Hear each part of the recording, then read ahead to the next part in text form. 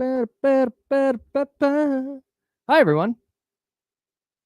Singing RM and Anderson .Paak today. Still Life is the name of the song by RM if you want to check it out. Very, very vibey. What's up, Russ Dog? Congratulations on the belt. Salute. Hey, good morning, Adam. Good morning. Good morning, Chatty House. No, we don't keep track of the belts.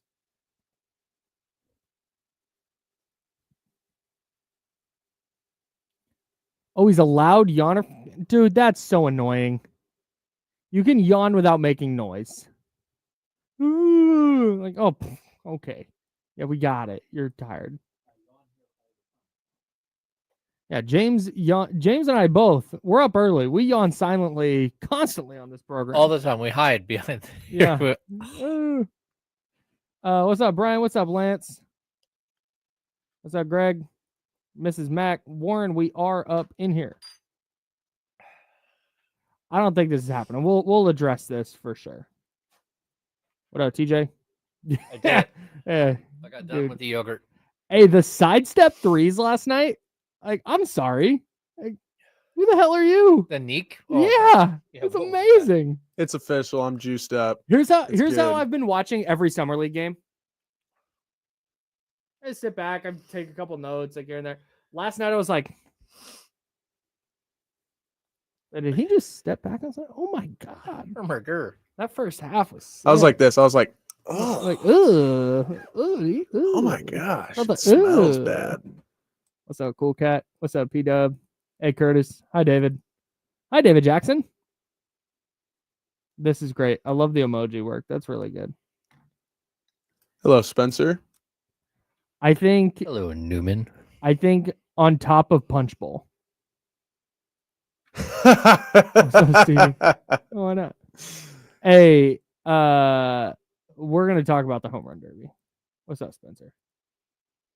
Oh, dude, I'm not gonna make the sound because I'll get flagged for it. But the people who sip off the top of their soda, but the entire time they're drinking it, not like to get a little off the top because it's way at the top. Like, no, the entire time they're.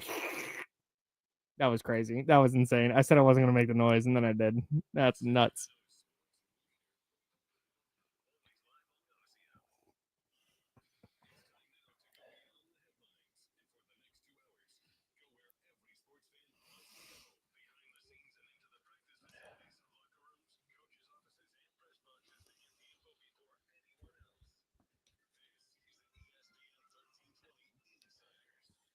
I learned something about myself yesterday. James Ham's over there. I'm Kyle. Joe Brazil on the ones and twos. We're the Insiders. We're sponsored by Jiffy Lube, and we are hanging out with you until noon right here on ESPN 1320.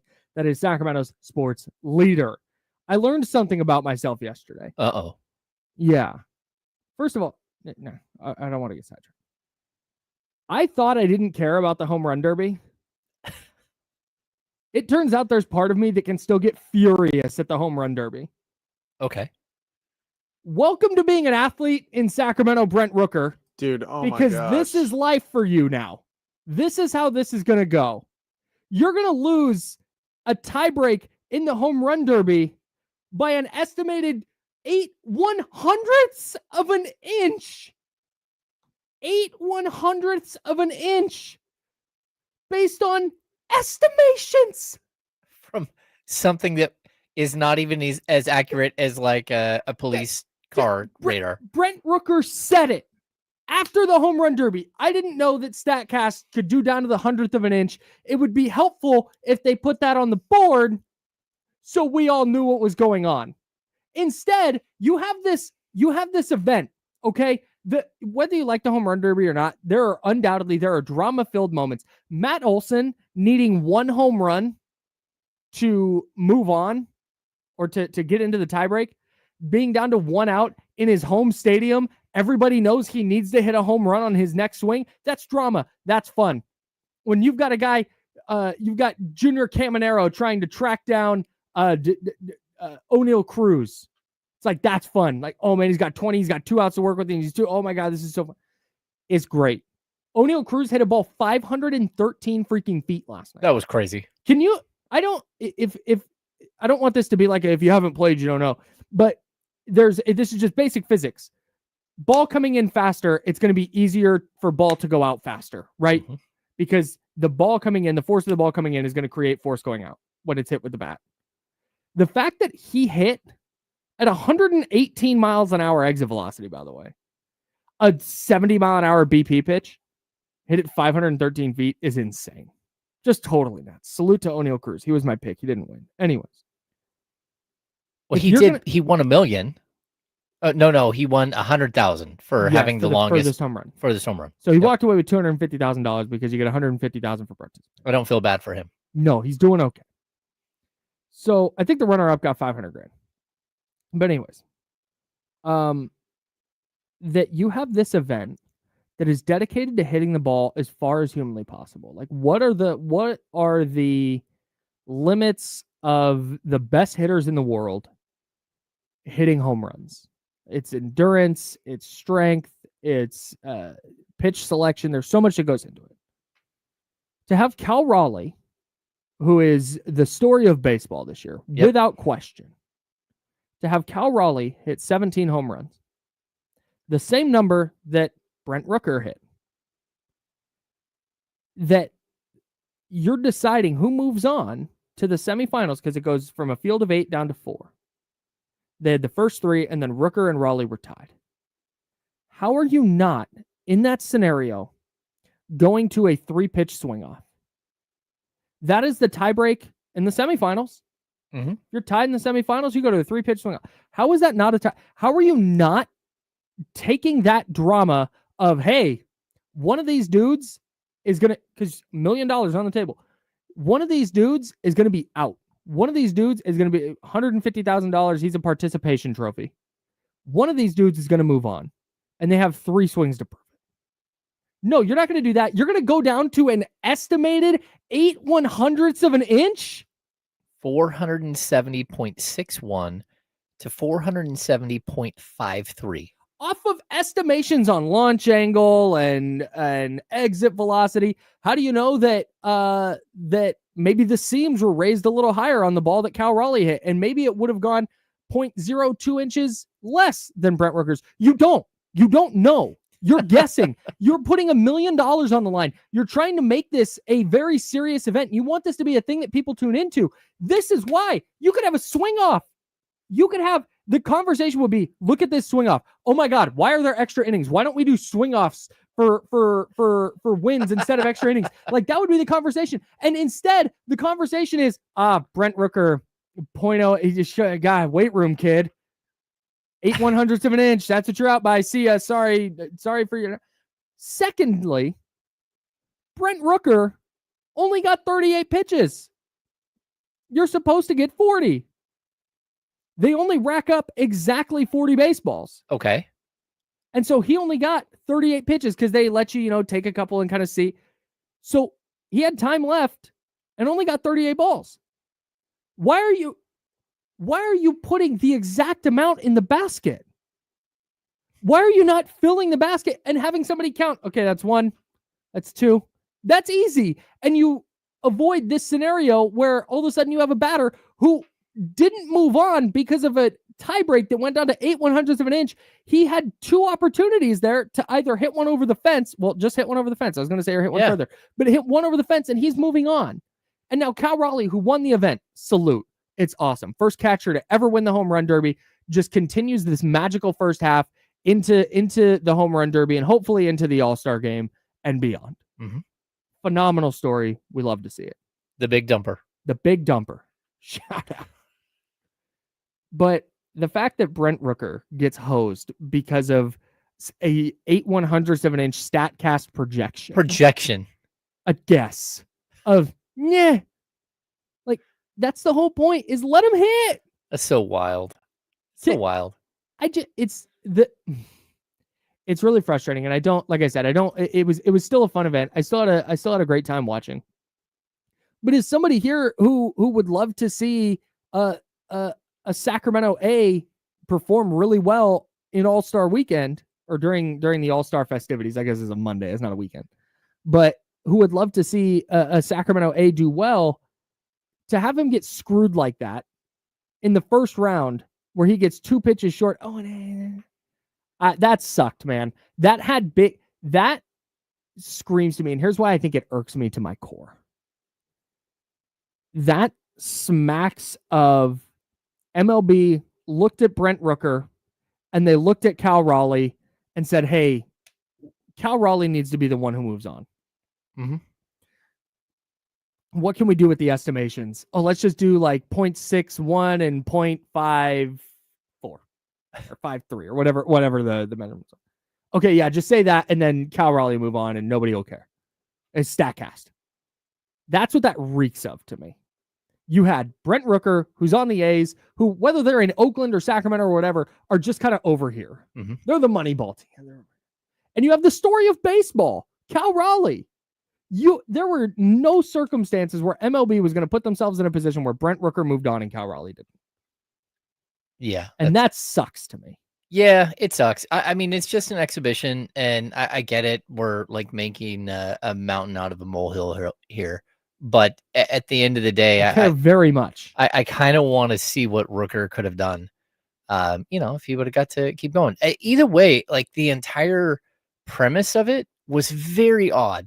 Like you had guys up there that were just exhausted, like swinging out of their shoes for 2.5 minutes straight.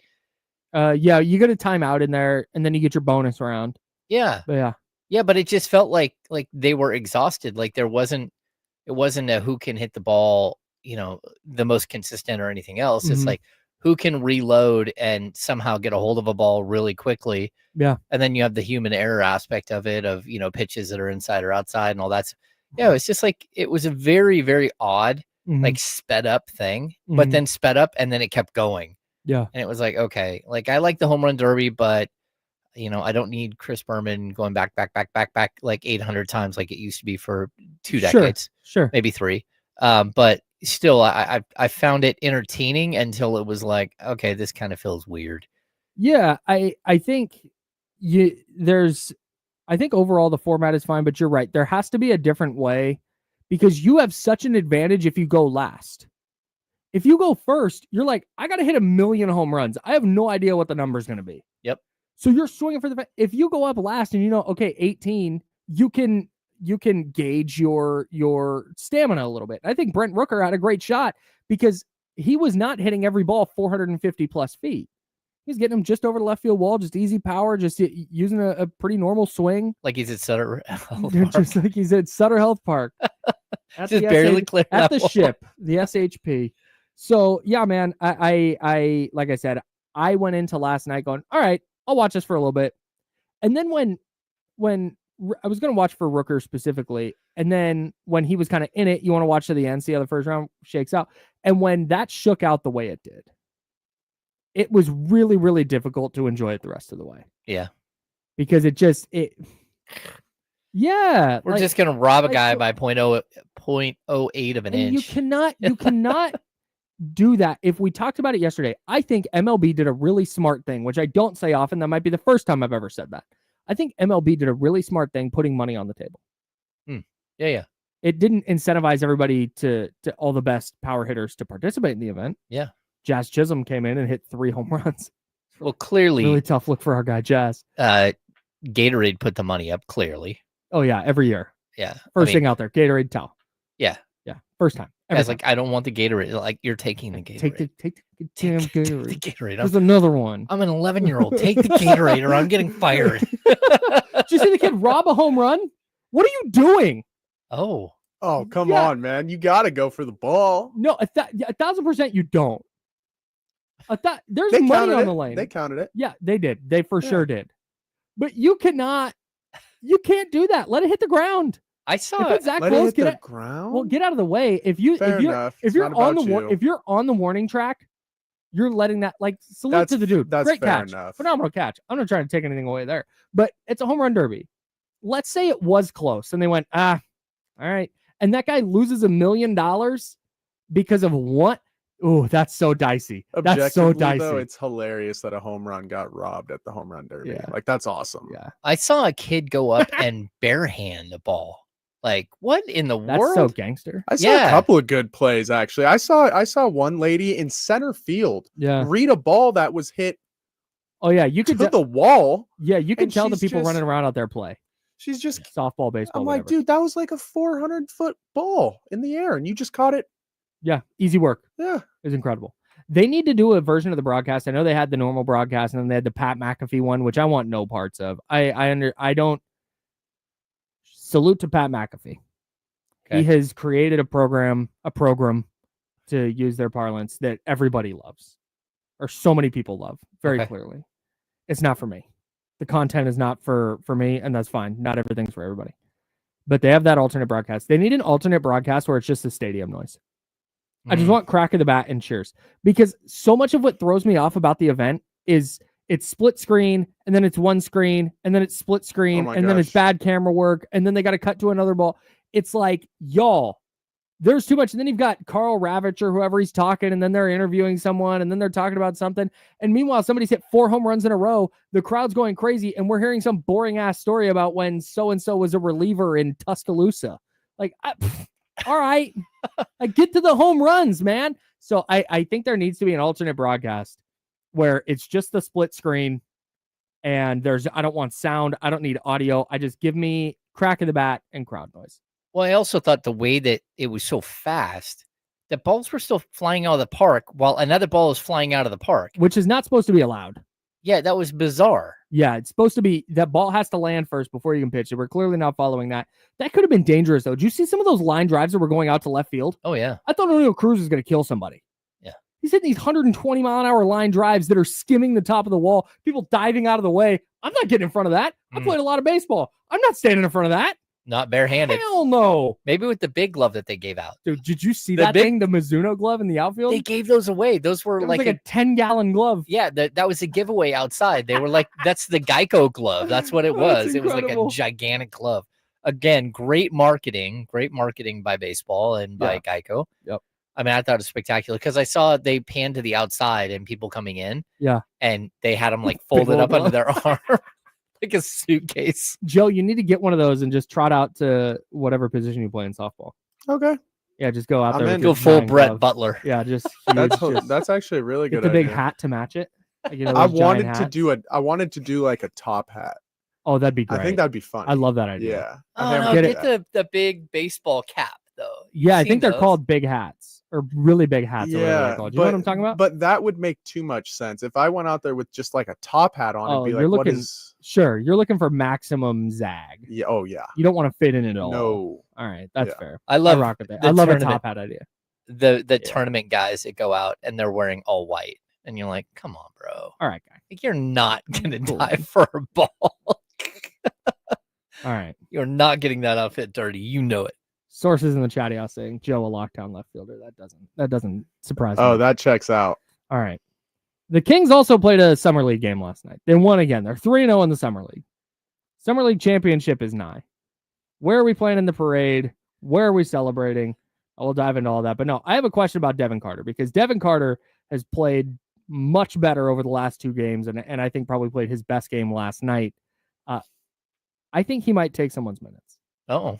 And we'll talk about that. That's James Ham. I'm Kyle Madsen. He's Joe Brazil. We're the Insider, sponsored by Jiffy Lube here on ESPN 1320. That is Sacramento's sports leader.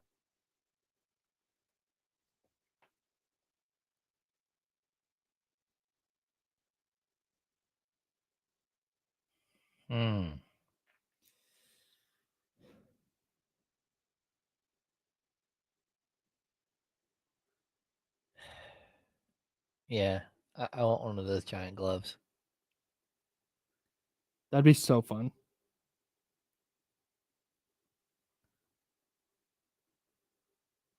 Wait, are they saying you can buy it? You can buy it for $27? No way.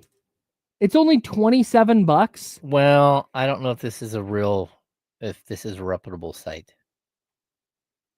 I'm gonna guess this is not a reputable site. If I add it to my and if I think it's gonna be way more expensive. Oh yeah, no. Okay, I'm not clicking on any of these links.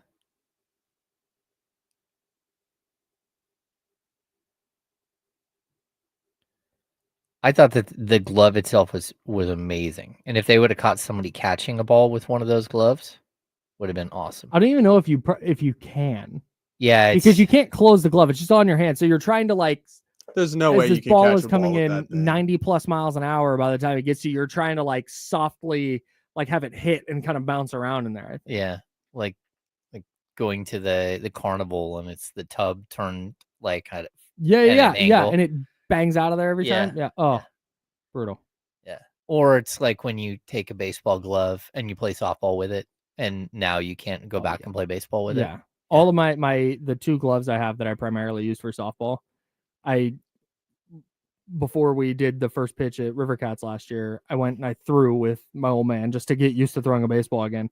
And the ball was just disappearing in my glove. Yeah. It is 11.25-inch glove is what I was playing softball with for a while. Yeah. Still baseball just rattling around in there.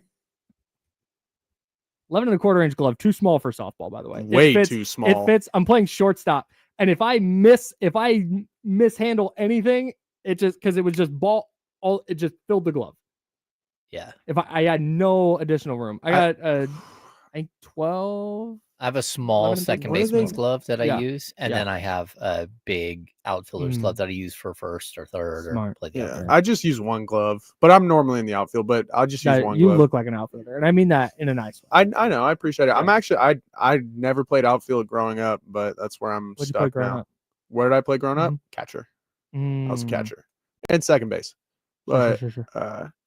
My glove I think is 14. Oh my god. Yeah, 13 he's or out there with a 14. Brett Butler glove. Oh yeah. Yeah. Shout out to my Heart of the Hide trapeze. I love that thing.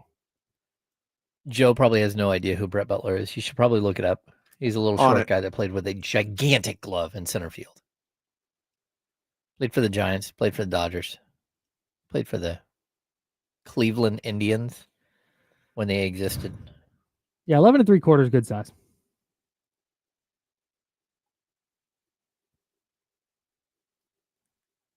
Got that Adrian Beltre model Heart of the Hide at the Rawlings outlet in Tempe. Is that where it was? Tempe? I worked Copeland's forever. Yeah. The Blem gloves are always the best. A what? Blemished. They have a little stamp that says Blem. I don't know. They look the same. There's just some sort of like you guys lace. You guys at Copeland's we would get them. Got it. Okay, I thought it was a brand. No. Got it.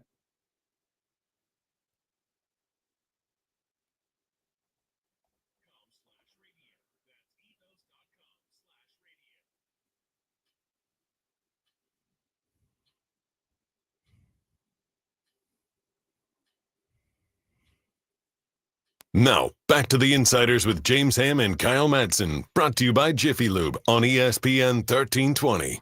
Yeah, that's us. Joe Brazil is also here. We're hanging out with you until noon.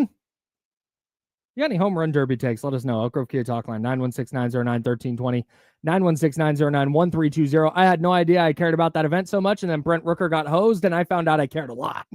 I have one I was take. so mad last night. I have one take. Let the kids make a play. Yeah, Let the kids make a play. Should that be the move? If you can, if your home run does not clear the fence enough, we'll talk about Kings Summer League here in a second. If your home run is that close that it can get robbed, it doesn't count. I saw a tweet very similar that said, if a kid can rob your home run, it's probably not a home run in the home run derby. Man, all right. That one was definitely a home run, though. That was way over. Counted as a home run, but let the kids make plays. All right. Yeah. I'm open to it. I hate the take right now, but I'm open to it. All right. Meanwhile, Kings had a Summer League game against the Suns last night. They won going away, 94-76. It was not super competitive, from a close game standpoint. Yeah. The Kings were competitive.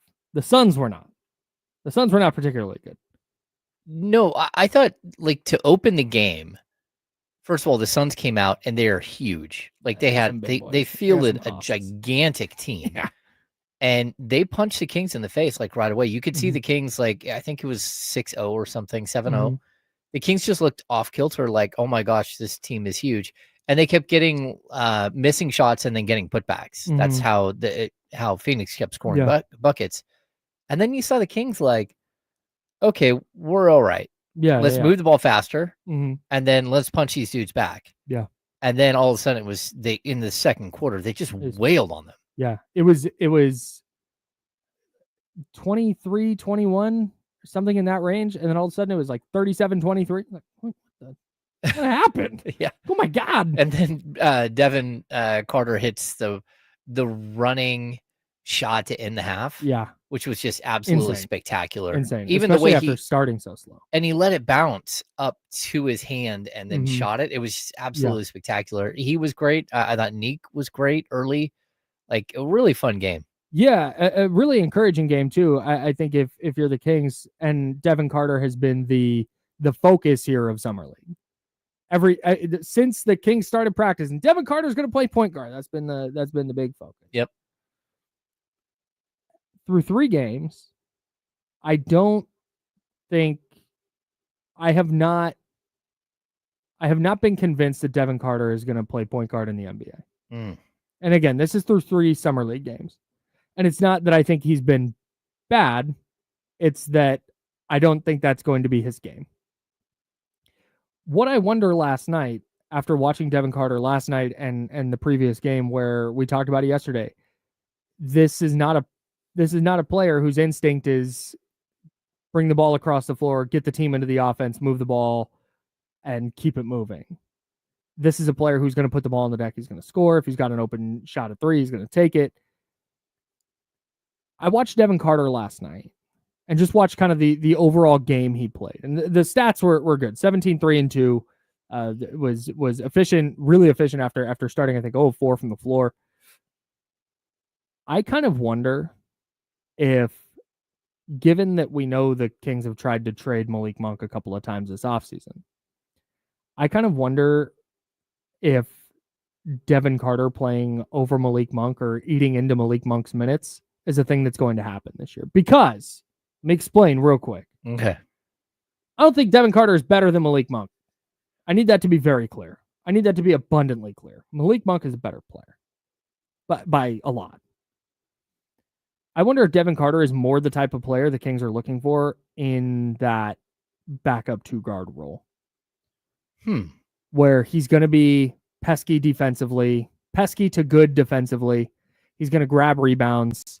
He's going to grab rebounds and move the ball up the floor and lead the break. He'll take a 3 when it comes to him. But he's going to look to maybe create for himself a little more offensively than they would like from a point guard. But if he's going to do the little things like play good defense, grab rebounds, and just kind of be that pain in the ass type of player, I watched him last night, and that's the first thing that comes to my mind is, man, is he more going to be in the Doug Christie, Scott Perry mold than a Malik Monk, to the point that when I wonder, hey, who are the veterans that are going to have to lose minutes to some of the young guys? Maybe it's Malik.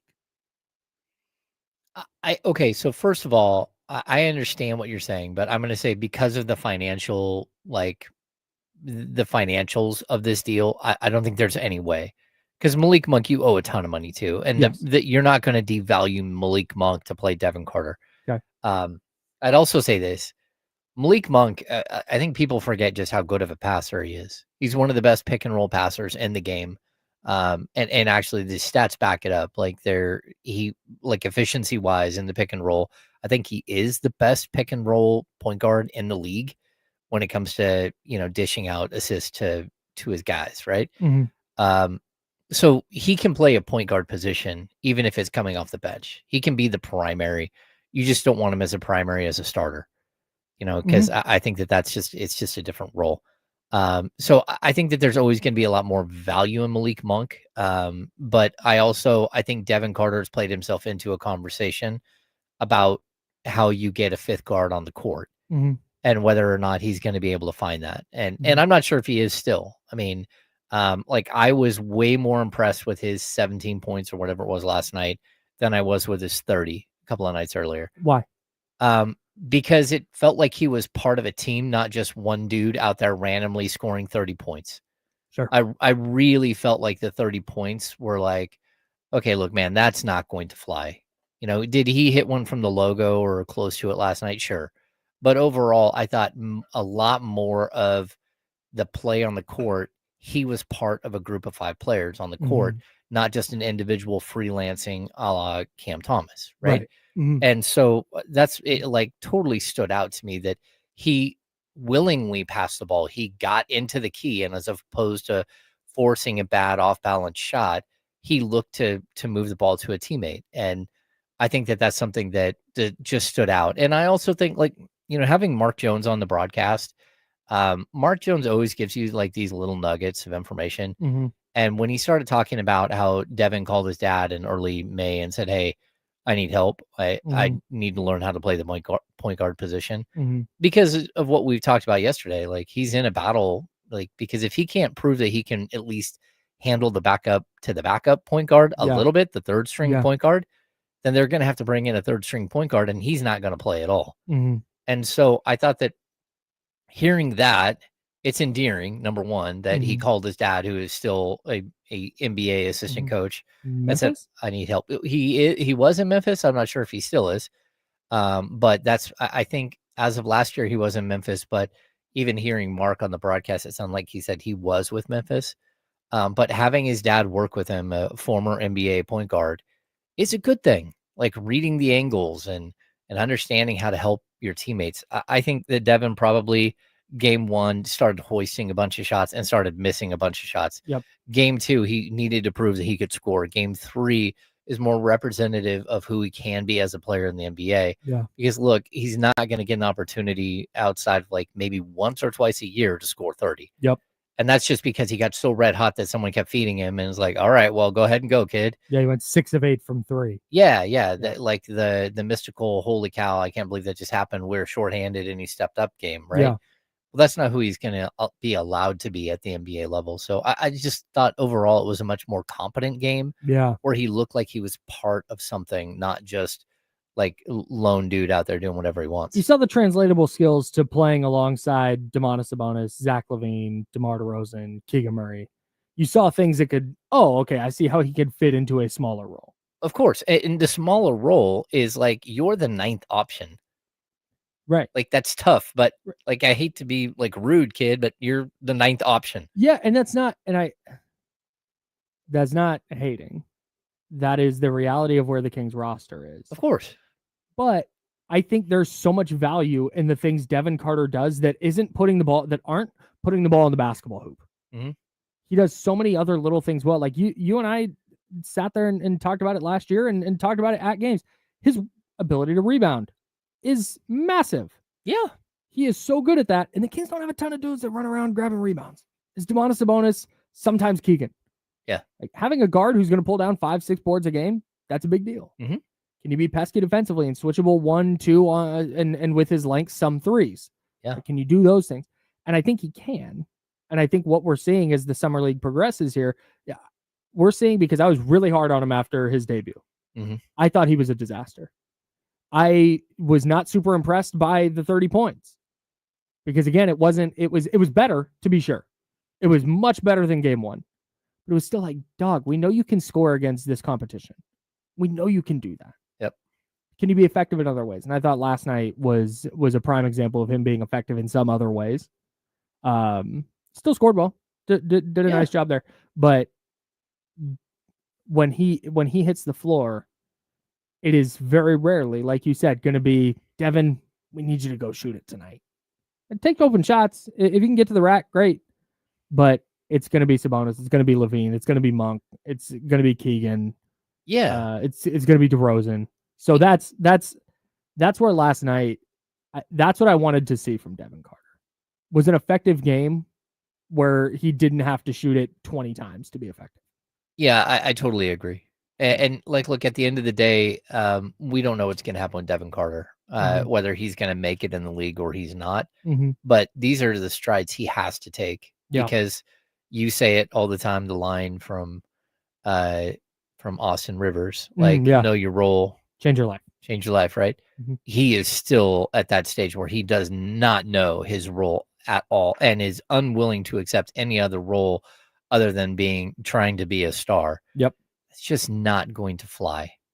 Not on the current roster. No. Well, and not in most rosters. It's sure. just, he needs to be a role player, and he needs to figure that out quick. Yeah. So I thought last night was some evidence of, oh, look, he can have an effective game Yeah. without having to shoot it a ton. You mentioned the third point guard position, and you texted me about this yesterday. Mhm. And when you texted me about it, I was in the middle of something, and I saw your text, and I was like, oh, okay, James, you got it. But then I was thinking about it, and when I went to reply, I was like, man, Maybe. I don't think I hate it, because again, I'm always open to being wrong. I'm always open to admitting when I'm wrong. Mhm. I wondered after I watched Mason Jones play 32 minutes in the Summer League opener, like, why in the world are we giving Mason Jones 32 minutes going into his 6th year in the league, 7th year in the league, 6th year in the league? I think it's 5th or 6th. It's at least going into his 6th. Why are we giving this guy 32 freaking minutes in Summer League? Yeah. But then you kind of watch him play, and you watch him be the proverbial adult in the room. He's so unselfish. Yes. Yeah. And watching him do that in this environment, you talk about knowing your role, learning your role. Mm-hmm. I don't hate the idea, if he continues playing well in the summer, plays well in camp and through the preseason, of Mason Jones sticking around as a third. It's all over the court. Like, Yeah. his court vision is great. Mhm. Then you go to his G League stats, and we always, like, of course, his G League and all that stuff. He averaged 7.4 assists per game last year, and he averaged 8.4 assists per game the year before Mhm. in major minutes, major opportunities. Not only that, but the dude shot, like last year, he shot 41.3 from 3 and 47.6 and 40.3 and 40.3. Like, this dude can flat out shoot the ball. Mhm. But he's realized in order to make it in the NBA, he's got to play defense. Yep. He's got to be physical. Yep. And he has got to find another way to help his teammates. And for him, it's been to become a better passer and a better distributor. Mhm. And, like, look, if you're going to create a system, a true system, where you're bringing guys from, and you're working on them, trying to create NBA players at the G League level that can actually help a roster, then you do need to continuously support that by promoting your own players. And I think they've done a good job of, like, the Isaac Jones thing, the Keon Ellis thing, where they're finding diamonds in the rough and sort of, putting them through a good polish and seeing how they come out the other side. And for me, like, Mason Jones has done everything the Kings have asked him to do, and probably a lot more. Sure. I mean, the whole story about him losing 45 pounds and all that, Mhm. that's crazy. But at the same time, like, look, I get why he's at Summer League. He's there to help support a bunch of young guys, to Yeah. teach them the way, to show them, like, if you want to play in the league, it's not to be the next, the next Domas or the next Mhm. DeMar DeRozan or Zach LaVine. It's to be the next Keon Ellis. Yeah. Find your way, your path, your, unique skill that gets you there. Yep. But it cannot be thinking that you're going to be a star. It's Yep. got to be a star in your role. Find out what's going to get you on the court and become really good at that thing. Yep. The way Mason Jones is playing, because you mentioned his shooting numbers, Mason Jones could go out in Summer League right now and average 30 a night. Yes, he could. Very easily. Mhm. But he's playing like a player who Doug Christie and Scott Perry sat down with him and said, hey, you're here in Summer League. Your path to making this team is by showing us that you can play point guard in a pinch. That if we're down Dennis Schroeder and Malik Monk, or maybe Dennis Schroeder and Russell Westbrook, that you can come in and give us credible minutes. Yep. That you can come in garbage time and give us credible minutes. That if there's injuries, you can come in and we can feel good about playing you 15, 18 minutes a night for a couple weeks. Yep. That is how he's playing. And again, you need to see it in preseason. You need to see it through training camp. There's other boxes you need to check here. But in terms of checking the Summer League box on a path to a roster spot, man, if this is what they've asked him to do, and all signs point to that kind of being the case, and if they didn't, I feel even better about it. If he's just taking the onus on himself to kind of be this organizer, I like I said, I bristled at the idea of Mason Jones as reserve point guard, third point guard, 15th guy on the roster. Mhm. But man, then you watch him play and it's like, oh, well, Okay. I don't hate it. Yeah, I don't hate it either. There's worse ideas. Like, would you rather? I mean, seriously, would you rather that or Markelle Fultz?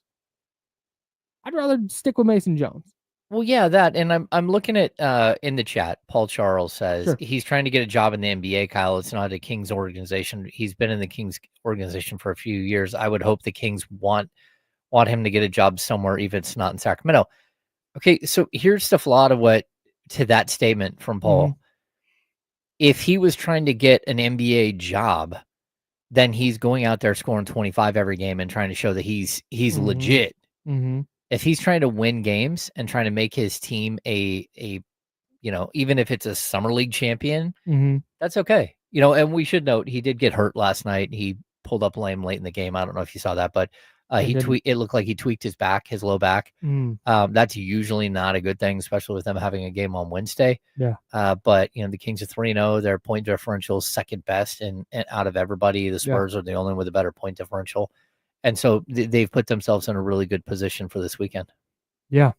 Fingers crossed. Would love to see another Kings Summer League title. Would they win one in 21? I think 2019. That's what somebody said. Pre-pandemic? Maybe I'm wrong. Pre-pandemic? It was Davion Mitchell's rookie year, right? Oh, that's way later. Yeah, that's what I thought. Yeah, because he was a rookie in 22. Yeah, 21, 22. Yeah. Huh. All right, we've got a ton more King stuff to get into. We've got several players we got to go over. You mentioned a couple things there, Nique Clifford specifically that I want to get into. But hey, I want to put a pin in the Kings briefly. 49ers rookies report to minicamp today, or not minicamp, training camp. Training camp. We're here. We're gonna solve the Jauan Jennings situation. We talked about this yesterday. I have a solution. I'm going to tell you what it is next. That's James Ham. I'm Kyle Madsen, and that's Joe Brazil. We're the Insider, sponsored by Jiffy Lube, right here on ESPN 1320 at Sacramento Sports.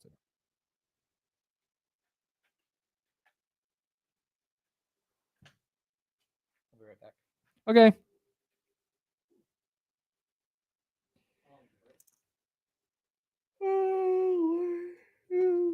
Three,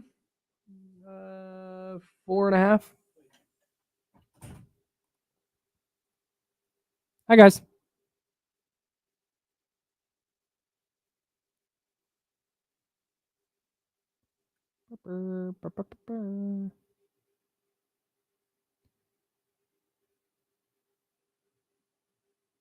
Shout out to dude. The Ray McCallum fever was so real. Hi, Zabo. Shout out to you. Hey, and also, you know what? Hey, speaking of Zabo, thank you. You reminded me of something we got to get into.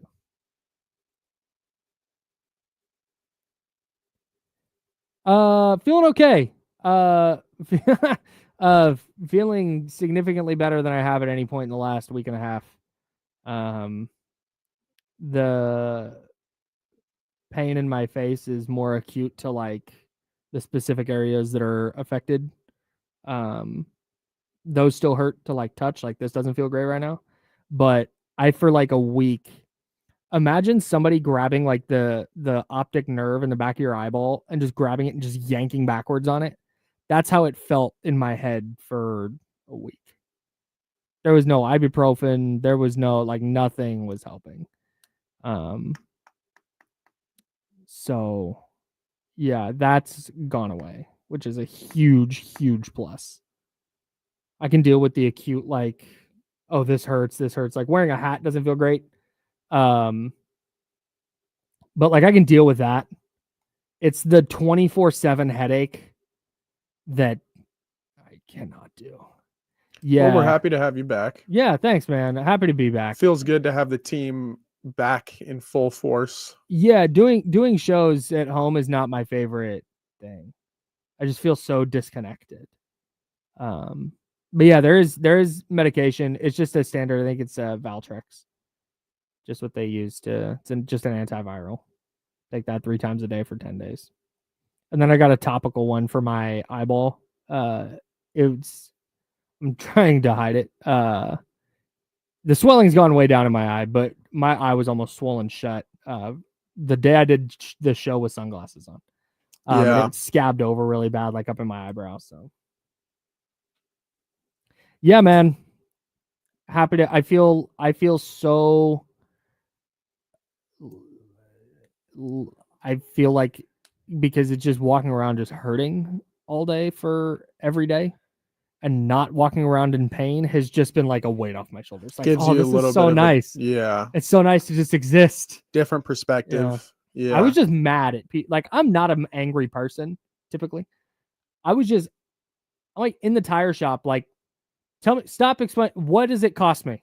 Like, Yeah. and I Yeah, would I hear apologize, ya. and I try not to be rude to people, but I was just so like, just on edge. Your being a dick definition for no reason. of when you think you are rude to someone is probably nothing compared to what people walk around acting like every day. That's a good. You know what? That's a good point. Seriously. That's a good point. But also, like, guy at tire shop doing his job deserves no smoke Yeah. from me. 0% of, even if it's 1%, Yeah. they don't deserve anything. He's doing his Well, damn job. I need to shut up. Well, I'm sure you've worked front-facing jobs in the service industry and food and whatnot, and most people will give you the smoke, even though you have nothing to do with it. Yeah, So, that's a good point. Mm. Like, I don't set the prices, dog. dude, I worked at the movie theater. You know how often I heard about the prices? Oh my God. As if I'm like, yeah, this. You know what? Before I got in today, I put my little hands together and I changed all the prices to make them way too expensive. We said, hey, I know you're coming in today. Bill and Rachel are coming in today. Let's make sure to charge them $15 for a large popcorn. Yeah. Like, man, I am 18 years old. Please get off my back. Yeah. Like, I'm working a 4-hour shift, bro. Yeah. Like, dude, what are we doing? I am making minimum wage. Does anyone realize there's not a tip jar here? There's not.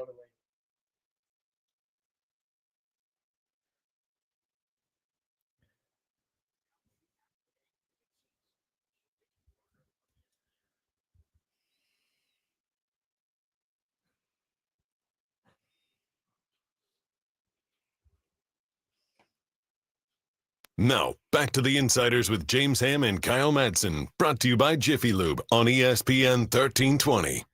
James Ham's over there. Joe Brazil is over there. I'm Kyle Madsen, and we are hanging out with you until noon.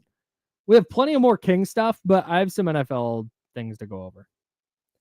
One, the Tampa Bay Buccaneers announced a new throwback uniform today. Mm-hmm. They're their 1976 throwbacks, the creamsicle joints. So they brought back the orange jersey. Yep. Last year or 2 years ago. But this year, they're going with the all-white throwback. So white pants, white jersey with the orange numbers outlined in red with a throwback white helmet. With the old Buccaneers logo. Yes. Football uniforms peaked in like 1981, and we just need to have every team who was around then go back to it. Yeah. Every team needs a permanent move for the Tampa Bay Buccaneers back to the creamsicles is a W. The 49ers, the best thing they ever did uniform-wise was get away from those magenta, dark red, burgundy things, whatever the hell they were, back to the cherry red with the gold helmet, with the gray face mask. Like, that was the right thing. Every team needs to do this because every time a team drops a throwback uniform, Eagles, Broncos, the Raiders AFL uniforms, the white ones with the silver numbers outlined in black, fire. Every team needs to go back to that. Every single one. Okay. Just rewind the clock. These are awesome. They're the James Wilder years. Very good pull. Yeah, the Doug Williams, Salute to Doug Williams. while he was there. Legend. And what was it? God, what's his? They had Steve Young. They had an incredible middle linebacker, Solomon. Sure, I'll believe you. I think he's I actually think he's Leroy Selman. There we go. Hell yeah. Yeah. Bring back, dude. I just they announced that today. I'm so in on the Bucks. You can only wear those X amount of times in a year. I forget what the exact number. It might be 4 that you can wear an alternate uniform all year. Okay. But the Bucks need to figure out a way to wear those permanently. Yep. Extremely fire. A small bit of 49ers news. Rookies reporting to minicamp today. They have not signed second-round pick Alfred Collins yet. He's their only rookie who remains unsigned. It's going to be interesting because in the NFL, 30 of the 32 second-round picks remain unsigned. But that's because the Texans and the Browns, who picked 33rd and 34th, fully guaranteed their contracts for their second-round players, which in turn made every other second-round pick go, hey, I want to do that. Because the way it works is your guarantees, the percentage of your guarantee goes down the further you go down in the second round. Yeah. So by fully guaranteeing the first two picks, well, now the third pick is like, I want that. I don't want to be the first one to take less money. Right. So Yeah. that's what there's this kind of weird standoff in the second round. And according to Diana Rossini from The Athletic, everybody's kind of waiting on Tyler Shuck, who's the 40th overall pick. He's a quarterback with the Saints, who need a quarterback and may start him this year. I think everybody's kind of waiting on that domino.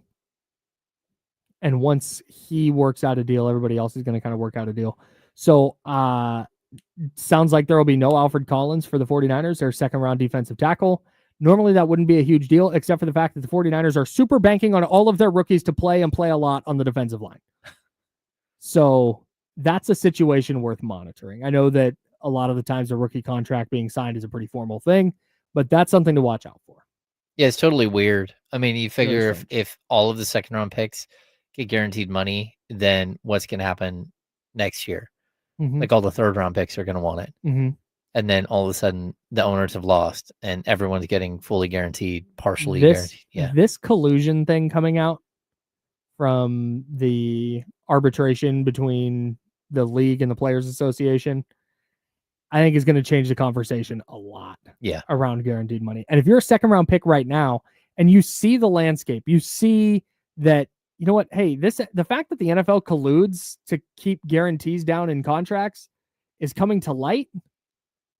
Before I sign this 4-year deal where I'm going to take a small amount of guaranteed money, I'm going to try and get all the guaranteed money first. Because you don't want to be the second round pick that goes, hey, screw it. I'll just sign with whatever the normal guarantee is and I'll just go play. And then everyone else winds up getting full guarantees and you're the one guy left holding the bag.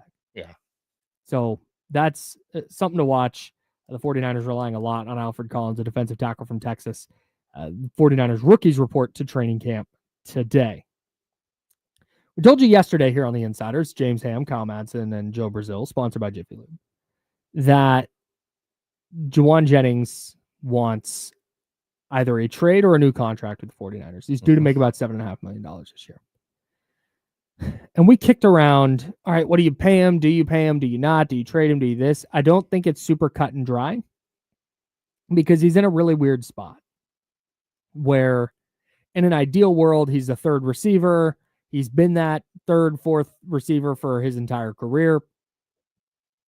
Last year, pushed into a bigger role, thrived in that role. This year, looks like he's going to at least start the year in a similar role. So he wants to be compensated accordingly. I think there's a really easy contract that you can point to if you're the 49ers. Okay. Because I think it fits financially, but I also think it fits kind of some of the uncertainty and accounts for some uncertainty. The Baltimore Ravens and Rashod Bateman, who's a former first-round pick, agreed to a 3-year, $36.75 million contract. So let's call it $37 million just for the sake of talking. Okay. 3-year, $37 million contract with $20 million guaranteed. They worked on that extension this offseason. That is the specific contract the 49ers should be going to, that Jauan Jennings should be going to, because Bateman, now granted, he's played 9 fewer games in his career, and that's part of the uncertainty. Played 12 games in year 1, 6 in year 2, but he's played 33 in the last 2 years. Last year had a career year with 756 yards and 9 touchdowns. Jauan Jennings, of course, 975 yards and a career high 77 catches and a career high 6 touchdowns. But Rashod Bateman also coming off the best year of his career, 1,923 career receiving yards, right in line with where Jauan Jennings is. 138 catches. I think Jauan Jennings is at 155. They're both at 13 touchdowns. The statistical comp is there. And the comp is also there because the 49ers don't know exactly what Jauan Jennings is going to be in their offense, which is why this is a struggle for them to go, all right, we'll pay him, or all right, we'll trade him. He's too important to trade, but he may not be important enough to pay $18, $19, $20 million a year. Really difficult spot. Yep. You threw out 15 yesterday. Can you get to 15? I think that's right in this range. Double his salary. Double his salary. Yeah. You may not have to go that high, but you can comfortably land in that 12, 13, $14 million a year range. 20 million guaranteed. So you're basically 2 years, $20 million. And then you can get out from under it or extend him again in that third year. The statistical comp is there. And Rashod Bateman, remember, was a first-round pick back in 2021. He was 27th overall. Baltimore's still kind of waiting every year, especially in the fantasy community. It's Rashod Bateman. Rashod, this is the year. This is going to be the year. And he's not quite gotten there. Now, he's talented. He's valuable. Has like one big game. Right, and you see it, but it's like, man, what are you in? Are you a number one? We're kind of a run-first offense. I got Mark Andrews. It's like, So there's questions about his role, but no doubt about his importance to what they're doing. You go 3 years, $37 million, $20 million guaranteed. I think if the Niners can get Jauan Jennings on that deal, you do that yesterday. Yeah, I would agree with you. Even if it costs you like the full, like, let's just say it's 3 year 39 or 3 year 42, just go up, $1 million. So either 13 or 14, like just get the deal done because it does seem fair. And now you need him. Like you need him this year, but you're probably going to need him next year. And if he, like the way that he's developed to me, he's no longer a number 3. He's probably a legit number 2. Yeah. Number 2, overqualified number 3. Yeah. And so that's what probably a solid number 2 NFL wide receiver costs you. Just pay the guy. And I know he probably wants to push it up. Like he wants to $20 million a year or whatever. But let's be honest, like you're not going to get that. They just traded Debo because they didn't want to do that. Here's it. Chris Godwin makes 22 a year. Devontae Adams, 22 a year. Stephon Diggs, 21.1. Mike Evans, 20.5. Like you're not, here's Cortland Sutton, 13.7. Khalil Shakir, 13.2. Darnell Mooney for Atlanta, 13 million. Rashod Bateman, 12.25. Darius Slayton for the Giants, 12 million. Jerry Judy's at 17.5. Cooper Kupp at 15. Like he is in just the lower part of that range. Yeah. It is very straightforward to me. Now, if he's asking for something crazy, if he wants 20 million, I would say, okay, go find that. You go search the trade market and see who's going to give you 3 years and $60 million. Yep. Or 4 and 80. Go ahead. Probably not going to find it. So I think there's a sweet spot. I think the Rashod Bateman deal is perfect. And I know it's not as easy as going, hey, here's this contract. There's going to be negotiation. But the Niners should be able to figure this out without trading the guy who's on track to be their number 1 wide receiver. Yep. And to do so without breaking the bank. Could you imagine if they do have to trade him? Oh, it's going to be, course be so bad. It would be really tough. It's already going to be tough. Like there's a path there. We're like, okay, Brandon Ayuk's healthy and Ricky Pearsall's good, but man, that's 2 huge question marks. Yep. You have no idea what you're getting out of either of those players this year. You know exactly what you're going to get out of Jauan Jennings. It seems like a no-brainer to keep him around. But hopefully the 49ers and Jauan Jennings are listening. Work off that Rashod Bateman contract. All right, we got to get back into the 49ers. I see Frank on the line. I see TC on the line. Frank's got a trade idea. You know we love a trade idea. Frank's got one of those. TC wants to talk about Mason Jones. We're going to get back into the Kings Summer League. And we're not going the second hour without talking about Nique Clifford. Nope. Because holy smokes, our guy is hooping. He is. We'll get all that in the second hour. That's James Ham. I'm Kyle Matz. And Joe Brazil's over there. We're the Insiders. Sponsored by Jiffy Lube. This is ESPN 1320 Sacramento Sports. Later. Sacramento Sports Later. You want to kill the mics for one second? Ooh.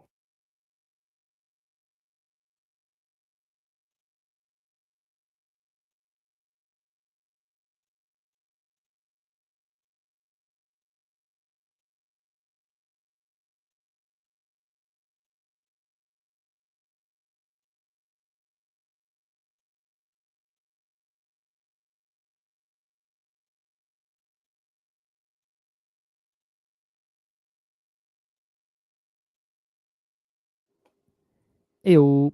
What's happening?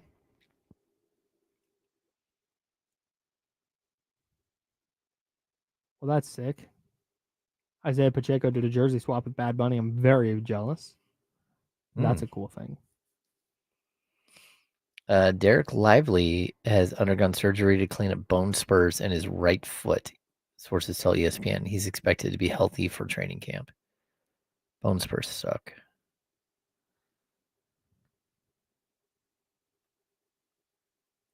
According to Susan Slusser, Tony Clark sounds less than enthusiastic about the A's and Rays situations in minor league parks.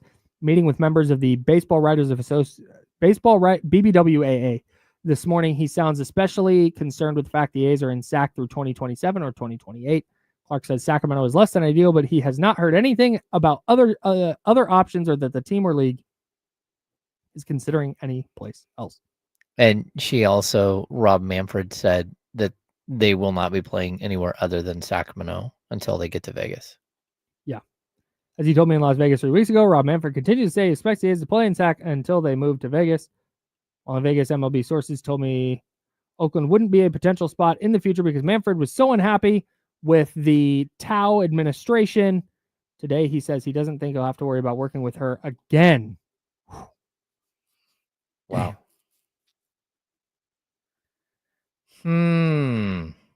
Also, Chiefs Pro Bowl guard Trey Smith is finalizing a 4-year, $94 million deal, becoming the highest paid guard in NFL history. 70 guaranteed. 70 guaranteed. That's per Shoo. Jordan Schultz.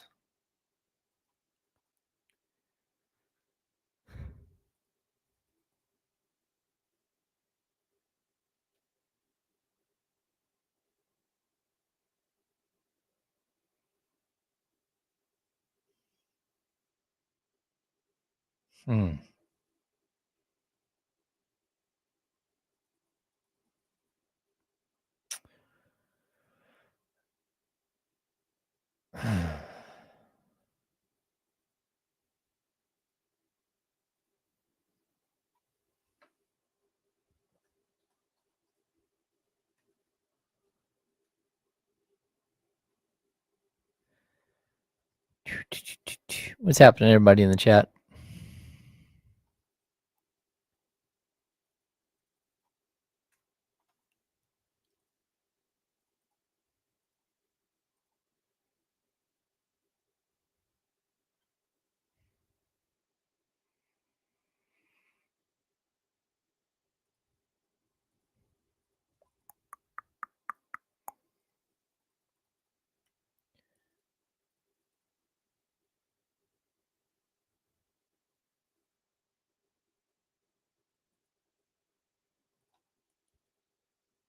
No, I wouldn't expect any more major upgrades.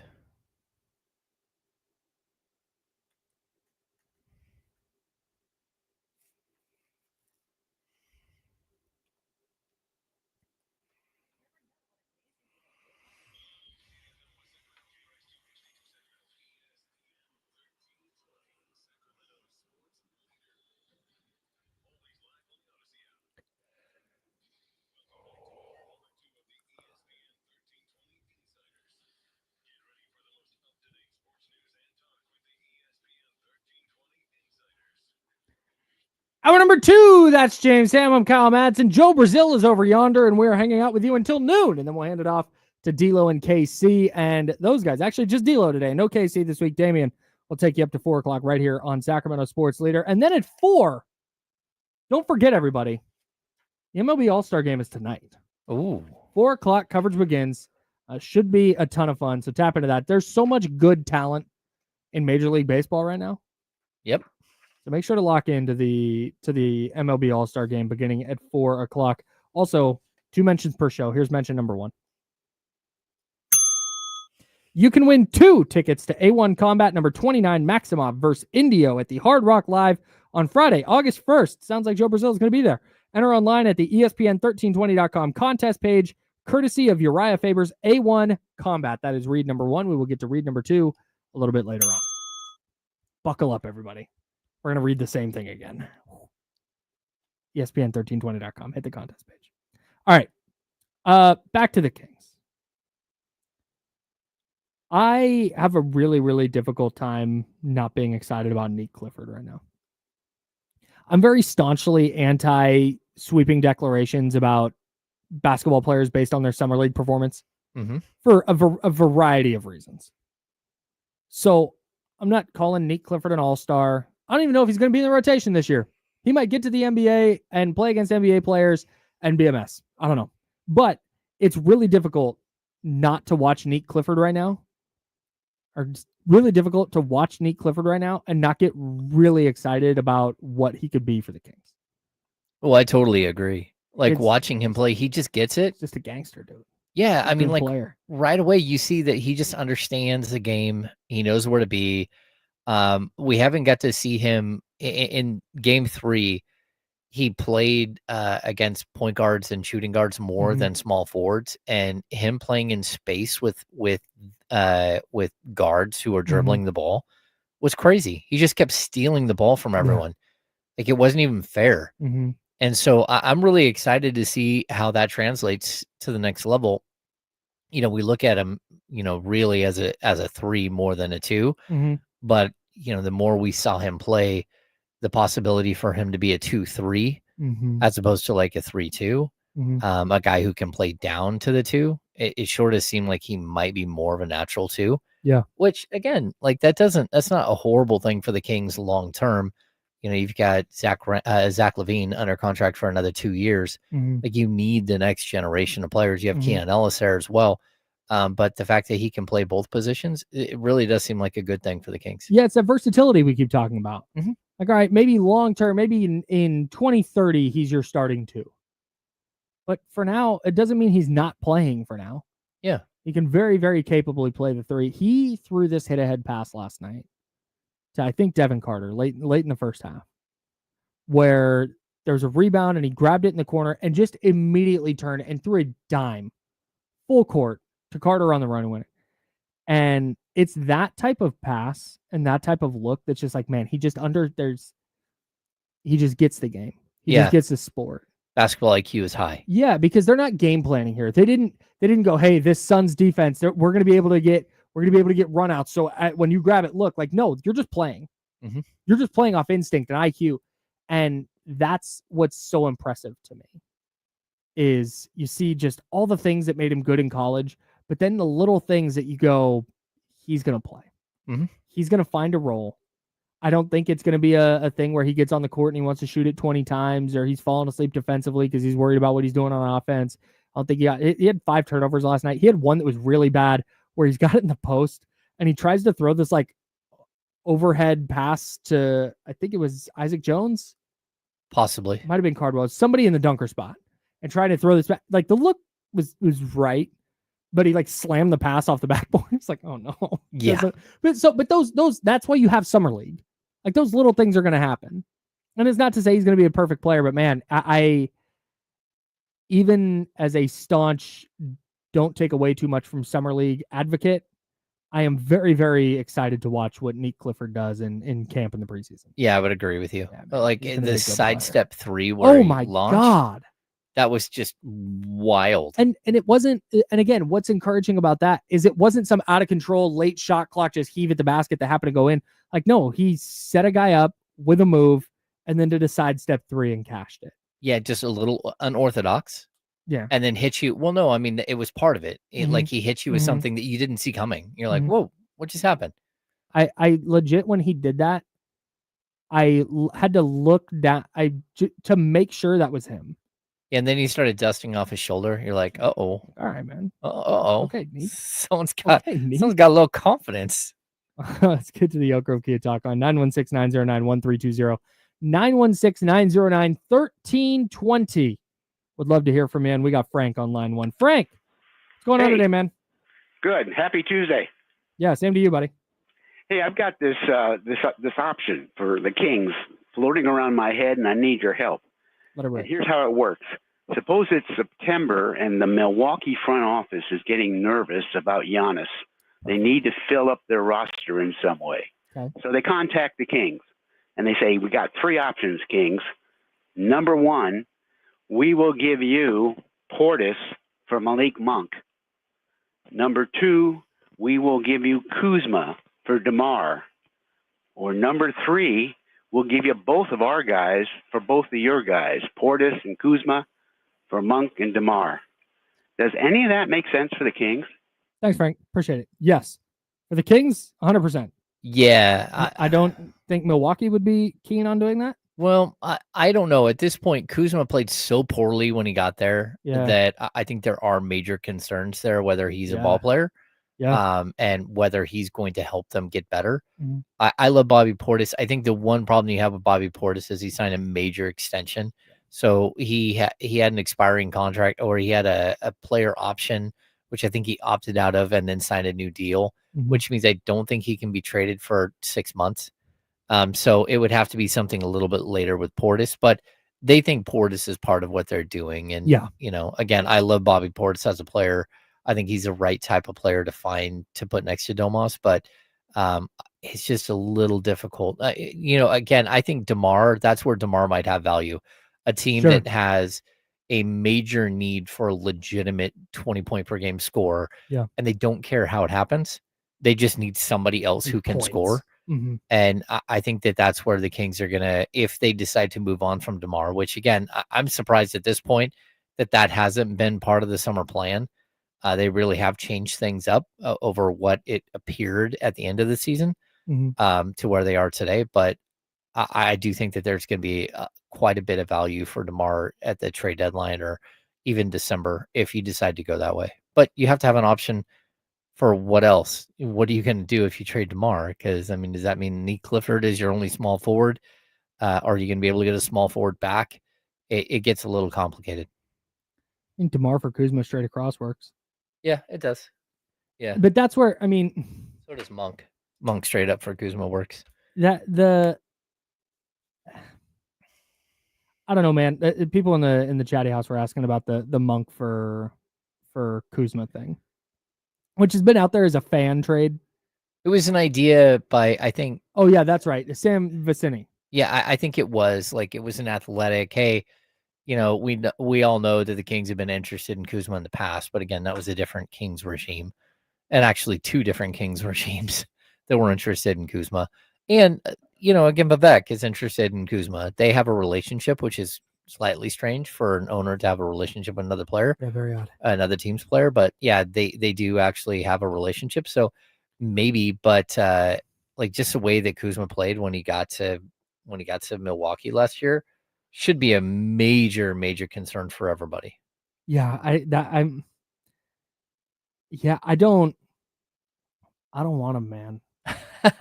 I think that's what it comes down to. Like we can talk about fit and all that, but I don't know that, like, Kuzma in theory fits better than DeMar does. But if you're gonna get a guy who wants to play the DeMar DeRozan role, I don't care that he's 6'9". Yeah, like he's not this brilliant defender. It's not like he's packing the stat sheet every night where you're going, oh man, Kyle Kuzma is gonna go get a double. Like, no, it's just. He's just kind of a guy. He's been highly inefficient the last couple of years. Like last year, he shot 30.7% from three combined between the two stops, but he was flat out bad for Washington. I mean, he shot 42% from the field, 28% from three. And like when they traded for him, he didn't bump those numbers up, and he did not give them the scoring pop that they thought that they were going to get. He was better shooting. You know, he shot 45.5 and 33.3, but that's not good enough for a 6'8", 6'9" power forward / small forward. And he's not 22 years old. No, he's almost 30. Yeah. So I just feel I would rather hang on to DeMar's contract, and you let him walk for, what is it, a $10 million buyout next year? Yeah. I think I'd rather do that than absorb Kyle Kuzma for. Okay, so years. I would say this: if it were DeMar, I would trade DeMar for him because I think the fit is better, and I think it would allow. Really? Yeah, I think it would allow Keegan Murray, number one, to slide back over to the three. And I think overall your defense would be better, even though Kyle Kuzma isn't a lockdown defender. Sure. But I also, it's kind of a coin flip. Kuzma's contract is 22.4 this year and 20.35 next year. So it's a declining scale contract. Right. So, like, maybe you get 2 years of Kuzma versus 1 year and a half and a $10 million buyout for DeMar. Mhm. And it really does set up that summer of 2027 where you've got a ton of money. Mhm. I think it would make some sense because I could see a more natural forward like rotation with Yeah. him All and right. with Nique Clifford coming off the bench. All right. Now, if it were for Monk, I got to be honest. I just think Monk is just a way better player. Like just Yeah, in my book. I'm with you right there. Yeah. All right. So interesting. Let's get to TC. He's also on the Elk Grove Kia talk line at 916-909-1320, 916-909-1320. Phone lines are open. We'd love to hear from you. TC, what's going on, bro? Yes, sir. Kyle Hammer, what's up? It's happening. Okay, that's how much it is. Hey, so what I had on Mason Jones is that's what I called with a couple of days ago. I know it was early, but I said, man, Mason Jones can hold the fork down. If we run it with, if he's gonna be that backup point guard or whatever, I've seen enough from Mason, and I know Mason, so I'm fine with Mason making the roster. Our young generation, our young generation moving forward, I'm with that, right? I'm with that, and if they keep shining, James and Kyle, this may sound like a bit, bro, but I'm serious. If they keep shining, bro, I'm not caught up in the roster politics with he's a Hall of Famer, he makes this money, he has to start. I don't care about any of that, bro. If Nique and Max and these young guys are showing that they can start and be Levine and DeRozan, if we can't move them, bro, they going to have to go to the bench and come in as firepower. That's where I'm at with it, bro. I'm not caught up on the whole roster politics issue. Ham, I'm not, bro. I don't. Thanks, TC. I've been there since last year. I'm with, buckle up. I'm with TC on this. Okay. I'll say it.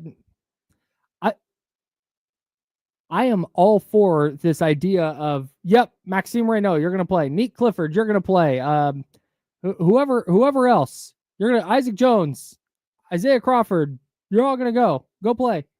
And Zach LaVine and DeMar DeRozan and Domantas Sabonis, you're going to sit on the bench. You're going to cut. Like, yeah, in theory, that's all great. In practice, there's zero chance, no matter how good of a move you think it is, no matter how good of an idea you think it is, no matter how much you're looking toward the future, there is a 0% chance that the Kings are going to go, hey, DeMar, Zach, Domas, you're coming off the bench. It's youth movement time. That's not a thing that's going to happen. No, they have to prove that they can play. It can't be that they played well in summer league and maybe they win a summer league title and all of a sudden you're putting them in the rotation or you're benching, two guys that averaged over 20 points per game last year in the NBA. You're not doing that. Nope. So I understand the want to do that. And again, we're talking about like Mason Jones as like the 14th, 13th, 14th, 15th man on your roster, adding him as a third point guard / fourth shooting guard / fourth small forward, third small forward, whatever it is. Yeah. That's where like I think the value is there. And keeping a guy, rewarding a guy who's in your system, who can play. I mean, again, he's a guy who he looks more and more like a 4A guy.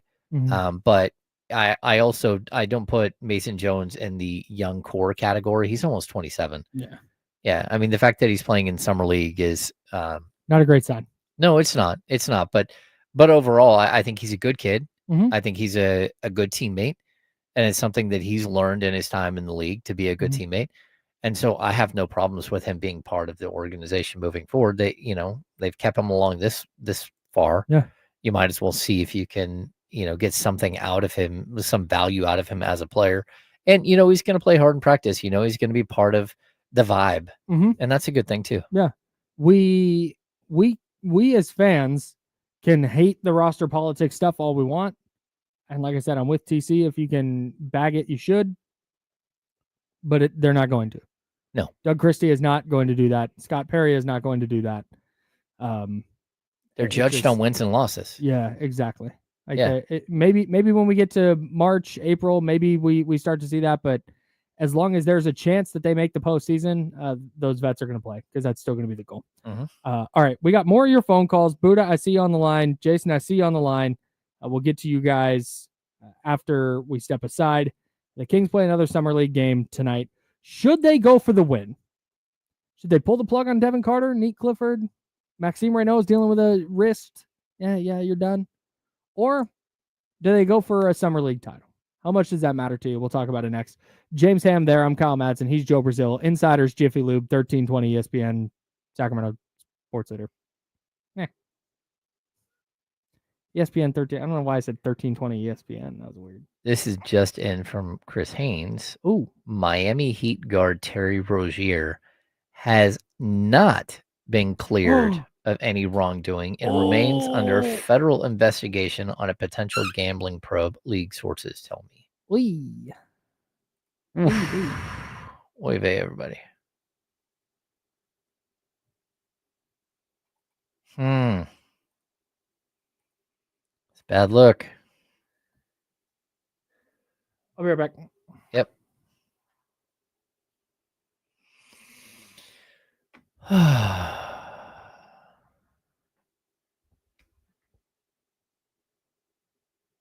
Yeah. Like, this is an interesting take, right? A rebuild would be a sociology experiment. Sentiment is that fans would support, but this fan base is extremely impatient and will be angry by the time we're 10 and 25. Yeah, you have to remember just how much season ticket holders put money into it. And like, there's also this really weird thing. Keith Reed here made this point, that noisy people on Twitter and noisy people on X or on Blue Sky or Insta or whatever, they aren't necessarily who buy tickets. Like, so you think you have some sort of like backing to be bad because you hear a bunch of noise on social media. And to be honest with you, social media for a lot of the time is just way off of what reality is. So, Fred, my vacation was spectacular. We had a great time. We went with 3 other couples to Cabo. Great group of people. We all get along. They put a pickleball court in where we stay. So we played pickleball like 3 times. Had some really nice dinners, some nice excursions out. It's a good time. I went to get a massage twice, which is always the best.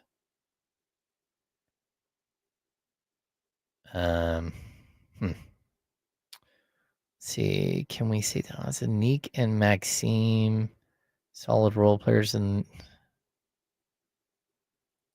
yeah, man, we have no idea what the odds are of this. Again, I would say that Nique has a better chance of being a solid role player than Maxime. They both could be there, but I'm gonna give Nique like a higher percentage to be an NBA role player or better. Yeah. No, Eric, it's not real life. Sean Cunningham says that all the time.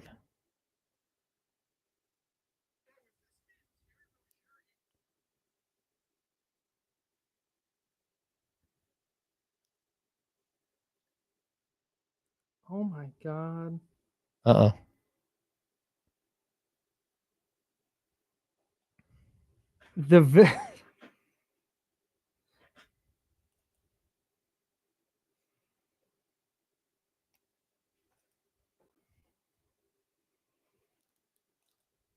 One.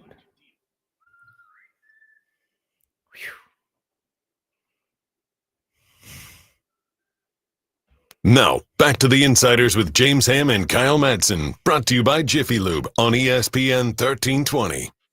I just sat down. How are my headphones already stuck? I just sat down. Goodness me. Kyle's having headphone issues. All right, we're good. Here we go. All right, we're locked in. Our guy, Dr. David in the chatty house, youtube.com/ESPN 1320 and twitch.tv/ESPN 1320. Our guy, Dr. David, sent over this video, this minute-long video of Terry Rozier, I don't want to say very clearly, allegedly throwing games.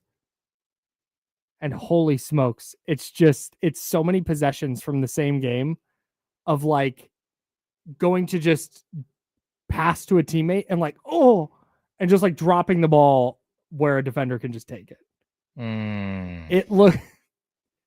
It it looks sketchy without knowing that Terry Rozier is involved in a gambling investigation. Yeah, I feel like there's a couple of these videos out there with different players where you're watching them celebrate or look weird on the sidelines. Mm-hmm. And I don't think we should believe all of what you see out there because a lot of those are taken out of context. Yes. Like I saw like Gary Payton II. Mm-hmm. There's a video going around on Instagram where he clearly looks like he's talking about like the point spread in the game, and then celebrating and not celebrating and watching. Like, you just don't know if those are all from the same exact game or not. Like, this is the internet, people. Yeah. The internet is not to be trusted most of the time at this point. I got to tell you, though, it is in the court of public opinion. It's going to be really hard to win once those videos start circulating. Oh, yeah. Like, try and be diligent for sure. But man, the gambling stuff isn't going away. This is going to continue to be a thing. Especially as sports gambling becomes more prominent. All right, that's James. I'm Kyle. Joe Brazil's over there. Jiffy Lube's the sponsor. They are omnipresent. We appreciate them so very much. Kings play their next Summer League game tomorrow, a 12:30 tip. I am in favor, and if you're on the Oak Grove Kid Talk line, we'll get to you. 916-909-1320, 916-909-1320. Been talking Kings team building and how they should go about that, and definitely want to chat with our guys, Buddha and Jason. So hang in there. We also have phone lines open if you want to jump in. But I am very staunchly in the camp that if I'm the Kings right now, Devin Carter's done for the Summer League. Oh, I've seen, like, you scored your buckets, you look fine. The progress we want to see from you will be in training camp in the preseason. You can be done. I wouldn't hate the idea of if they announced, hey, we've seen enough from Nique Clifford. We want to, like, he's checked all the boxes he needs to check. I would be in favor of that. I'll hear the argument, for both to continue playing. But you're under the assumption, or your thought process is that they're going to kind of go for it here and try and win a Summer League championship. Okay, so watching what's happening on the court, it looks like they're going to go for it. Like, it just seems like an overall theme. And, like, look, I think there is value to some of this, right? First of all, Devin Carter, he played 36 games last year. He averaged 11 minutes per game. So we're talking about a guy who played 396 minutes. Yeah. This dude needs to be on the court. And if he's not going to be in the court in Summer League, he's going to be in the court down in LA doing the Rico runs, or he's going to be somewhere else. He's going to be in the Pro-Am League in Miami, right? So he's going to be playing. So why back off now? Like, for me, go out there again, continue to grow as a player, continue to grow as a teammate. I get it. When you get later in Summer League, it's when, like, some of the craziness happens. Well, yeah, and it's just, go ahead. Sorry, go ahead. Yeah, but I think the Kings are also going to be, when we get past this next game, they're going to be playing against pretty solid teams that are also in it, right? So they're not going to throw some of the kids out there that have no business being on the court, which you can watch. Like, I don't know what some of these people, some of the young players that are playing in Summer League think that they're doing. Like, again, they're playing hard. Yeah. What's this? Adonis Arms, right? We watched him last year at Cal. Oh, what a legend. Yeah. I mean, we watched him here in SAC. I'm like, oh, wow, this dude's really intriguing. I watched him play yesterday. I think it was yesterday. And he's running into the key, slamming into people, throwing his arms up in the air, throwing his head back, and foul grifting in Summer League. Oof. Like, bro, that is not the way to get an invite to a training camp. No, go out there and play under control, make your teammates better. And that's what I really think the Kings are focusing on right now with Devin Carter. Go out there, make your teammates better, play better, like, play defense. Don't make it all about gambling. Don't make it all about, hoisting up 35-foot off balance 3-point shots. Gambling defensively. Defensively. Okay. Yeah. Like, go out there, play defense the right way. Yeah, I mean, it is Vegas, but no. No, I mean, go out there and play defense the right way. Don't sit there and just be like freelance because you're in the summer league and you Sure. want to do a highlight reel dunk. Sure. Right. So go play the game the right way and get better. And, watching last night's game and seeing Doug Christie sitting courtside with Alvin Gentry and Scott Perry, and the Scott Perry win talked in the booth, like watching that, like this is an evaluation process for these guys. Oh, for sure. Like the whole coaching staff was sitting over there. Yeah, they were. Yeah. Like I may have sent a couple of texts, and like they're jazzed about the style of play, Yeah, the for sure. physicality, the defensive minded Mhm. like things that are happening, and they want that to carry over. And so I wouldn't doubt that a lot of these kids are going to be in Sacramento the rest of the summer working their butts off. And when the vets start showing up in the first week or two of September, they're going to show up and already see like, hey, this is what Kings basketball looks like. You Yeah. might be better players than us, but we are going to hustle. We are going to beat Mhm. you up. We're going to play defense. Mhm. And it's the mindset that they're trying to instill in this team, the culture they're trying to build. And can it start with summer league? Yeah, it can. Totally. Like it doesn't mean that you're going to win, 12 more games a season because your summer league team was great. No. Absolutely not. But if you're setting a standard for the quality and the style of play early on, as long as you can hold the veterans accountable to the same standard that you have these young players doing, then you do have an opportunity to build a culture, and you do have an opportunity to win more games because of that culture. Yeah, that's a little bit what we've talked about, and I think that's what the crux of the like play the young guys argument is okay, if you're going to be whatever the Kings are, 30 somewhere in the 35 to 45 win range, depending, if you're going to be in that range, you with no major prospect of like building upward because you're looking at 2027 and when they're going to have all this money free up and stuff. The least you can do over the next couple of years is find a Nique Clifford, assuming he can play, is establish that culture. So when you do have money and you do have stuff to work with, you know exactly what you're looking for, and you can start plugging in these pieces, and you can have this translatable, what's the word I'm looking for? Like consistent element to your team. Yep. A repeatable element to your team. Like this is your identity now. And so that is where I hear the argument. Establish that identity in every single minute that you can, whether it's summer league, whether it's preseason, whether it's training camp. It is going to be competing. It's going to be playing hard. It's going to be playing this style. I totally get it. I totally understand it. I also think that you can do that without having Nique Clifford play a bunch of extra minutes. And with Nique Clifford, he's still a rookie. Okay, so that one's fine. I've personally seen enough, but if the Kings haven't, cool. There's other little things I wanted to work on, whatever. But with Devin Carter, to me, like, all right, you kind of know. Can you continue doing this because all right, you can do it in the summer league. Thumbs up. Mm-hmm. Can you do this when you're around Zach LaVine and DeMar DeRozan and Domantas Sabonis, and you're not very clearly the number one dude on this team?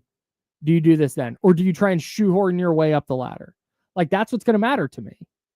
And I see Devin Carter out there when he's playing, and he's rubbing his shoulder, and he's constantly like messing with it.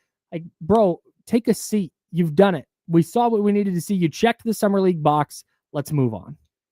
That's the one major concern that I have with Carter, because we'd even heard leading up to summer league that there was a good chance he wasn't going to play. And then all of a sudden he was on the team. We're like, oh, okay.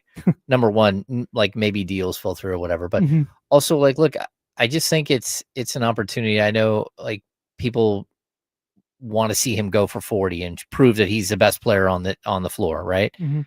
But I would much rather watch him do what Mason Jones is doing, where he's just literally accepting a role and saying, hey, we're winning tonight. We're winning tonight, and we're going to win playing basketball the right way. And what I can't have is like it be one time that you saw that and go, okay, he checked a box. Let's go. Yeah, sure. I need him to learn that is the way that you play basketball, the way that you're going to get on the court. Sure. It's not just a one-time thing that you prove me that you can do it. It's like when your kid proves that he can get an A and then goes right back to being a C student. You're like, I think for me, doing it in summer league doesn't prove anything, because he could go do this. Let's say he continues playing this great floor game and everything looks awesome for the next, 3-4 games, whatever it is. And then gets to gets to training camp, gets to the preseason, and it's an entirely different environment. He's going to be filling a very different role. Yeah. He's going to be around very different players. That's what matters to me at this point. Now, if he was still shooting it 14 times and scoring 8 points, and he had done that in the last 2 games as well, like, man, there's still something to figure out. You got to play. Yeah. But I am past the point with Summer League for me, with a player like Devin Carter and what they need from him. It is one, like, all right, you checked it. That's what we need. We have proof positive you can do it. We have tape to show you. Now translate that to the team you're actually going to be playing with. Yeah. No, I get you. I think it either way. I mean, as long as there isn't a catastrophic injury here, I don't think that you can go wrong, because I do think he needs more time on the court. That's something that just straight up, he needs more time on the court. Yeah. Right. And you have an opportunity here to not just get him on the court, again, playing at the Rico Hines games down at UCLA. Yeah. You have an opportunity to get him on the court where he's actually functioning as part of your system and part of your game plan, and building this culture that we're talking about, where, like, I think some of the interesting things that Scott Perry talked about, like he said, we're looking for volunteers, right? Mm-hmm. People who want to play our style, that want to play our brand, that want to be here in Sacramento. If you don't want to be here in Sacramento, then goodbye.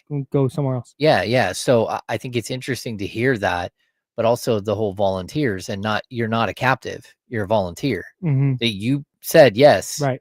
You're signing up to play this style. Yeah. This, I mean, you signed up and you said, this is what I promised to do. Now you got to do it. Yeah. And I think that even part of the maturation of Devin Carter as a player and as a person is that specific issue, like learning who you are and who you will be, and not going out there and trying to put up 30, going out there and trying to put up 17 or 18, and having your teammates succeed with you. Yeah. Not you succeeding by yourself, you and your teammates succeeding together. Sure. And it's something that, again, you can't replicate all the time. And I think it's a good thing for him. Yeah. This is the Insider, sponsored by Jiffy Lube. James Ham there. I'm Kyle. That's Joe. Let's get out to the Elk Grove Kia Talk line. It's 916-909-1320, 916-909-1320. Our guy Buddha has been very patient, and we appreciate it very much. Buddha, what's going on, man? What's up, family? How my boys doing today? What's going on, man? Hey, I'm doing good, man. I'm doing good. Hey, man, I agree with James. What you talking about? Let's go get the Summer League championship and develop some culture. And Vegas agree with James too, because they got the Kings favorite to win this Summer League. So, ooh, it'll be good to see it. Banners, baby. Right? What's that? That'd be a third, right? We would be number 1, right? That's right. Yes. Yep. Yeah, that would be awesome. Shoot, we need all the wins we can get. But yeah, but as far as Nique, that boy is a bad man. I ain't gonna lie. I want to see him keep going. He got shooting, he got defense, passing, he got a lot of poise with him. I feel like he's a future starter. And we try and get rid of DeMar and Zach and stuff like that. I don't think we need to do that, because they good vets for Nique to learn from. Because a lot of the moves that Nique was doing last night, DeMar already mastered it, so he can give him counter moves and stuff like that. So we ain't got to rush him out right now. Let's let him develop. And I think Nique, he got a bright future. But I had one question for you guys. I wanted to get Ben Simmons in here, because we got a lot of bench players that can shoot. And Ben Simmons, his only problem, he can't shoot, but he can play make and he can play defense. That's another problem that we got. We need somebody to guard a Zion, a LeBron, a AD. And with the roster we got, that would be the only person that I can see right now that would fit. So what you guys think? Thanks, Buddha. Appreciate it. In all honesty, Simmons, thoughts? Yeah, like the idea of Ben Simmons is so much better than practicality of Ben Simmons. Like the Kings need a 6'10" guy who can play backup point guard. That's the thing is I don't disagree with the premise of what Buddha said. Yeah. I am done. If we had this exact same phone call in the exact same scenario, but it was July 15th, 2024, I'd probably be in. Yep. But I'm done. I'm done being on on the Ben Simmons bandwagon. I'm done being on the Ben Simmons is ever going to do anything in the NBA. I'm off that island. He's 28 years old. He turns 29 in 5 days. Yeah. He'll be 29 years old. Last year, between Brooklyn and the Clippers, he averaged 22 minutes a night, 4.4 field goal attempts, didn't shoot a three, less than a free throw attempt a game. He was 4.7 boards, 5.6 assists, 5 points. Like, all right, man. Like, cool. He's not making all defense teams. He hasn't made a 3-point shot since the 2021 season. The 2021, we're in the 25-26 season. He has not made a 3-pointer since then. So, like, look, there's rumor that Ben Simmons could go to the Knicks, right? That the Knicks are kicking the tires. They have an open roster spot. I think that's perfect. Yeah. Like the Knicks could actually use him, and we talked about like last year at the end of the season, like what Tom Thibodeau could have looked like if they would have given him this offseason to build that bench. And then they go out and they get what, Jordan Clarkson. Who's the other? Gershon Yabusele. Yeah, Yabusele. And if you were to add Ben Simmons, you just like added 3 or 4, like your rotation now is 9-10 deep with Mike Brown taking over as head coach. That's an incredible deep team all of a sudden. Yeah, with Ben Simmons as a player they don't need to rely on. No, exactly. I think getting Ben Simmons in Sacramento, if he's going to sign and be your 15th guy, all right. I don't know if like, do I want him over Mason Jones at this point? Yeah, like I don't know. There is something Buddha said in there that we can get to after the break, though, that I want to pull out and like say, like have a word on it. Okay, great. Jason, we'll get to your call. We usually don't do calls in the last segment, but Jason's been very, very patient. So, Jason, we'll get to you, and we'll get to what Buddha said as well, along with the handoff. Damian Barling going to be in here ahead of D'Lo and KC. No KC. Let's just go to break. It's the Insiders, Jiffy Lube, 1320. Goodness me. Got Ben Simmons, Rookie of the Year in his second year. All-Star, 4th in DPOY voting, All-Star, 3rd team All-NBA, 1st team All-Defense as a 23-year-old. He's so much 24-year-old, 12th in MVP voting, 2nd in DPOY voting. He was an All-Star, 1st team All-Defense. Then he held out and didn't play because of a back injury. And since then, he has averaged fewer than 6 points a game.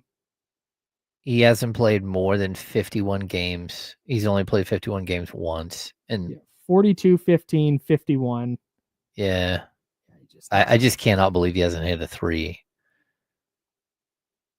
since 2020. 21. How many 3-point field goal attempts do you think Ben Simmons has in his career? Don't look. I'm gonna guess he has. He's played in 383 games, almost 12,000 minutes. 17. 36. Oh, okay. He's 5 of 36. Yeah. I mean, the other guy who can't shoot threes is like, wait. Oh, I thought you meant makes. He's 5 of 36 for his career. For his career, yes. Holy cow. Yes. He has attempted 36 and made 5. 2 of 7 and 3 of 10. He went 5 for 17 across a 2-season stretch, and he's 0 for 19 through the rest of his career. Yeah, that's such a crazy stat. That's got to be a mental thing, I feel like. Well, and it's one of those weird stats that stands out that just doesn't make any sense at all. And here's another one for you. So Yinkadare, right? Yinkadare was the 14th pick in the 1994 draft, right? R.I.P. Yinkadare. Passed away in 2004 at the age of 31. Yinkadare played 110 games in his career, and he played 1,002 minutes in his career. Okay. Guess how many assists he had? In how many minutes? 1,002. Yeah, 1,002 minutes, 110 games. 110 games. In 1,000 minutes. 110, what is that per? I'm trying to do some math here. 75. He had 4 total assists in his career. 4. Oh. In 1,002 minutes. 110 games. He went 2 full seasons. His rookie season, well, he only played one game. His second season, he played 58 games. He played 626 minutes and did not have an assist. Oh my God. He had 72 turnovers. He had a 0 to 72 assist to turnover ratio. How? But that doesn't make any sense because I feel like you can get an assist by accident. That's crazy. Not if you don't pass it. By tripping, Fair enough. tripping over. You figure there to be at least one time where you passed a ball in at the end of a shot clock Yeah, and somebody hit it. Right. That's No. what I'm thinking. Or you know what? Hey, we have this little pick and roll thing that's working, and there's somebody in the dunker spot, and it's an easy lob. We're gonna run this like 4 times in a game. Nope, nothing. Fast breaks. I don't know, man. That's crazy. Yeah. Yeah. So that the Ben Simmons stat, and someone brought up Marvin Bagley, right? Mm-hmm. Marvin Bagley has 253 assists in his career. That's not bad. No, I mean, it's not good. My guy, I always thought Shabazz Muhammad was the Oh. gold standard, but Yinkadare really, Yeah. because Bazzi played 47, almost 40, we'll round up to 4,800 minutes, 278 games, Kings legend. 151 assists for Shabazz Muhammad. Averaged half an assist for his career. Yeah. He did play, I think, did he sign a 10-day with the Kings? He was in summer league. Shabazz He was Muhammad? in training camp. Yeah. You mean to tell me there's a Shabazz Muhammad Kings jersey out there and I don't have it? Maybe. God, Shabazz Muhammad is only 32. I know. He hasn't played in the league since 2017-18. Oof. Yeah. That's too bad. He was in training camp with the Kings. It was probably like 4 years ago, 5 years ago. We're just talking about Yinkadare had 4 assists his entire career. We're going to, just a heads up, we're going to take a call first.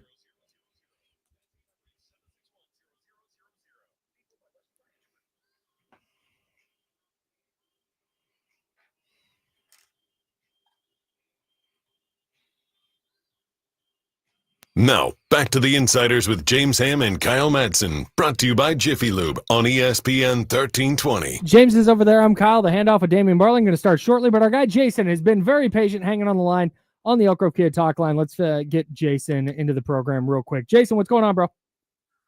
It's going good. Hey, I just want to first say Carmichael's Dave's dream is still alive, but I just want to say what Ham was talking about, that, the perception of the play from the Rooks in Summer League is attracted to the Kings staff.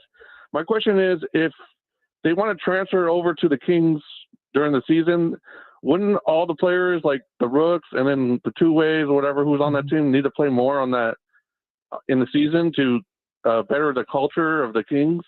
And then lastly, James, if you can answer this question, is the bonus even going to go to Summer League to be around them? I mean, I heard Levine. Thanks, Jason. I'm not sure if Sabonis is going to show up or not. Like, veterans don't have to show up. No, you Like, can if you want to go hang out in Vegas. He doesn't strike me as a Vegas guy, though. I think it's a little strange that none of the veterans have really shown up at all. I think Keon was there, right? Oh, Keon was there. Keon was in Vegas. I don't know if he went and hung out. Okay, but time for the handoff. Damian Barling. Yeah, I think it's a little bit Sure, strange that none of the Kings players, realistically, or not a very large percentage of them, have shown up. But I don't think it really matters. And no, I don't think that young players have to play in order to change the culture. What I'm saying is that when the veterans start showing up in September, you already look at the floor and you step on the court against them, and they're playing a certain style, and they're playing the culture is sitting there waiting for you. Yeah. And that's something that I think the veterans need to follow. Mm-hmm. And then there was one other thing that Buddha said that I wanted to bring up. Yes. And it's something I think we got a Buddha kick call off this today. discussion. It's big for us. Big for us. Yeah, that's my man. He said, like the Nique coming in, he's excited to see him be a starter. Mm-hmm. Like, and that's the right mentality. Like, don't think of Nique Clifford and say, oh, I can't, I think he's going to be a star. I think he's going to be this or that. Just say, you hope that he can get to a level where he's going to be a starter. Yeah. He's a 24th pick in the draft. Like, have some like honest, like feelings towards a guy. Like he might be able to be way better than his draft stock, but he also could be a guy who just becomes like a rotational player which would be huge. And that's okay. And if Yes. there is a point where he gets to be a starter, where he's earned that, then that's spectacular for the Kings that you found a starter with a 24th pick in the NBA draft. In a year where you didn't even have a first-round pick. Yeah. So good stuff, but just like temper your expectations for a kid who's coming into the league and trying to make his way. That being said, Damian Barling will welcome you into the conversation. Where should they build the Nique Clifford statue? Next to, because I've always been of the belief that the first statue should be Katie Christensen interviewing DeMarcus Cousins. It's a great point. With the line, it's getting ridiculous Yeah. at the bottom. That should be the first statue. It's a good take. So next to that, it's Okay. fine. Anywhere. All right, very good. Love that. That We've works. solved it. Thanks for tuning in. Yep. Goodbye, I like everybody. Nique, Dealing man. with KC next. He's a good player, man. He was fun last night. I think he's had a really good summer league so far. And it's perfectly okay for Kings fans to be excited about, watching him again. And I think one thing that's really important in what you just pointed out, you're talking about being the 23rd pick in the draft, 24th. Kings didn't have a pick in the first round. And so, all indications are, draft night, there was a couple of guys they were really interested in. They had a few teams that they thought, hey, we could work with these, teams, but we're not trading into the first round to trade into the first round. We're trading into the first round to get one of these specific guys. And Nique's was one of those specific guys, which means their scouting department seems to be on point. Because he's worked out so well in the summer league, and so hopefully, it becomes a thing where you hope this translates when all the big boys get on the floor. And this is what we've been talking about, and it's the argument Kenny's been making. You don't have to have a top 3 pick to find a good player. There are good players littered throughout the draft. It is on your front office to go find those guys. And if Nique Clifford, again, I'm not putting all-star, all-NBA, like we still got to see him play in the preseason before, we start overreacting that way. But so far, the information we have says that, looks like he's going to be a player. And if you find, like you said, a starter, if you find a rotation player on a team that doesn't have size, athleticism, switchable defenders, he looks like he's going to be that. And you found that guy at 24. That's a pretty big deal. Well, that's all you can work with too. You said, so far with the information we have, that's all we have to work with. That's what we've got. Yeah. And so we're going to continue to work with the idea like, hey, Nique is good. Until he's not. Until he's not, we're going to work with the idea that he's good. Here's how well Nique Clifford has played through 3 summer league games. All 3, by the way. He could play bad tomorrow. He could have a bad game tomorrow, and I'd still be like, hey, he's fine. Oh, no. He's totally fine. And I'm the king of knee-jerk overreactions. You are. I would be ready to bury somebody. You've ended seasons a weekend. Oh, minutes in. Did this team. I've been on the recipient of those texts before. You're welcome. Yes, thank you. Don't send those to just anyone. I know. I've always felt honored by those. I have some of them framed. It's funny. I think also, Scott Perry, when he was with the Knicks, he found Emmanuel quickly with the 25th pick in the draft. It's very possible that the 20s is sort of Scott's wheelhouse. That's where he finds talent that makes sense, that might actually be functional at the NBA level, where some other guys are taking just ridiculous swings on players that have no real functional tool. And you're hoping that they can develop, like the Omaxes that are in the same exact area, but you guys that you're like, okay, maybe he works out, maybe he doesn't. But it seems like Scott's more of like, hey, let me hit a solid base hit right here. And if it ends up being a double or, gets a little backspin and carries over the fence, then awesome. But let's start with a nice single and let's see what happens. I'm sorry, guys. I need to go over here because every time I look at James, like there's no way to make this work. Every time I look at James, and then when James looks at me, there's just no way to make these puzzle pieces on the screen work. It's driving me crazy. But every time I look at James on the screen, it looks like I'm looking at Kyle. Now try it. You try this? There we go. Maybe that's a little better. Maybe that works. It does. Maybe that's the move right there. Now I'm looking the wrong way. No. Okay. Maybe if I go all the way over here. This is great. This is terrific. Fantastic. Tap into youtube.com/ESPN1320 to watch us produce the show in real time. But James talking about the 20s being Scott's wheelhouse, that's a lot like this current 49ers administration, right? Like they're really good in later rounds. They may have missed on some of the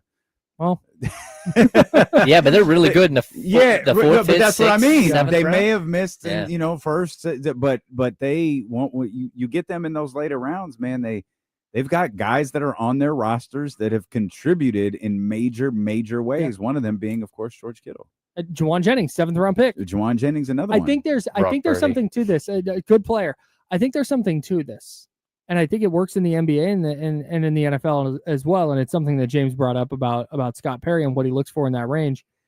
I think we get so caught up in the draft analysis thing, and we get so caught up in ceiling and finding the next Hall of Famer and this and that can the guy play gets overlooked.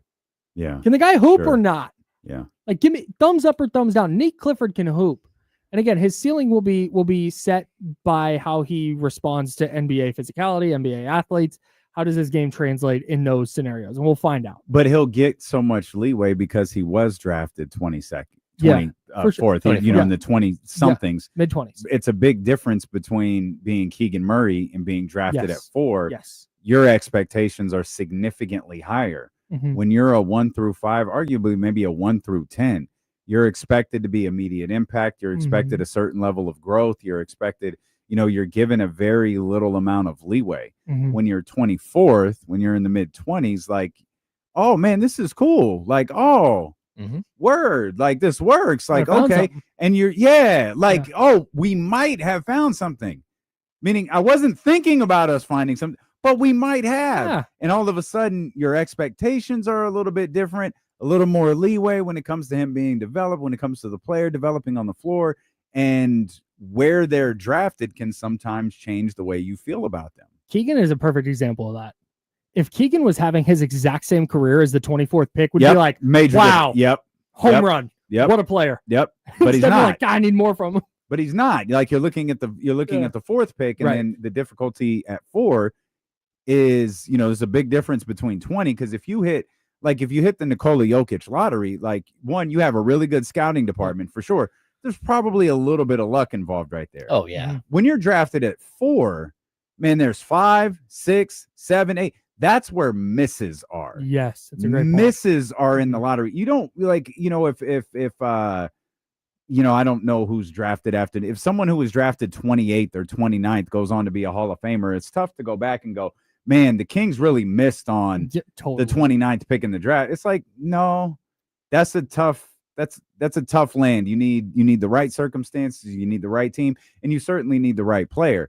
When you draft someone at 4 and 5 goes crazy, or 6 goes crazy, or 7 goes crazy, that's where you're fit. Those are the Steph Currys, the Klay Thompsons, the Dame Lillards. Those are the ones your fan base can never, ever, ever get over. Shout out to Ricky Rubio and Johnny Flynn. Yeah. Real quick, I just want this on the record while we talk about this, and then we'll get to D'Lo and KC. No KC, just D'Lo today.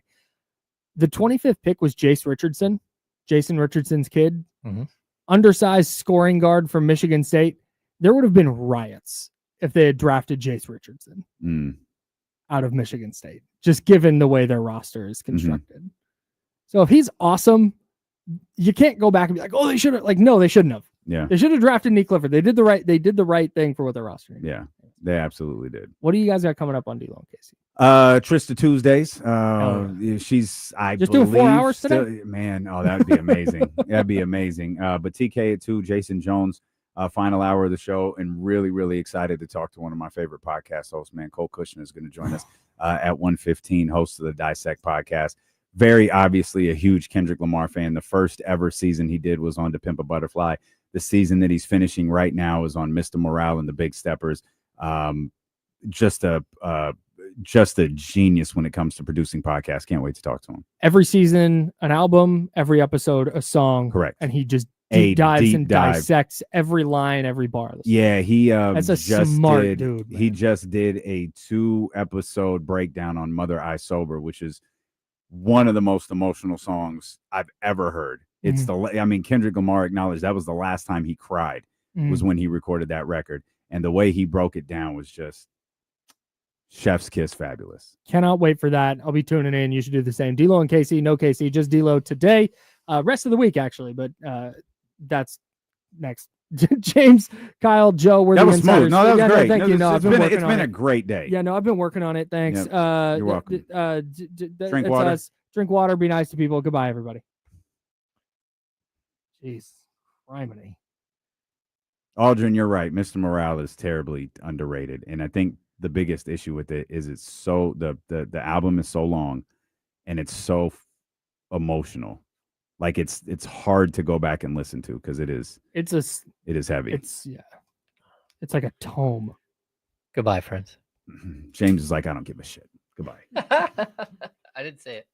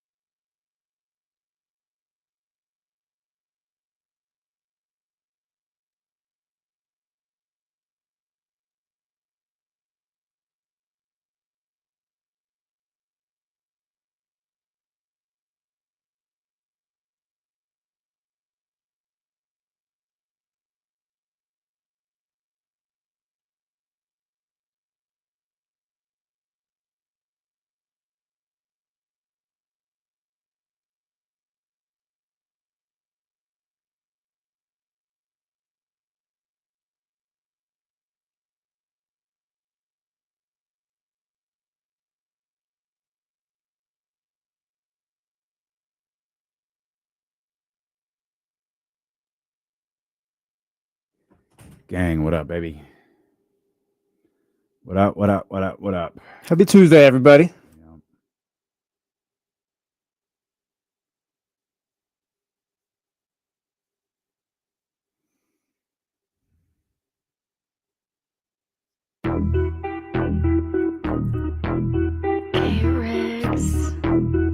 Yeah. We got them screaming D-Lo, KC, D-Lo, KC, D-Lo, KC, D-Lo. We got them screaming D-Lo, KC, D-Lo, KC, D-Lo, D-Lo.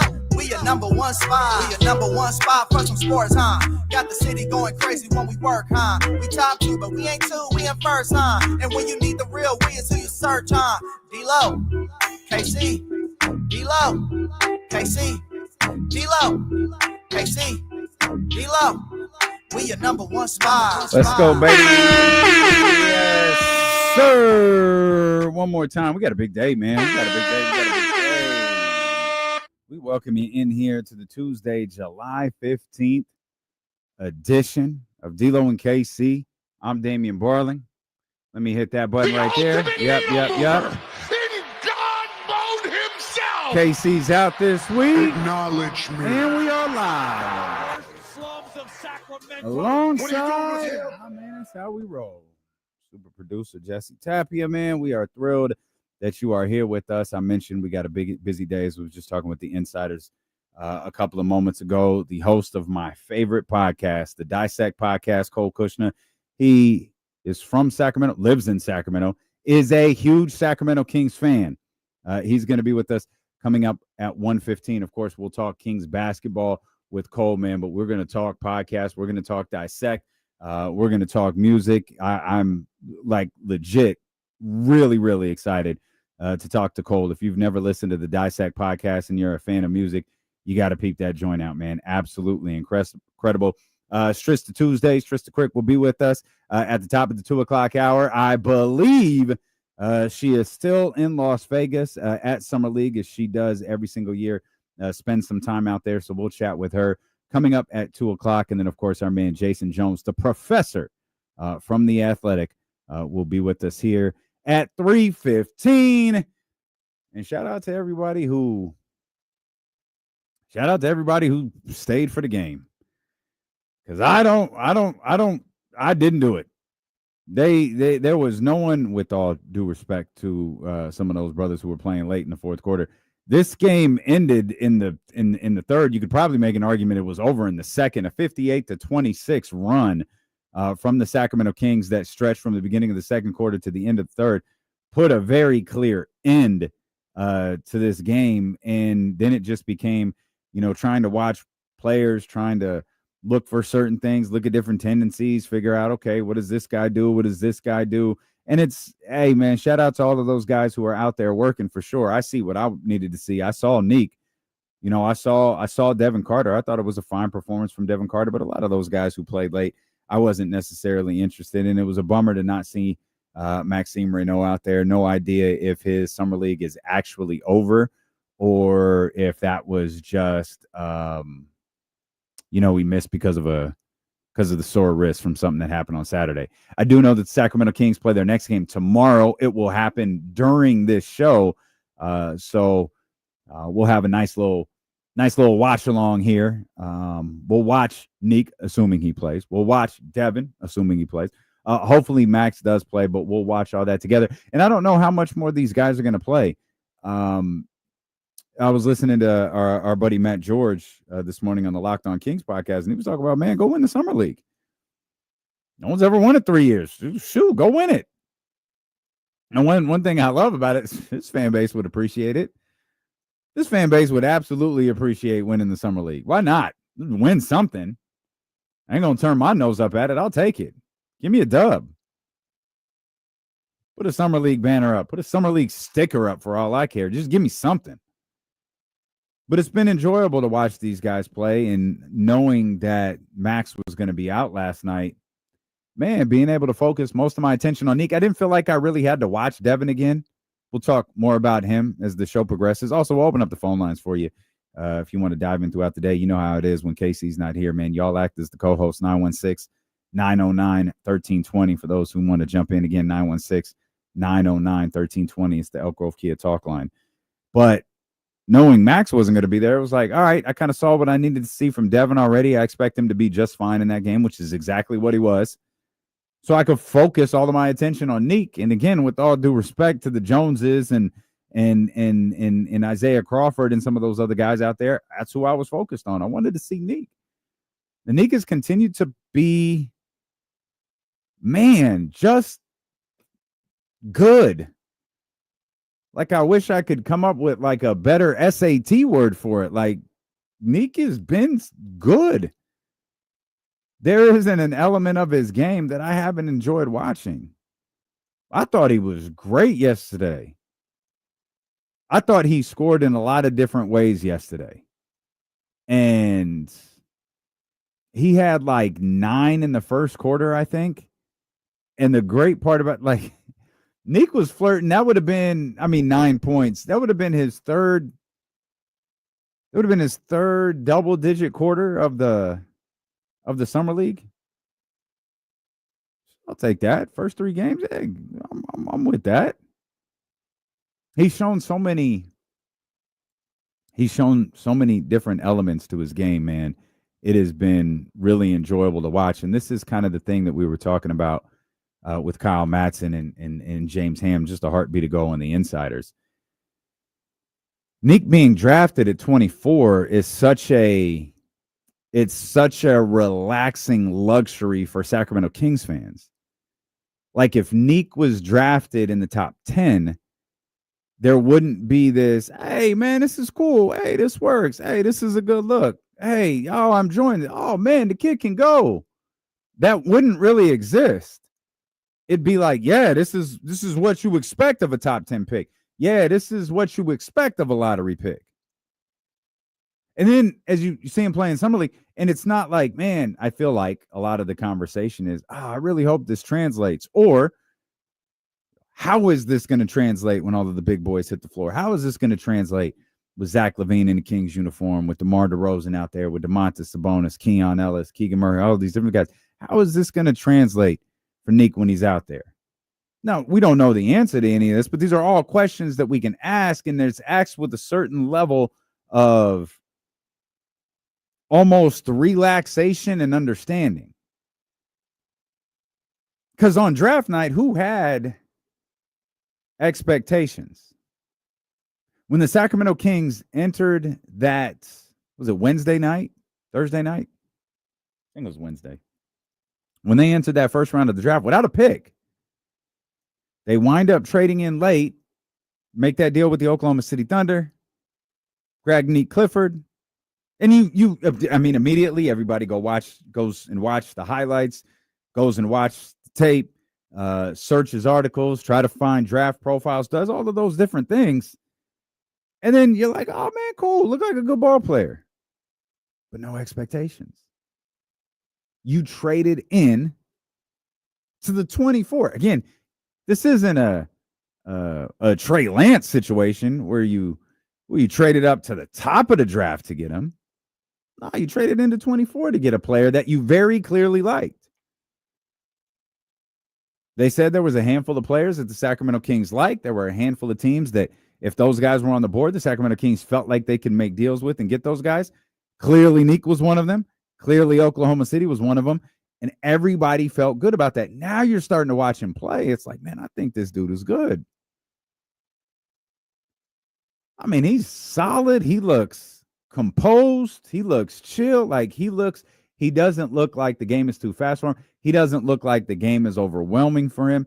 He looks, Nique Clifford looks like an NBA basketball player. He damn near looks like a vet at this point. Now, there's one footnote to his game yesterday that if you want to pick something apart, this is the part you can harp on. And everyone who watched knows where I'm going with this. And it's the turnovers. Brody led the team with 5 turnovers. And when you're having a conversation, even if it's just amongst us, even if it's something that Scott Perry maybe just throws out there on the Summer League broadcast. Anytime you're having a conversation about a potential point guard role, you gotta tighten up that. You got to tighten up that column in the box score. You can't turn the ball over that much. And this is, there were frustrations last year prior to De'Aaron Fox being traded where, that turnover number for him would be too high. There was a stretch of basketball last year where it felt like DeMontis Sabonis couldn't control the basketball and like he was, registering, 12, 13, 14 turnovers in a 3-game span. And it's like, yo, what's up with Domas right now? But Domas, De'Aaron were the guys who primarily had the ball in their hand. Nique will almost certainly never be the guy who primarily has the ball in his hands, which is why that number 5 is too high, especially 5 and 23. Yeah, that's too much. But that is attempting to pick apart. That's attempting to find something in last night's game. With Nique, that's attempting to find something over the course of the last 3 games that you can kind of harp on and be like, we got to get better here. That's fine. There's nothing wrong with that. That's these coaches' job. Saw Doug Christie courtside last night. That's DC's job. Like, hey, man, you're doing a lot of good things, right, young man, but we can't turn the ball over like that. In Summer League, it's no big deal. We win in that game, easy work. in the league. We can't turn the ball over that many times. Can't do it. Kings had 17 turnovers, not a death number for sure, but like too high, especially when 5 of them come from Nique and 4 of them come from Mason Jones. That's 9 turnovers between those two right there. So again, if there's something you want to pick apart, that's it. But everything else, and I'm not sweating the turnovers. I'm just presenting conversation. But that's it, man. Couple of step backs last night. 3 of 3 from 3. Brother hit both of his free throws. I mean, 7 of 8. Like he was solid from the field. As silly as this statement sounds, I thought the Kings were really good defensively last night. I thought Devin Carter actually was great defensively last night. We'll talk about it. We're just getting started. We're thrilled that you're here with us. Cole Kushner coming up in about 1 hour from now, host of the Dissect podcast. Really, really excited for that conversation. Trysta Krick, 2 o'clock. Jason Jones, final hour of the show. You all day on the Elk Grove Kia Talk line, 916-909-1320. Steeler and KC brought to you by Sky River Casino on Sacramento Sports Leader, ESPN 1320.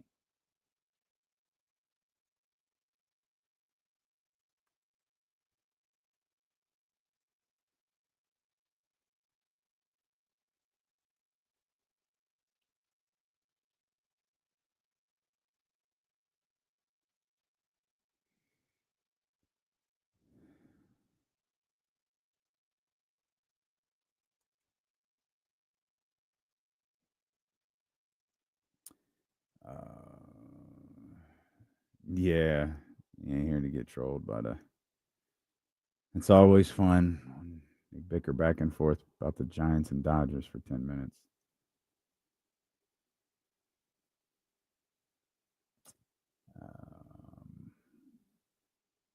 Yeah, Donovan Dissect is an incredible podcast. D'Lo, do you think... Oh, what do you think Devin's role is going forward? We're going to talk about that next, Manny. That looks like a Snack Shack refill out there, Jesse. Yeah, it is. I overheard a conversation as well, I believe. I think the company credit card was a little not frozen per se, but there were some issues, I think, and that's why we weren't able to bring in some snacks. Understood. But it's been all figured out. So Looks like it. Looks like they're unpacking over there. We needed a win. Yeah. Boy, ain't that the truth. Let's see, Leezy. Is GNX still your favorite album? GNX, like my favorite album right now? Sure. GNX isn't my favorite Kendrick Lamar album, though. I like the album. Probably love the album. But I don't know that's my favorite album. It was certainly getting a lot of run at the time. My favorite album maybe of the last couple of years for sure. Justin Bieber dropped the album of the summer so far. Hey, that's facts. Justin Bieber's album was phenomenal. Absolutely incredible. I thought Justin Bieber hit it out the park, man. He killed it. Clip's album too. For those 2 albums to drop on the same day was awesome. Pusha T and Malice absolutely lived up to the hype. Does Ben Simmons fit on this Kings team? Actually, yeah, he does. A long defending point guard, in a very reduced role, I guess, for lack of a better word. Don't sleep on Larry June's album. You know what, Steven? Not sleeping. Admittedly, haven't gotten to it yet. Yeah, just haven't gotten to that one. Biebs was like 21 tracks. I ran the clips a couple of times before getting to Biebs. So by the time I got through Justin Bieber, I haven't been able to. It's harder for me to listen to music during the week. I tried to get that stuff in on Fridays, either Thursday nights, Fridays, and then the weekends. But once the week gets here, especially doing the show by myself, it gets a little harder to run through those records.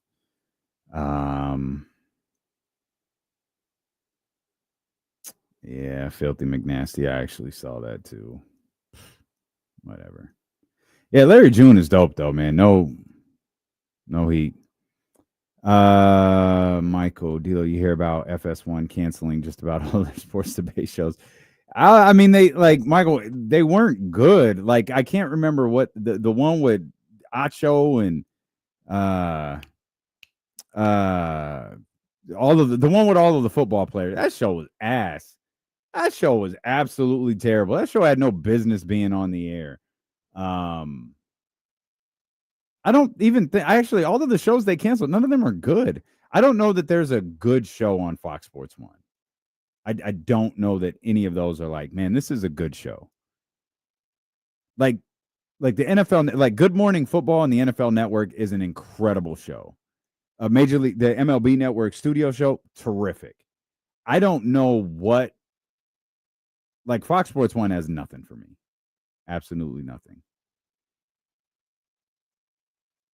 Brett, how do you listen to music? I like laying down in a super dark room with over-the-ears headsets. I love that, Brett. It depends on what it is.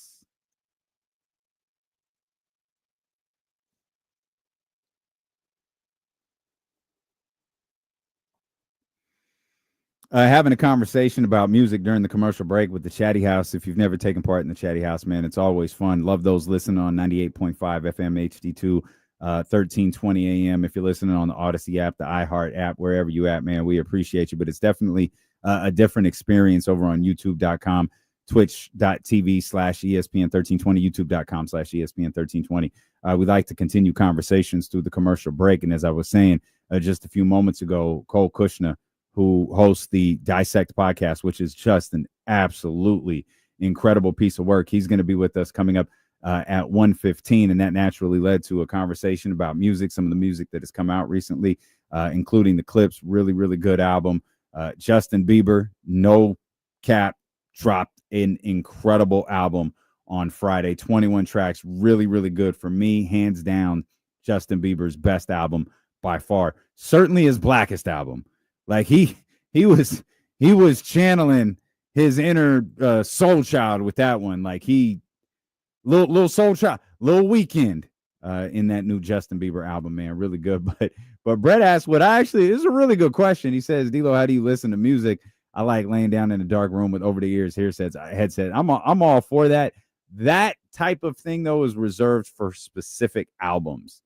If an artist that I'm looking forward to dropping is coming out, like that's what I'll do on a Thursday night. I'll get the over the ear, I'll get the Beats joints or the over the ear AirPods, and I will try to sit down and listen to the music.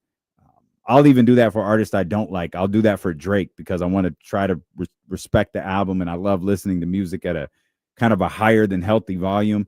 The one that threw that whole thing in the loop was GNX, because GNX dropped without any warning. It just hit, and I had to find time to listen to it. Before starting the show, I had just recorded a segment for KSFM that airs every day while we're here that focuses on the new music, and immediately had to delete it, listen to the GNX album, get a feel for it, and then record the segment all over again, because obviously that's what everybody was going to be talking about throughout the day. But I do love music. I do love the art of music, and I try to respect the artists who put together an album and listen from beginning to end before making any judgments on it. Aldrin J says, I like listening to new albums in the car. Man, I'm 100% with that. That's partly because, though, I like listening at a high volume. Turn the music up a little bit, it's probably going to sound good to me. But that's how I enjoy listening to new music. And then if I really like the album, that's when it moves to workout music. Like if I'm really like kind of feeling the album a little bit, I'll throw it in while I work out and pay some attention to it. And I can kind of just have it playing. Maybe don't have to super focus on it like first listen. But I feel like there's certainly an art to music, and I try to respect that art in the work that those artists put in, which is one of the many reasons I'm so excited to talk to Cole Kushner coming up in about a little less than an hour now. Plus, he's a Sacramento Kings fan. So, well, he knows what we're all going through. So we'll talk to Cole again coming up at about 1:15. My man will be with us. We talked mainly about Nique Clifford to open the show and the performance that he had last night in the Sacramento Kings dominant Summer League victory against the Phoenix Suns last night, 94-86 for anyone who cares what the final score is. But the Sacramento Kings are 3-0, and I'll reference my man Matt George again, who's like, "Hey man, go out there and win Summer League." I mean, there's no handbook, rule book that says you have to shut down your main guys. You don't have to shut down Nique Clifford. You don't have to shut down Maxime Renault. You don't have to shut down Devin Carter if you don't want to. You don't have to shut down any of these guys. If you really want to go out there and win Summer League, and I'm all for it, you probably are going to need those guys out there, at least some of them. Maybe you don't need Devin Carter out there. And I mentioned this earlier. I saw exactly what I needed from Devin last night. I asked for a game that was in the middle of the first one, which was not very good at all. And the second one, which was incredible, 10 of 13 from the field. That's exactly what he gave us. 7 of 12, 3 of 5. Gave us, you got to hit your free throws, Devin. But other than that, that's exactly what I wanted to see from him. That was perfect. And perhaps most importantly, at least for some Kings fans, it was really good defensively.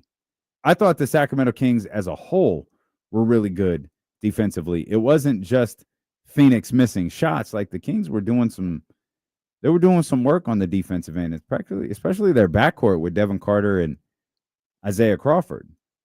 I thought those guys were terrific.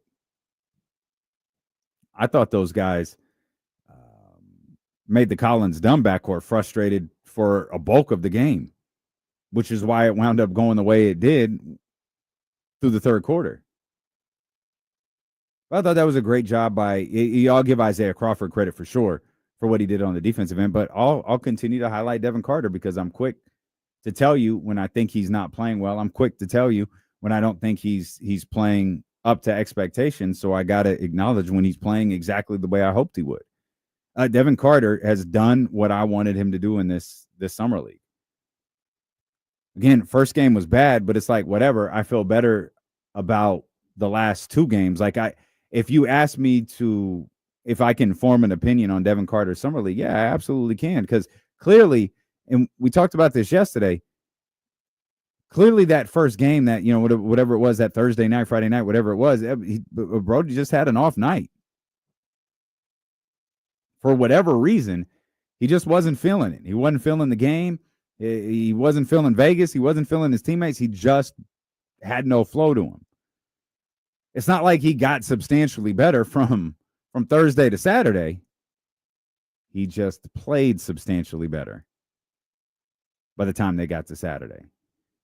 And then I said, if you give me a game that's in between those two, then yeah, I'll settle in on, okay, he's having a solid Summer League. And that's exactly what he did. And that's exactly what he's doing. He's having a solid Summer League. The tough part in this, Devin being a second-year player still falls into the same category as Nique and Max. And it's like, all right, this is cool. But how does this work into the rotation? How does this work into the season? How does this work when DeMar is out there, when Zach is out there, when Keegan, Malik, Domas, all of those guys? How does it work when all of those guys are out there? And particularly perhaps in the case of Devin Carter, how does it work when all of those guards are out there? If you're Devin Carter, you got to stand out somehow. The question is, how? For him, it might be what he does defensively, which raises another question. At least it does to me. What does that mean for Keon? You don't play these guys together, right? So do you have I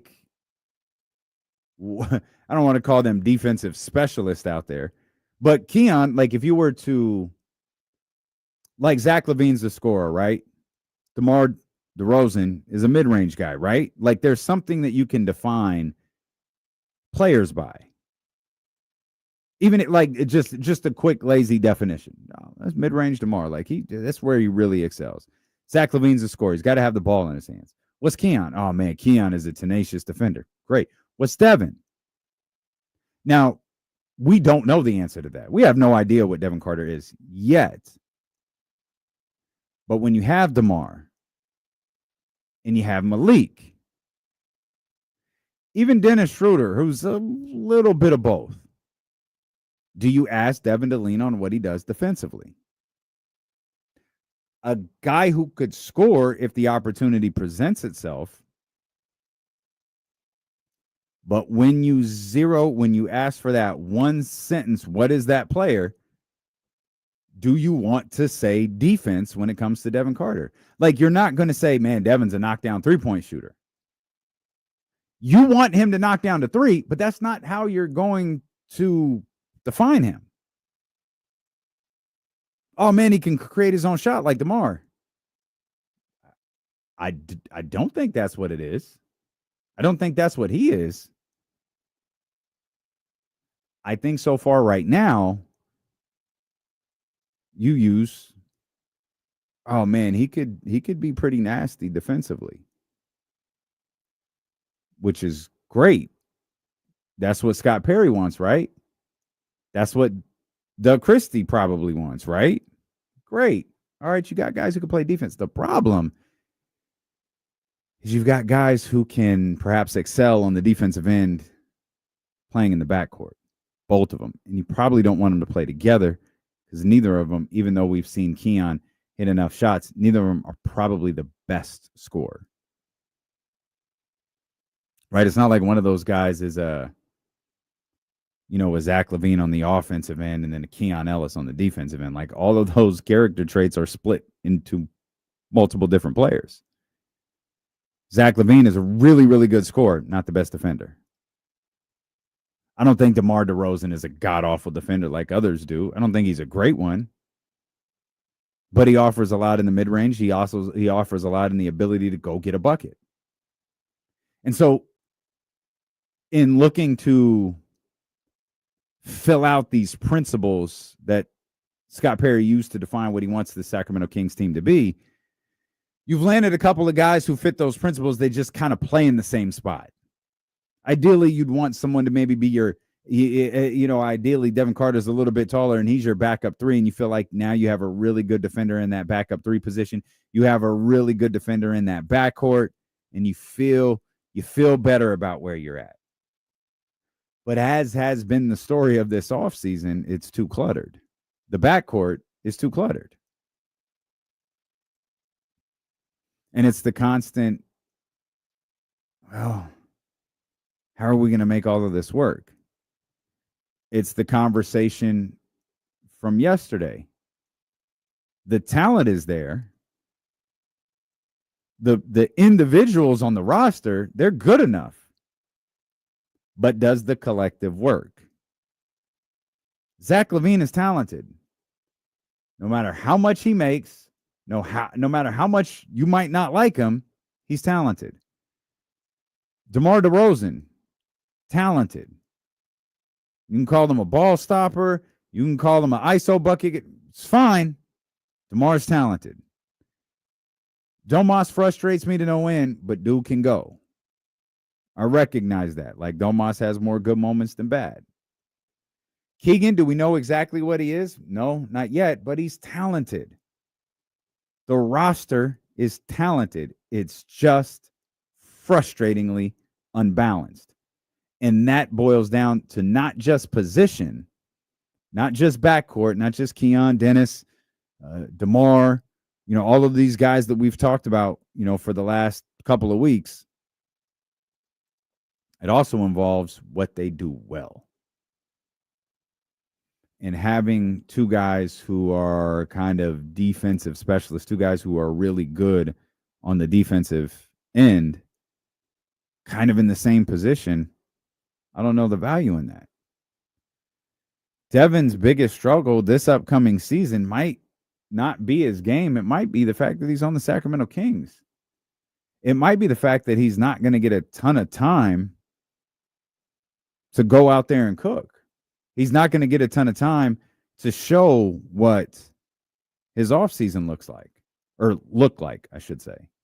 Meaning the work that he put in with an entire offseason, no shoulder issues, no trying to figure things out on the fly, none of that. Like if you were with me and James yesterday late in the show, and we'll talk, a little bit more in depthly about this, but the Paul George thing.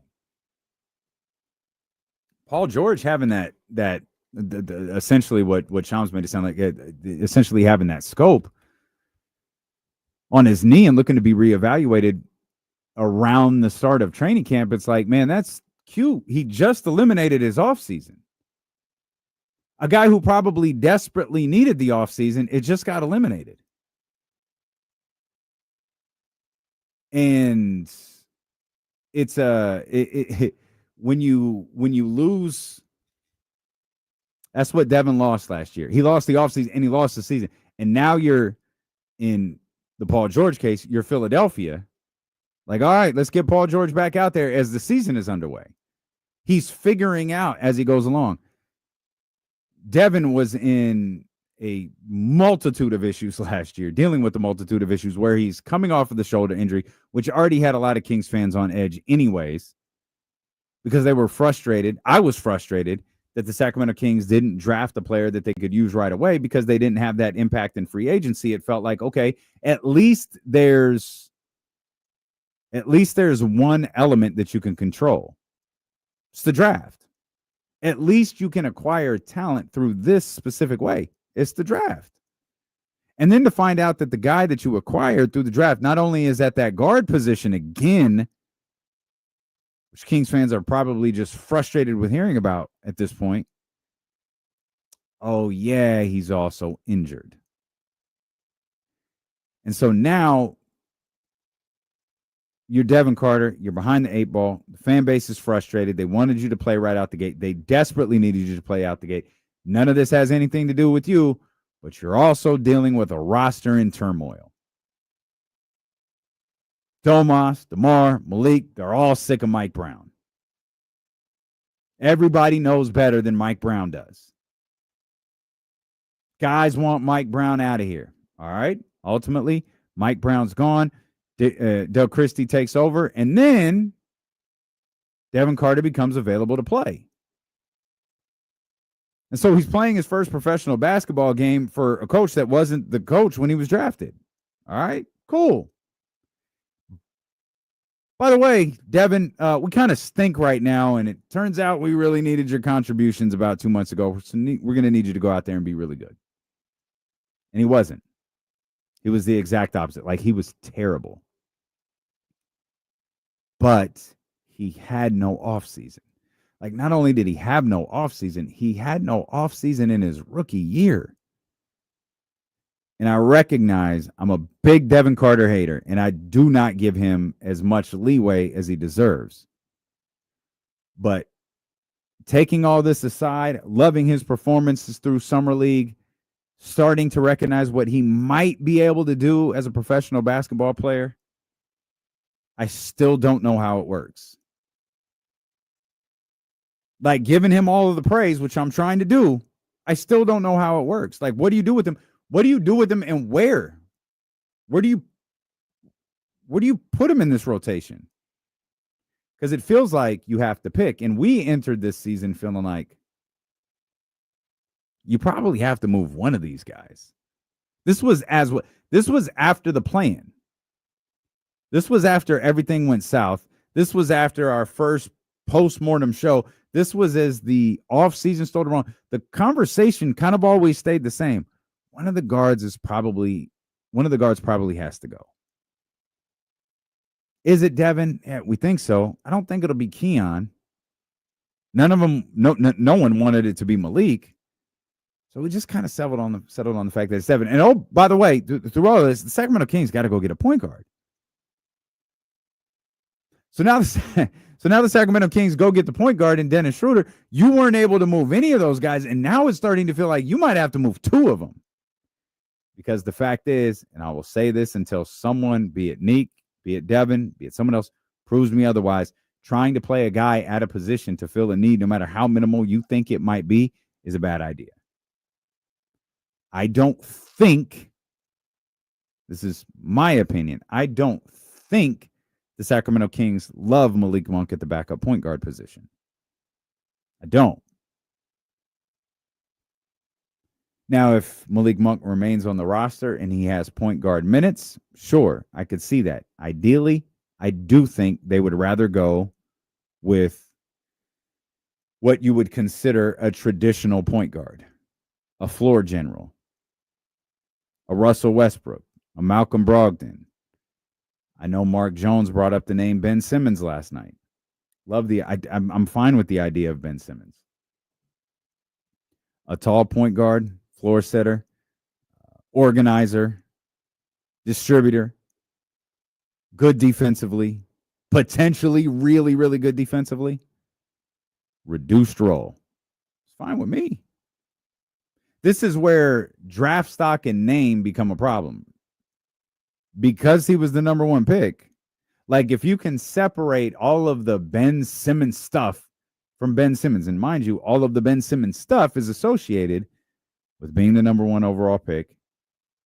It's being associated with, the way things kind of went in Philadelphia. And it's being associated with all of the fallout since. And it's like, yeah, all of that's gone, though. You're asking him to take on a completely different role. Completely different. Could he do it? Yeah, sure. I'm absolutely of the belief he could. Absolutely. But that's what I think that the Sacramento Kings organization would prefer.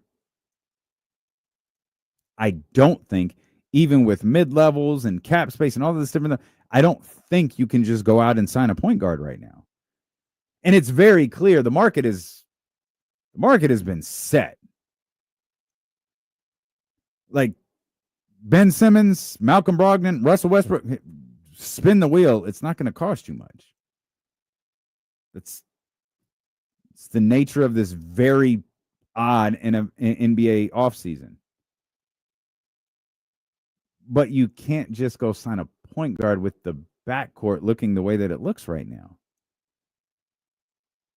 I'm still of the belief Russell Westbrook will be a Sacramento King. If they're able to move one of these other guys, whether it's Devin, Malik, whatever, they've got to trade someone else. They've got to trade someone in that backcourt for them to go sign another point guard. I don't think that they like the idea of Devin Carter playing any point guard minutes, be it backup or third point guard. I don't think they want that. I don't think they want it for Nique either. They drafted Nique because he fit that position. They drafted Nique. One, clearly he's good. Their scouting department did their job, but look at the position that he's at. Works, needed for depth. Works.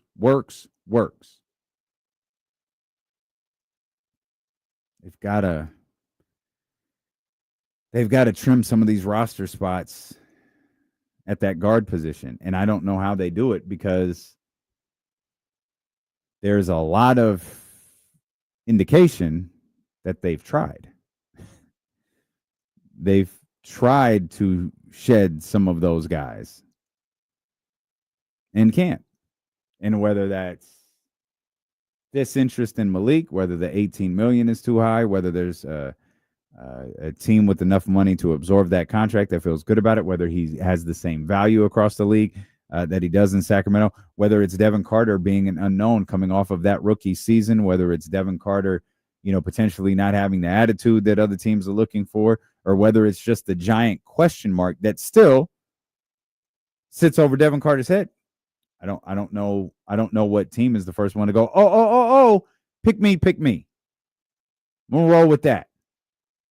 Let me go that completely unknown. There'll be teams to do it. There are always teams that do it. But I don't think the Kings are enamored with playing any of those guys in any sort of backup or third point guard role. I think they're significantly more interested in finding a true backup. And if Malik is still on the team, let Malik be the third point guard. Now, mind you, I think Malik Monk can be the second point guard. But I think there's something about Malik they're not feeling, and I'm not exactly sure what it is. Maybe they feel like Malik would be better in that 2 spot. Maybe they feel like Malik will be better as a scorer playing off the ball. Maybe they feel like Malik Monk will just be better somewhere else. I'm not sure. But I would like Malik and an actual point guard on this team. I don't want to talk about Devin Carter playing point guard minutes. I don't want to talk about Nique Clifford playing point guard minutes. I want you to have actual point guards playing point guard minutes. And that's what got the Sacramento Kings in a lot of trouble last year. Malik Monk trying to be the starting quarterback. And again, it wasn't starting quarterback, the starting point guard. It wasn't just Malik. There's obviously a series of things that happened in that stretch that put Malik in a really difficult spot to succeed. And then remember, he was just quietly moved to the back of the bench. Also, was Keon's? No, there's a lot of questions, man. What's Keon's role in all of this? I don't have answers to any of this stuff. I'm just working through it. And I'm enjoying watching the Kings play Summer League basketball. I don't care how minimal it is. I don't care. It doesn't mean anything. Particularly, I'm enjoying Nique. Hopefully, Max isn't done yet. Hopefully, he's got another game or two in him. And then even Devin Carter. If those guys shut down, like, that's fine. Like, I'll pay attention a little more passively than I did last night, but I'll pay attention. But those three right now are guys that we have question marks about how they will fit into the rotation. They're trying to earn their spot in the rotation for the Sacramento Kings. We didn't get a chance to really dive into this yesterday, but it's been funny reading more and more about it. And I know Rich Paul is talking right now. This LeBron James thing seems to be hanging over the league right now, and I'm not exactly sure why. We'll talk about that. Cole Kushner, Dissect Podcast, coming up in 30 minutes. It's Steelo and KC, brought to you by Sky River Casino on Sacramento Sports Leader, ESPN 1320.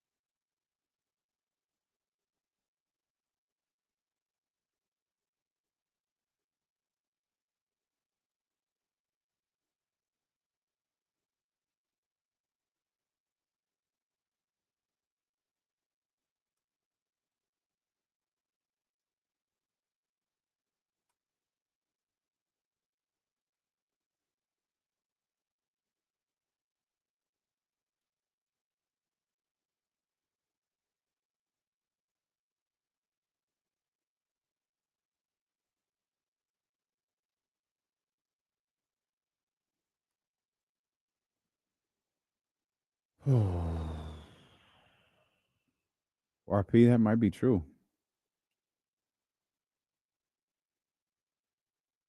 Robbie 916, there's not a lot of things I can tell you, but that's not happening.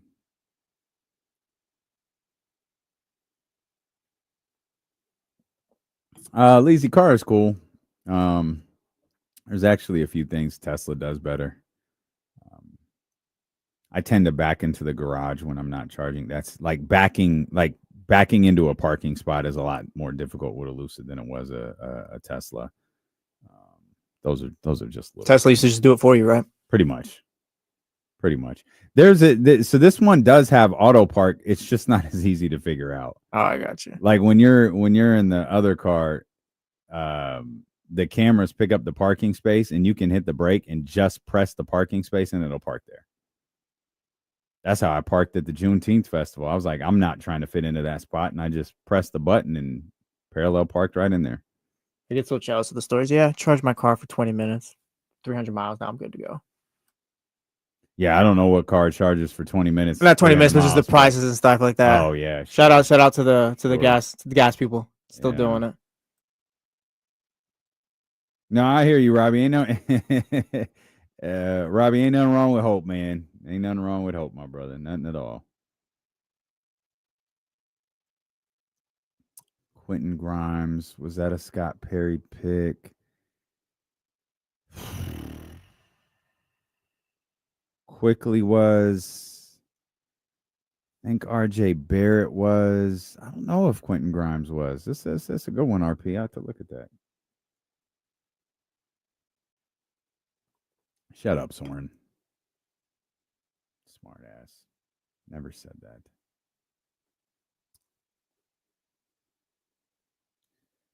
Never.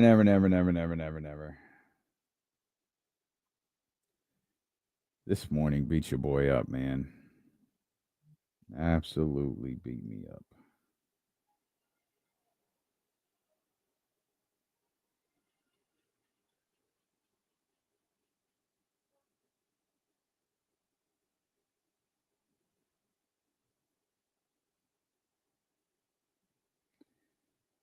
I'm excited to go back to Disneyland.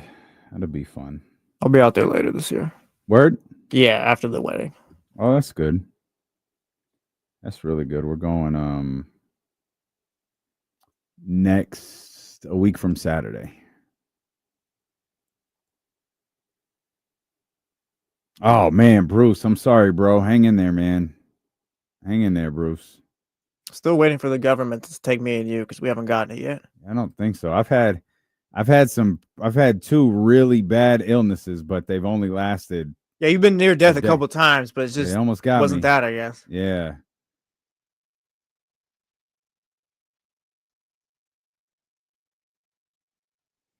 All right, Cole Kushner, host of the Dissect podcast, coming up 30 minutes from now. Cannot wait for, legitimately excited for that conversation. It's not often that I get to talk to someone that, I mean, I'm just a fan of. Like, I'm a fan of Cole's work. The Dissect podcast is one of my favorite podcasts. I remember it was actually, if y'all remember, Ken Rudolph, him and I did the lowdown with Jason Ross, and Ken's wife was the one who was like, "Hey, have you ever heard this podcast Dissect?"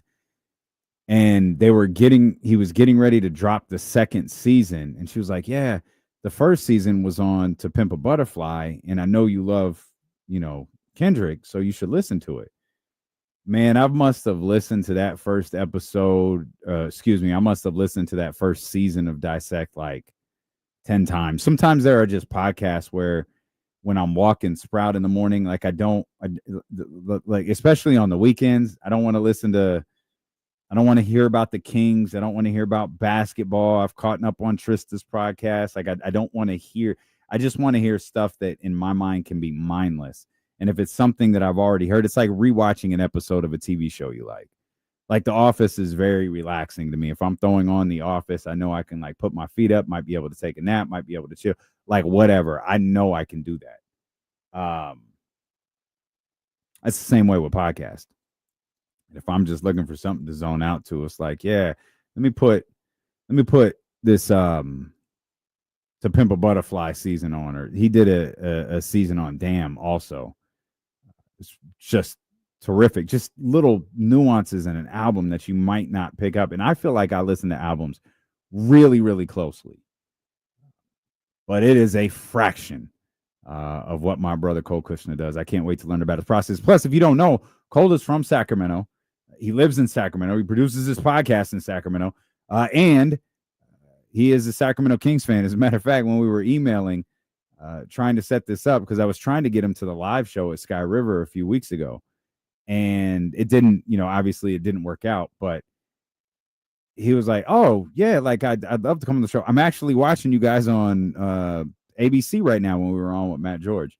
So I thought that he was pretty dope. He's aware of the Chatty House. He's aware of this show. So I'm excited to talk to him coming up here in just a little bit. LeBron James, I can't, like, I understand that LeBron James is that player who gets everybody's attention. I understand he is clickbait. He's engagement farming. Like, I get it. I understand that ESPN used the opportunity to say LeBron James didn't want to join our broadcast because, quote, I ain't got nothing to talk about. And that was a big story. Rich Paul doing I think Sirius XM today. I can't remember what he was doing, but he's on the show talking about, yeah, just told LeBron to go enjoy his summer. I was like, all right, Rich, like cool. Like, I believe you. And I don't know what people are looking for from Rich Paul, but I know he said, I think it was on that same Sirius XM appearance, that 4 teams have contacted him about trading for LeBron James. It's important to point that out. Remember, LeBron James has a no trade clause. Him and Bradley Beal are the only 2 in the league with that. So while it feels like for the first time in LeBron James's career, he doesn't have any control, he actually still has quite a bit of control because of that no trade clause. And in the end, though, what is this all leading to? It feels like LeBron, maybe Rich, maybe the crew, meaning the collective, maybe they got their feelings hurt. For the better part, maybe for the entire part, of the 22 so far seasons of LeBron James's career, entering an unprecedented 23rd, he's been in control. From the decision, from, I'm taking my talents to South Beach, from all of that, like he's been in charge of that. I'm coming home in control. Not Pat Riley, not Dan Gilbert, not Eric Spoelstra, not Mike Brown, not Byron Scott, not anybody else. The move to L.A. wasn't about Dan Gilbert, wasn't about Jeannie Buss, wasn't about Magic Johnson. It was about LeBron James. LeBron James has been in control. LeBron James has been able to keep the pressure on front offices by signing 2+1 contracts, by not signing, the 4-year max contract extensions, the 5-year max contract extensions, by not locking himself up long-term to where he can't make a move back to Cleveland, to where he can't make a move to Los Angeles. Like, he's never put himself in that predicament before. So the idea that he's here, he's entering the final year of his contract, he has an opt-out. History has shown us, at the very least, LeBron will sign a 1+1 or a 2+1 or whatever and just remain in control heading into next year. And at season 23, that wouldn't even be crazy. At season 23, that makes perfect sense. This one seems to be about, because I wasn't sure. I absolutely did not believe LeBron James has played his last season. I didn't think that when the season ended that he had just played his last season. I thought, yeah, like, we'll, next year might be the one, but we'll wind up seeing what happens when the opt-out time comes. And he opts in, and obviously there is a financial aspect to that. Opting out, you pretty much lose control if you're LeBron James and you opt out. Unless you're willing to sign for Trey Jones money, it's going to be difficult to find a squad, especially in today's economic climate, at least in the NBA. It's going to be difficult.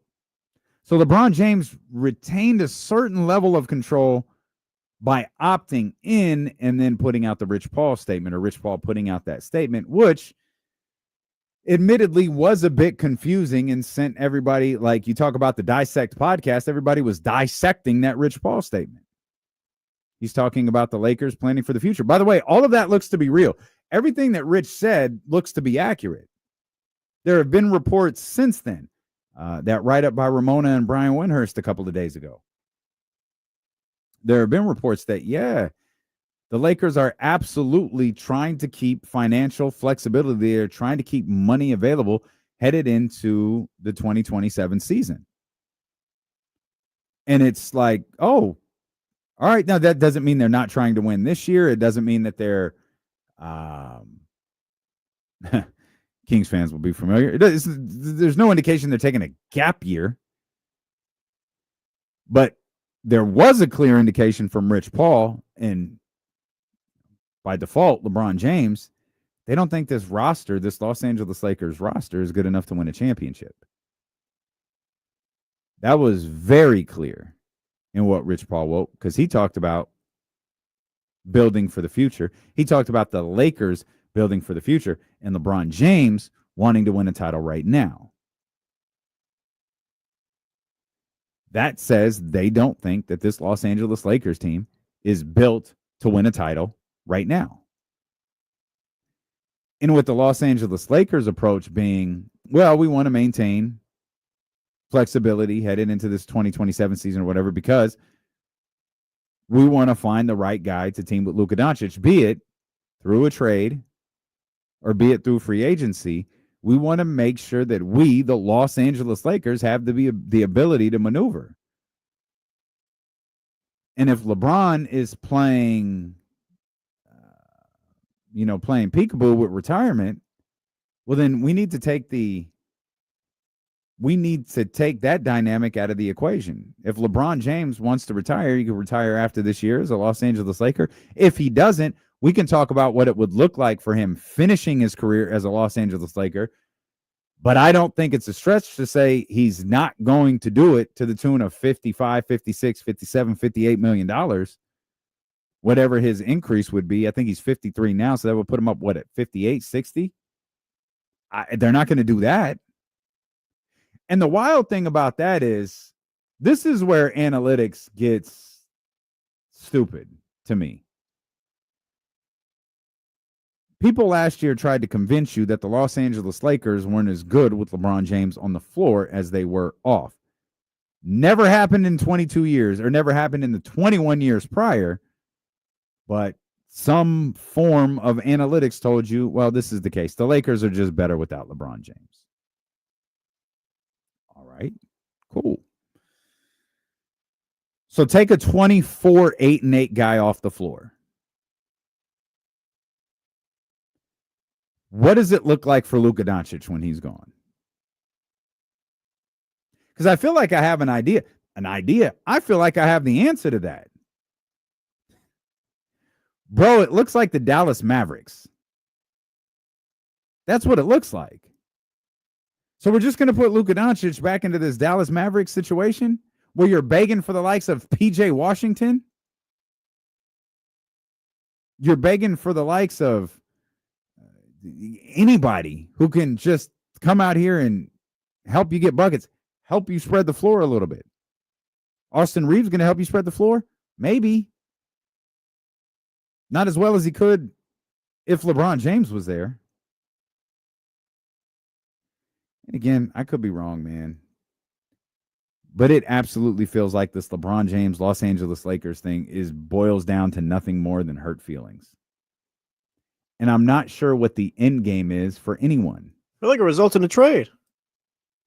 I mean, now we've kind of reached the point that we got the report now. It's like, yeah, the Lakers are kind of looking for expiring deals, nothing beyond this year. If they were to trade LeBron, it's kind of like, oh, yeah, LeBron's not asking for a trade, but this, and we keep getting those kind of reports now. You've got a total $53 million in expiring contracts.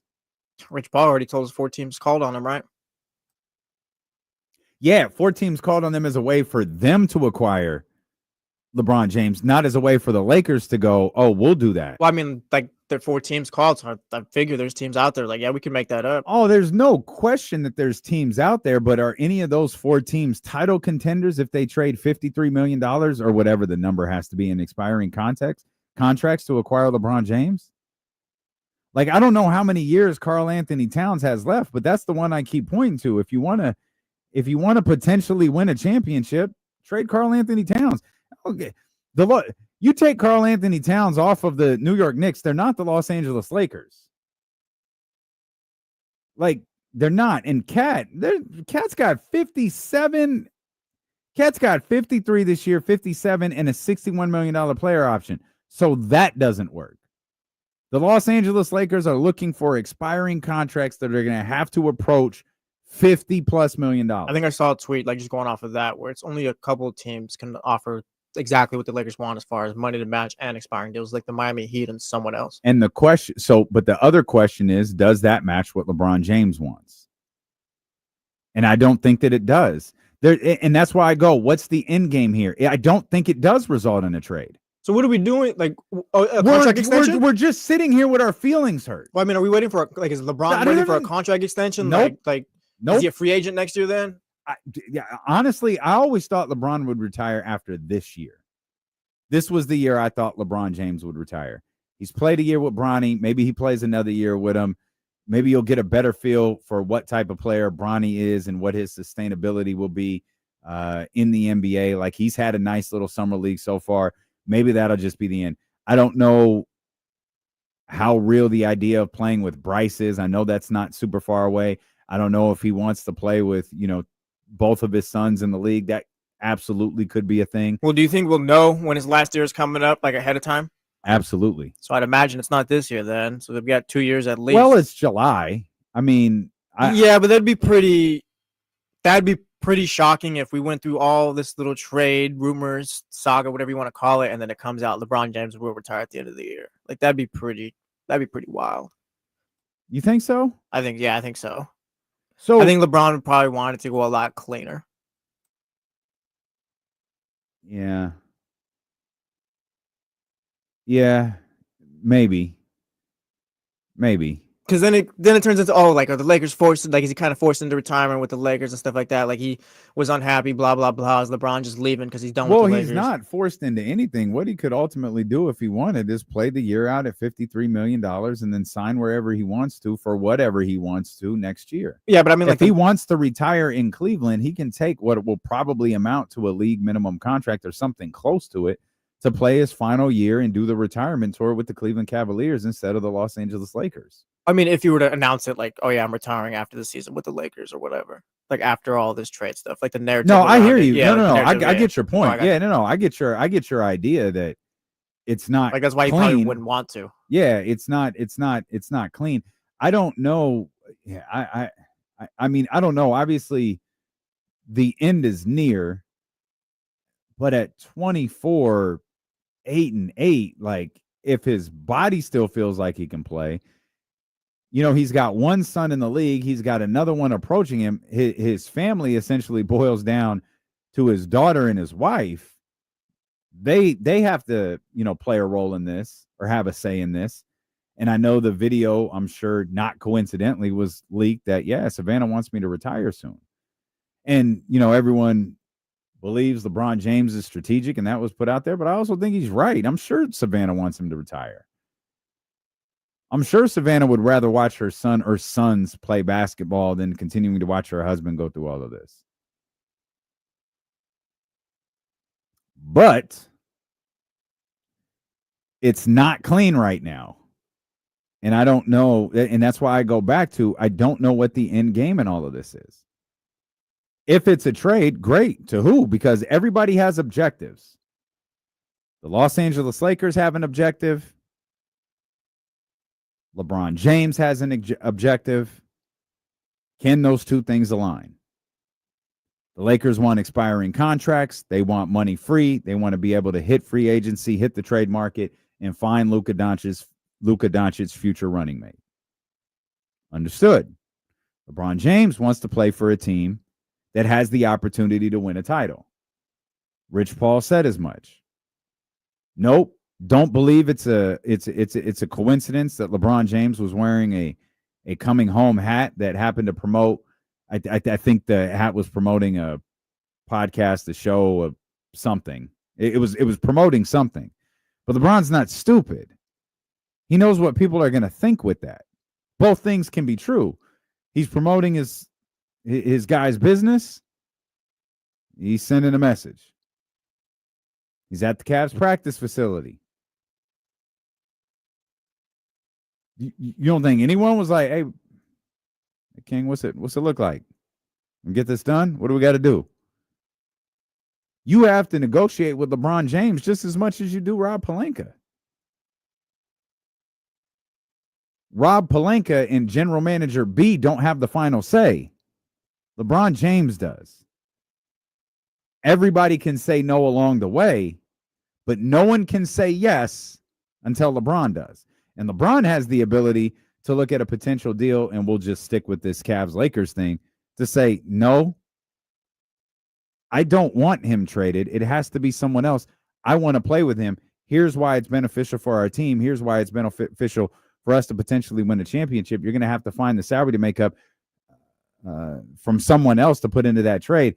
And if that's a deal breaker for the Los Angeles Lakers, then this has to be a deal breaker. LeBron has just as much say as the other two guys do.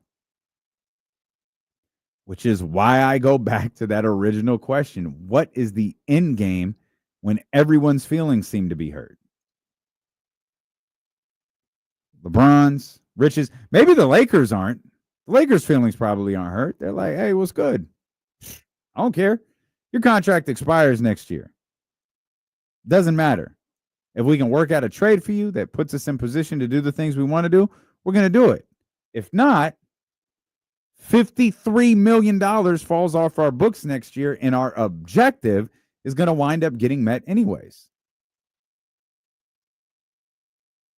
Let's see what TC talking about here on the Elk Grove Kia Talk Line, 916-909-1320. TC, what's good? Yes, sir. D-Lo, what's up with my hey, man. Jesse and D-Lo, what's up with my two brothers, man? Just because Kenny out. We good, baby. What's happening? Hey, so listen, I want to get in on a LeBron a little bit, D-Lo, because I know you're busy. Hey, bro, so it's like dudes running everything, bro. I'm cool on all that. It seemed like we bending over backwards for LeBron. What does LeBron want to do? Because I had a call like this before when the whole LeBron situation was coming up. I'm cool on all that, bro. If I'm a team, I'm making a move that benefits my team. I'm not asking LeBron about nothing. Hold on, TC. Hold on, TC. I'm not, bro. Hold on, TC. TC, you don't have to. But here's a problem with you not asking LeBron. Is LeBron has a no trade clause. You don't have a choice. I get it, but it just seems like the conversation is like we're just bending over backwards. Like we gotta run everything through LeBron, and we gotta like basically kiss his ass, bro. And I'm cool on all that. It's not bending over backwards for LeBron James. It's honoring a contract that you signed. We have a no trade clause here, which means any deal I orchestrate with the Cleveland Cavaliers or the Sacramento Kings or the Oklahoma City Thunder, it's predicated on LeBron James saying yes. You, as the Los Angeles Lakers, agreed to that. LeBron James and Clutch Sports agreed to that. It's not kissing his ass. It's not bending over backwards. It's an agreement that was put in place that you have to navigate. I get it from that point. I'm just not with the whole like kissing his toe feet and all that, bro. But I get the no trade clause. It's toe feet. That was all my right. fault, D-Lo. I appreciate you, TC. It's all love, baby. You said toe feet? He did say toe feet. Is that a thing? I don't know. It's a TC thing. I don't know. I've never toe feet. I'm gonna look that up on the work computer. Do it. Maybe it's an Urban Dictionary thing. I miss every once in a while. I have to look up something in the Urban Dictionary because I looked up toe feet. Yep. On Google and I got Morton's toe.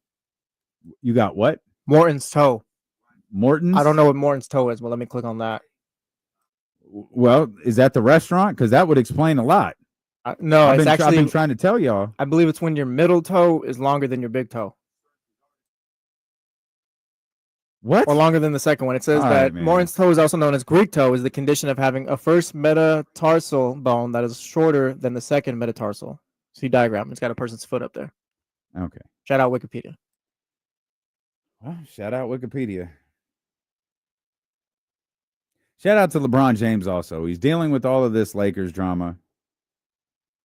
I guess it's drama. I don't know. Rich Paul said he told him to go enjoy the summer. I wouldn't be shocked if LeBron got a contract extension. It was like, oh, yeah, LeBron's now the highest paid player in the NBA. It's like, all right, now we can all go home now. Maybe that's what this is. I'd be stunned.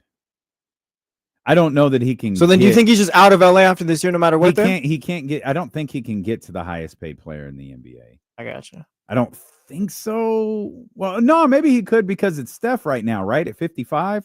Yeah, maybe he could for a season. Yeah, maybe he could. And maybe that is what this is about. I don't know. I think Steph is at 55. LeBron is at 53. Maybe that's what it boils down to. I don't know. All of this coming on the heels of Drake covering up his LeBron James tattoo. Yeah, relax, man.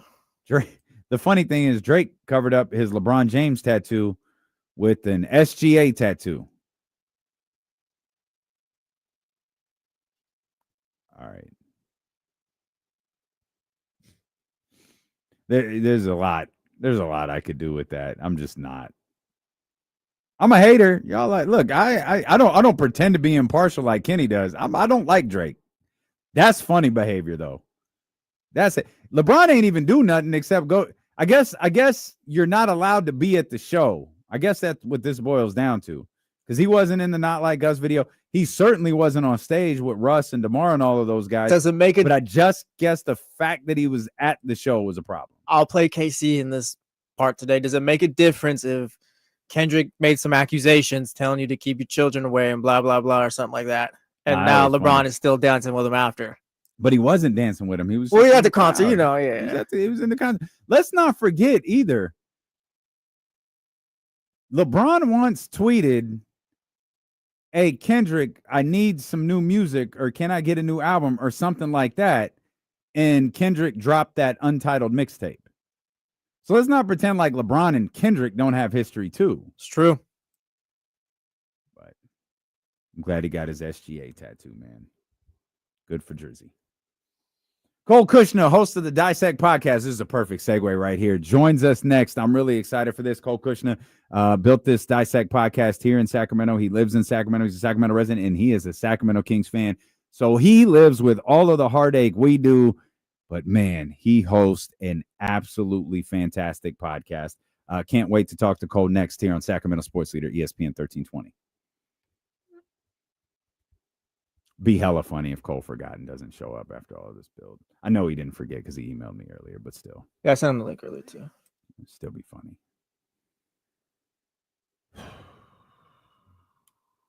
How everybody doing? How we holding up, man? Day two. Everybody good? Today's one of the easier days because we have Cole, TK, and our man Jason Jones. Yeah. Yeah, man. I'm gonna take some time in August too. Fuck. Just because I've never. Exactly. I'm gonna get mine. I'm gonna get mine.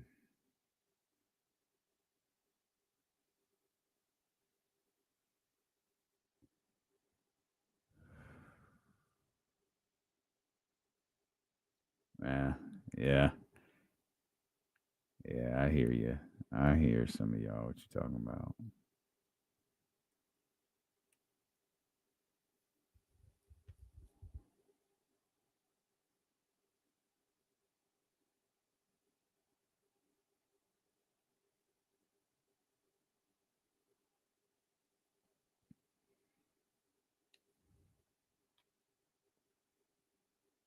Yeah, Cole's jumping out right now.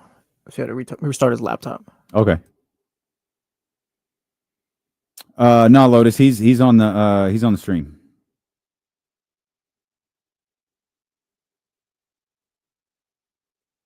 He is on the stream.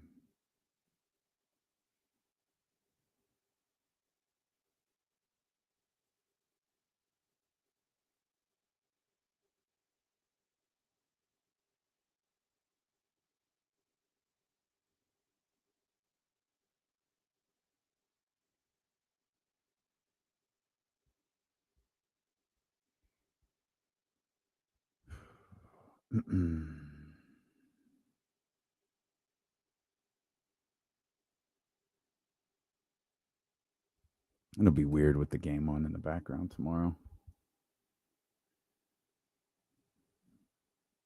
We'll just dual screen it.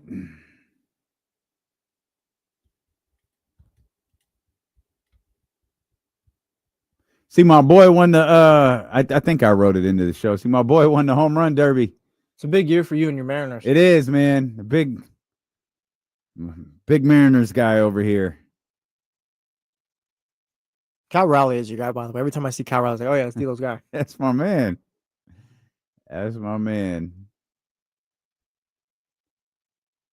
I was so excited because we were just walking in, so you really didn't get to set up. Like I just walked in, he hits that shot a mile, and then I think it was his last at bat, second to last at bat. It was his second. It was his third at bat. He hits that.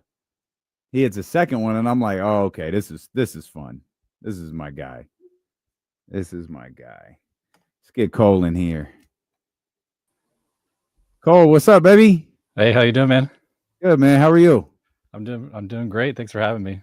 Yeah, absolutely. Obviously, we're live on the stream right now. We are in commercial break on the radio for about another 45 seconds or so. Cool. Thanks for making time for us, man. Greatly appreciated. Yeah, it was good timing. Just wrapped up the season today, so got some relaxing time this week a little bit.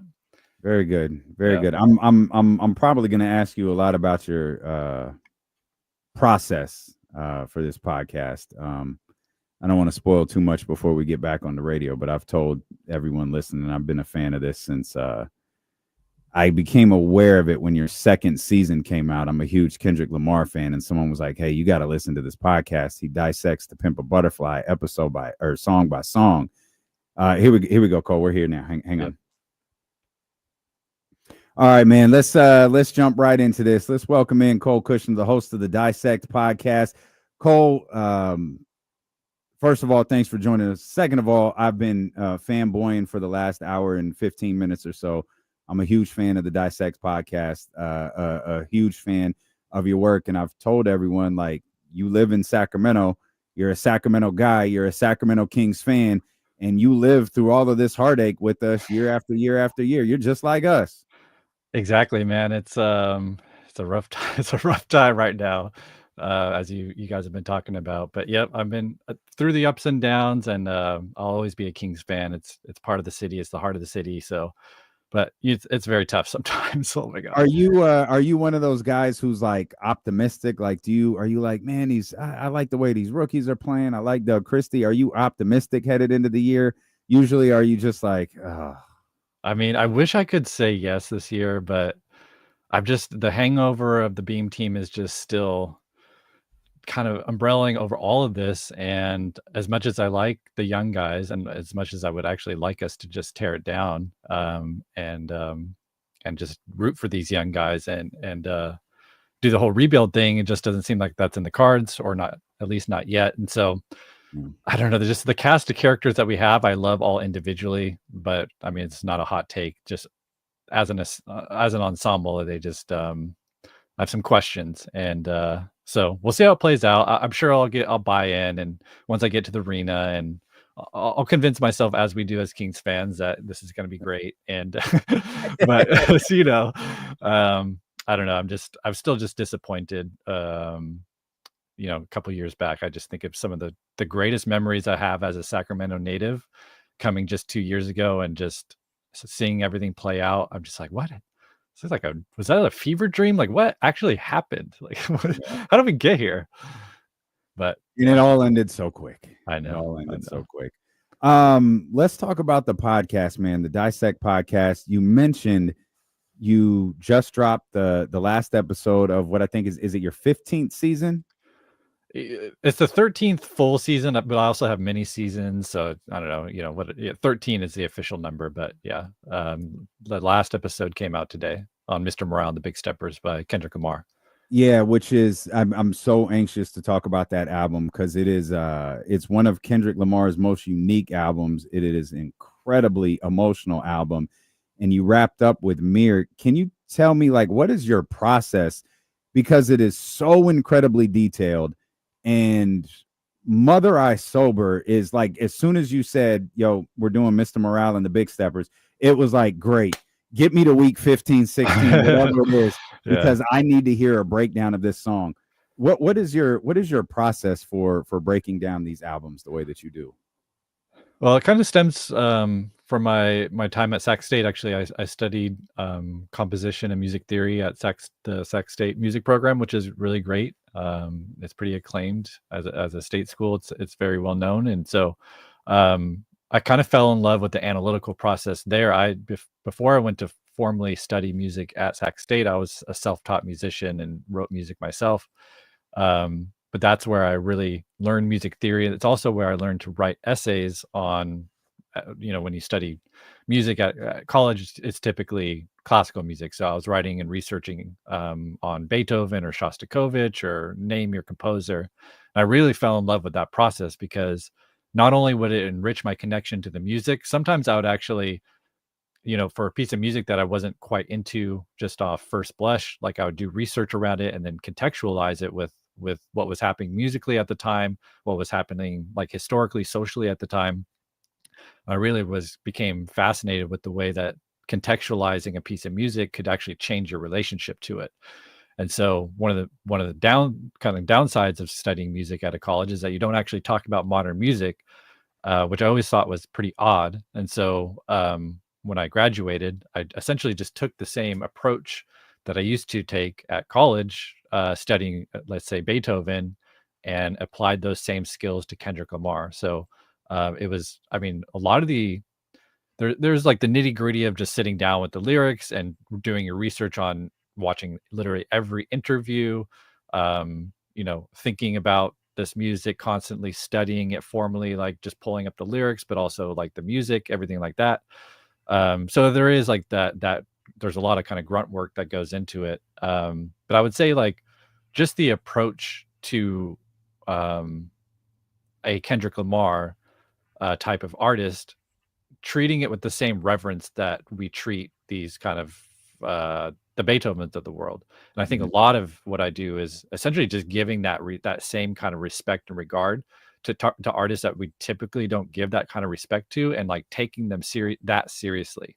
And I think a lot of my approach is just like philosophically, that's what kind of drives me and informs everything that I do. I think that's one of the really cool things that you do, because it's not just breaking down like the lyrics of a song and the meaning of a song and tracking back to something an artist may have said or in an interview or a magazine or whatever it may be. You'll take a beat and you'll recreate the beat, just like, oh yeah, there's this sinister piano sound that you might not be able to hear under all of the different things, and then you strip all of that stuff out and you play it by itself, and it's like, oh my God, I don't even think I noticed that before. And then all of a sudden you start listening to the record and you hear that piece of music, like the actual music that you pulled out of it, and it just highlights the song even more.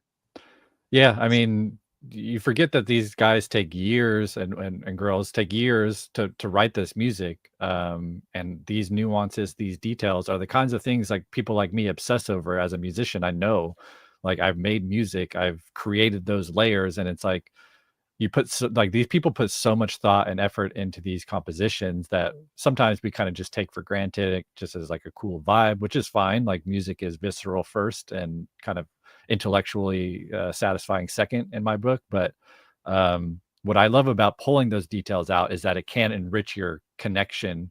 It can enrich your experience of the song, knowing that, hey, there's this like cool detail. If you really listen to it, you'll hear this detail. And a lot of times those details will relate somehow to the song or the theme of the song.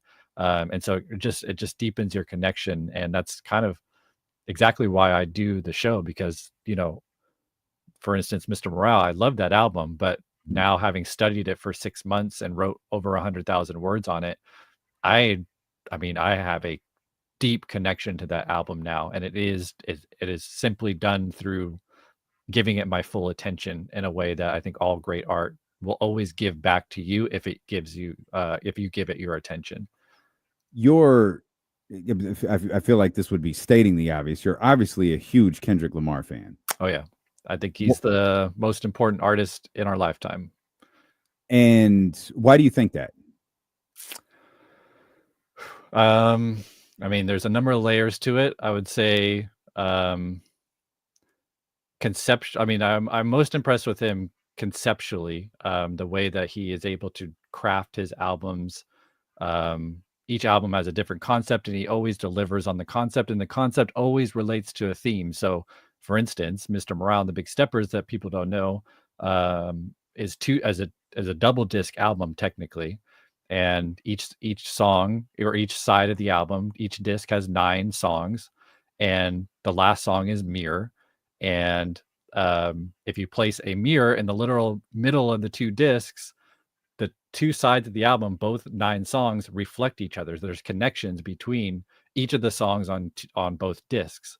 And that's something cool you could say. That's like a, kind of a gimmick, but it symbolically, it relates to the entire theme and meaning of the album, which is self-reflection, introspection, looking at yourself in the mirror, learning not to judge others.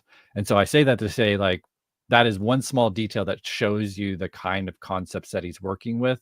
And within those concepts, what he has to say, I think, is incredibly important. I think his story represents he's the voice of the voiceless for a lot of people, I think, as is hip hop in general. And just what he's able to communicate about his experience, I think, is very important. It's often not spoken. And I could turn this into a 50-minute podcast just on that one question, so I'll stop there. But for just there's just a number of reasons. Then you get to him as a performer. You see that at the Super Bowl or his recent tour, like he checks just every single box. But I think what he has to say and the way he's able to communicate it is what makes him, I think, our greatest living artist that we have today. And you've done your very first season was on To Pimp a Butterfly. That's obviously where I was introduced to you. It was actually you had just started My Beautiful Dark Twisted Fantasy. Okay. When someone was like, "Hey, you've got to check out this Dissect podcast," and being a Kendrick Lamar fan, it was like this breakdown of To Pimp a Butterfly was just incredible. You did a season on Damn, and of course you just wrapped up Mr. Morale and the Big Steppers. The emotion that comes from that album, you talked about what a classic album Mr. Morale is, but we've always talked about on this show what a difficult album it is, because you almost have to treat Mr. Morale like a book, like, because you're not going to party to it. You're not really going to ride around town bumping We Cry Together. Yeah. Like, it's something you're going to listen. You're going to watch it like you're going to listen to it like it's a movie. You're going to let it play out like cinema, and it culminates with Mother I Sober, which got the very rare 2-episode breakdown. And it even draws back to subjects he talked about on To Pimp a Butterfly and previous albums. And it really feels like it ties something together, something that I missed listening to the album.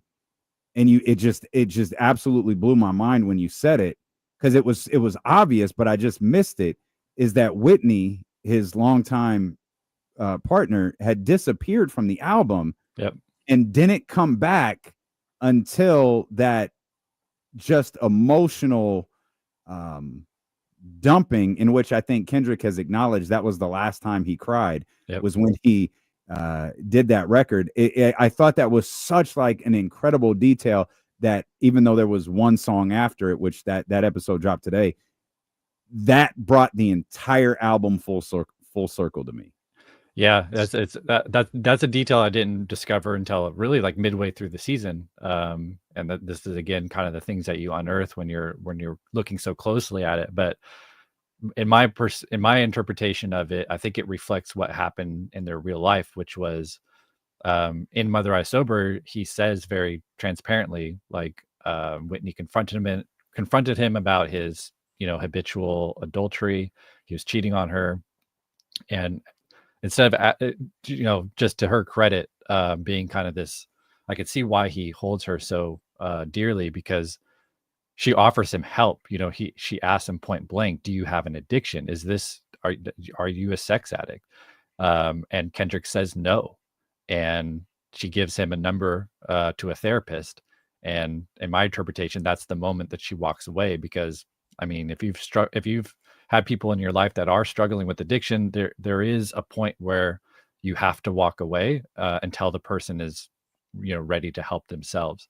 And so narratively on the album, she disappears from the entire second disc. So she's kind of the voice of, she's the one kind of prodding Kendrick to tell the truth and trying to get him to therapy on disc 1.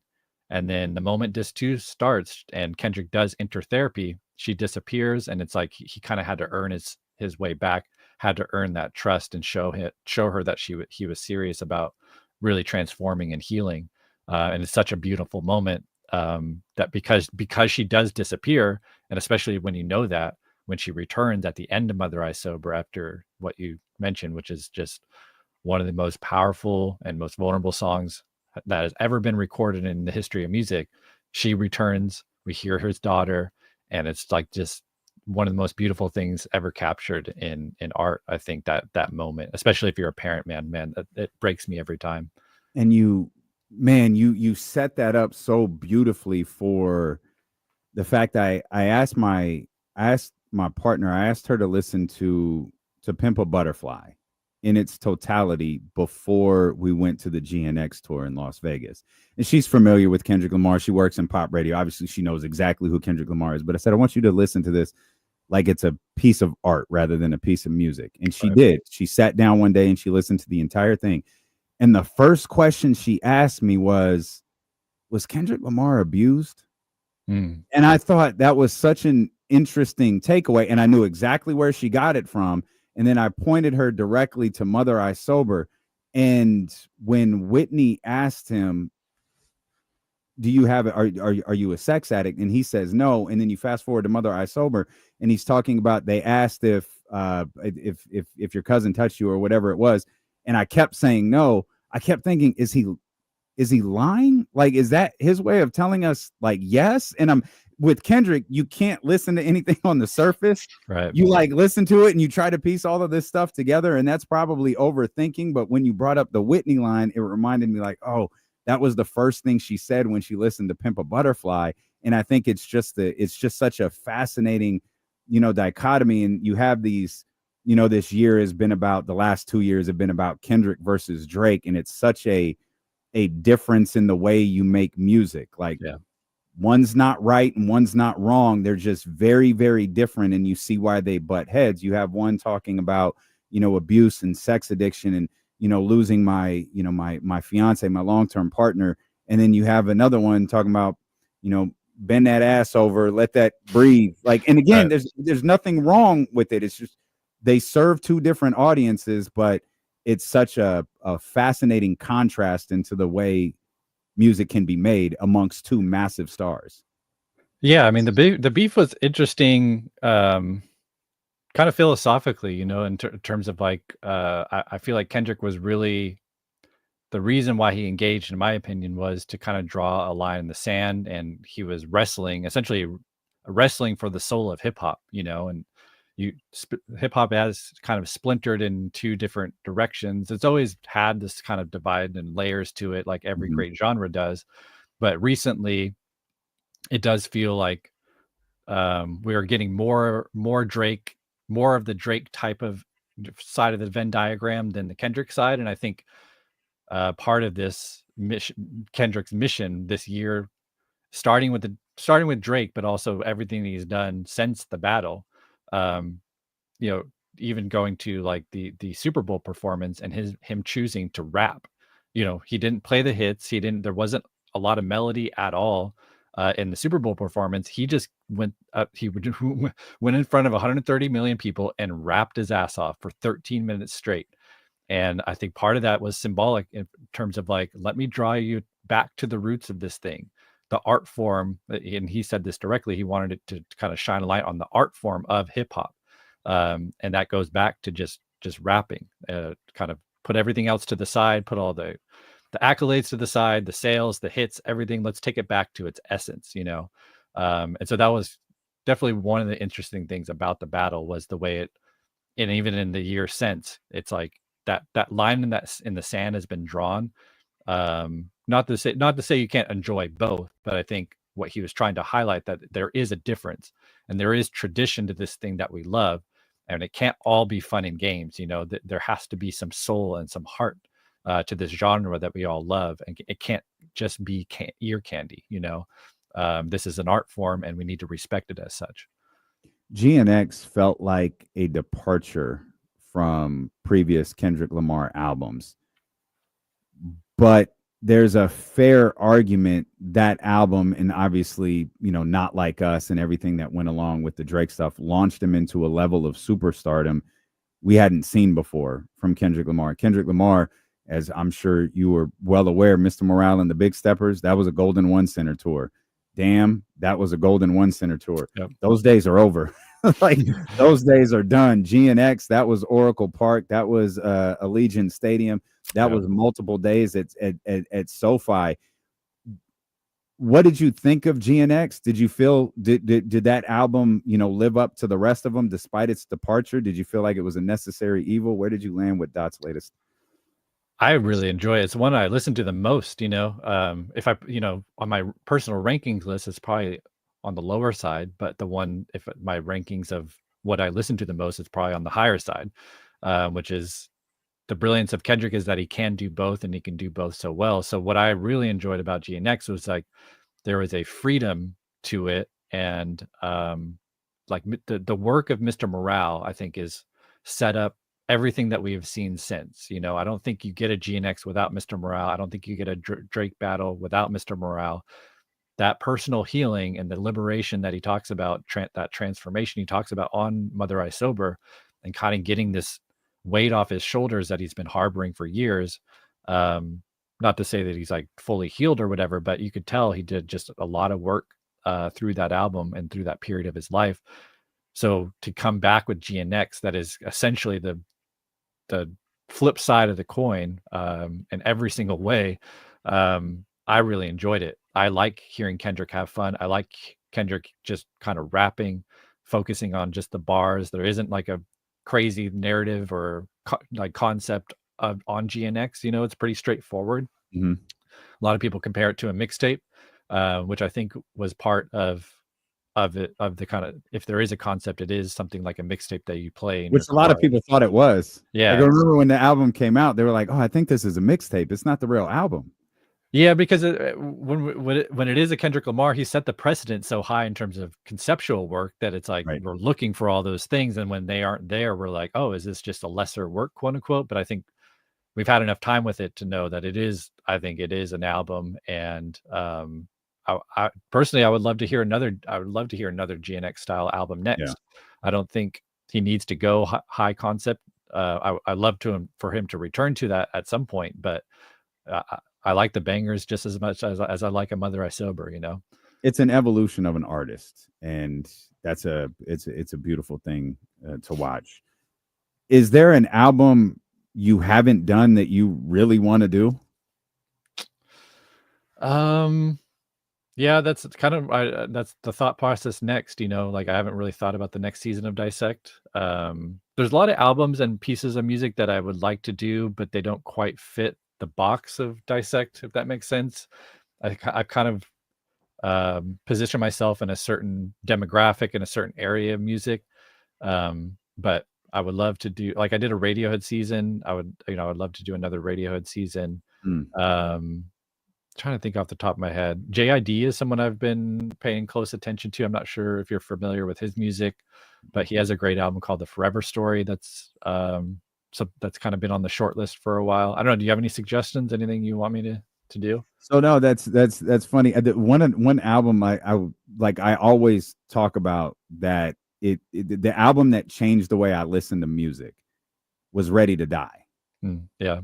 The 1994 classic from Biggie changed it. That was the because we talk a lot about, obviously we have this show here, but we do the afternoon show on 102.5, so we're locked into like all of the new music that comes out. We've got to pay attention to all of that stuff.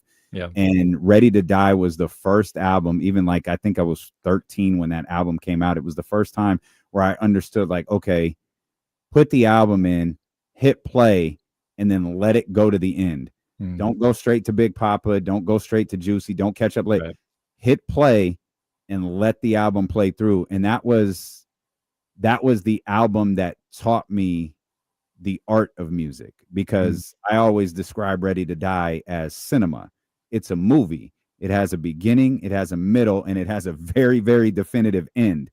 And I don't know how much that could be broken down, but I know, like, in terms of importance to me, as much as I love, the Kendrick Lamar albums, and they'll probably rank 4 out of my top 5, Ready to Die will always be number 1 because of the importance it had on my life and the way I listen to music. If it wasn't for Ready to Die, I wouldn't listen to To Pimp a Butterfly the way that I do, I wouldn't have gotten like the reveal at the end of To Pimp a Butterfly is the greatest thing in the history of music. Like it's just incredible. Crazy. Yeah. And Good Kid, Mad City, it's a whole story.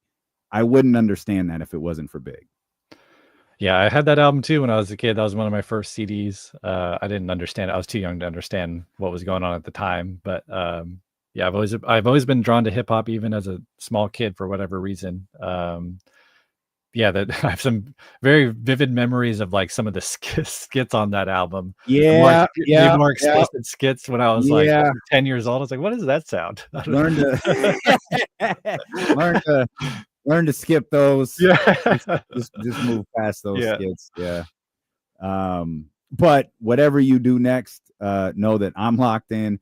We're locked in. We'd love to have you back on this show anytime, but I am a huge fan of your work, and have been hoping to have this conversation with you for the better part of 5 years now. Oh, so awesome. I'm appreciative, my man. Thank you. Yeah, appreciate all your work too. Like I said, I'm a huge Kings fan, so I'm very tapped in to what you guys are doing, what Deuce and Mo is doing. All the I'm that locked in to a season ticket holder for like 6 years now. So I'm tapped in. So appreciate your work too.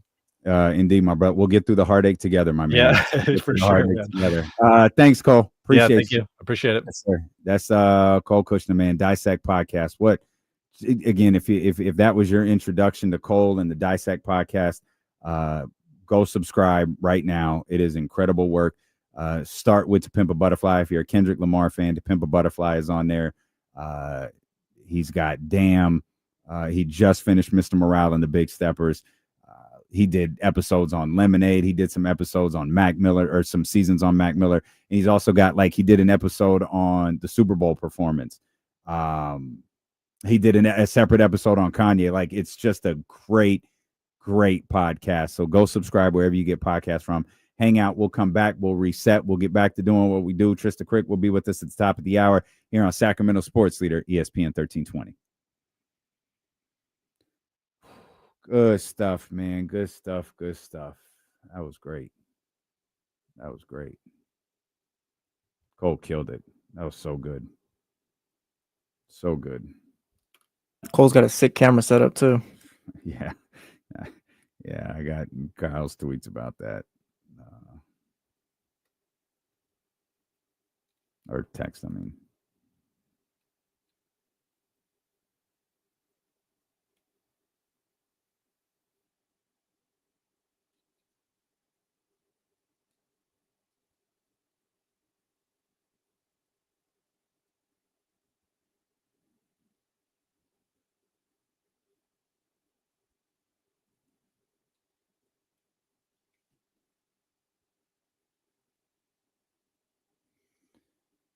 Oh, right on, Jess. Hope you guys enjoyed that. Lazy, he definitely got that. Lazy, we gotta talk about cameras and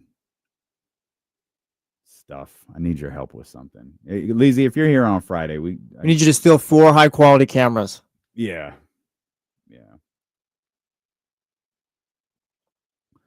Michael, I booked Cole specifically for this week. I was like, Casey ain't gonna ruin my fun. He ain't gonna ruin my fun. I'm gonna talk about Kendrick. Are they re-airing this home run derby? Oh, what is this? Right on the count. Be good, man. Go do what you do. Oh, it's baseball tonight. Yeah. Man, YouTube TV really ain't ever gonna get the multi-view right, are they? Lazy, probably all eyes on me.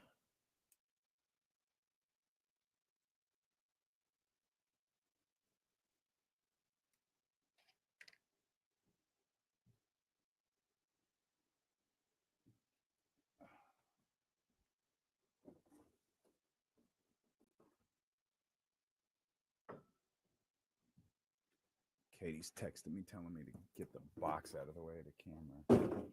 Shout out Katie for the help. Yes, honey.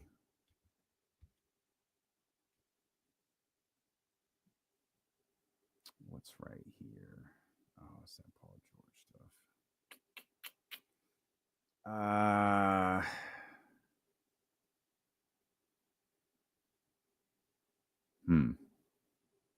High Times KG is one of my favorites too.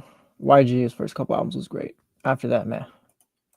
I never thought like I was a big YG fan until I realized how many YG songs I actually like. It's a lot of them. And then I'm like, oh, okay. Like, that's my guy. YG is dope. David, I think I'm with you. Me Against the World. I think that's my favorite Pac album too. I love that. I love that album. Absolutely love it. Yeah, Tyler, it's ridiculous, man. It is so stupid. I'm sure they'll roll something out for football season, but man, they're so lame. It is not as hard as they're making it out to be. Pause. It is not that difficult.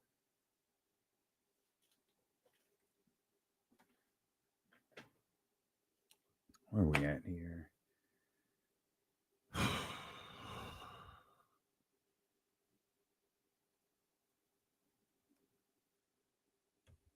Skip this 7:55 real quick.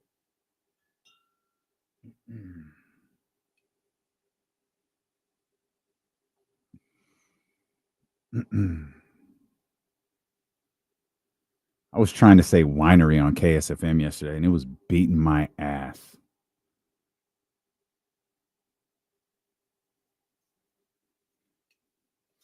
Shout out to our people over at Baker Family Wines, the newest partner and official winery of D'Lo and KC. And shout out to all those boys in the home run derby last night who wore number 44. And we got the perfect wine for the Major League Baseball All-Star festivities. And it's $7.55. It is my favorite. It is a Cabernet, and I love cabs. If you catch me out at Q, if you catch me out at Baker Family Wines in West Sacramento, you're going to catch me ordering one of these reds. You're going to catch me ordering one of these cabs right here, man. Head over to bakerfamilywines.com right now. You can visit the tasting room in West Sacramento. Join Dusty's Clubhouse for exclusive releases and tasting room specials and save your beautiful, balanced, European-inspired wines made for true fans. This is Dusty Baker's winery. Dusty is all in on this. It's not his name. It's not a baseball stitch slapped on a logo. It's not, hey, Dusty, we're going to run this winery and we want to put your name on it. Dusty Baker is involved in every single aspect of this winery. His passion that he had for baseball, he has just translated to a passion for wines. And all of these wines, for those that are watching, that you see lined up behind me, these are all different, from the whites to the reds to the rosés. They got it all over at Baker Family Wines. Again, head over to bakerfamilywines.com. Join Dusty's Clubhouse for exclusive releases and go visit the tasting room in West Sacramento. I promise we're going to have an event there sometime over the next couple of months. And shout out to all of those boys who were wearing number 44 last night during the All-Star game. And shout out to my boy. Y'all saw it. Cal Raleigh got it done. Cal Raleigh, of course, of my Seattle Mariners. Saw Cal hit a couple of home runs over the 4th of July weekend.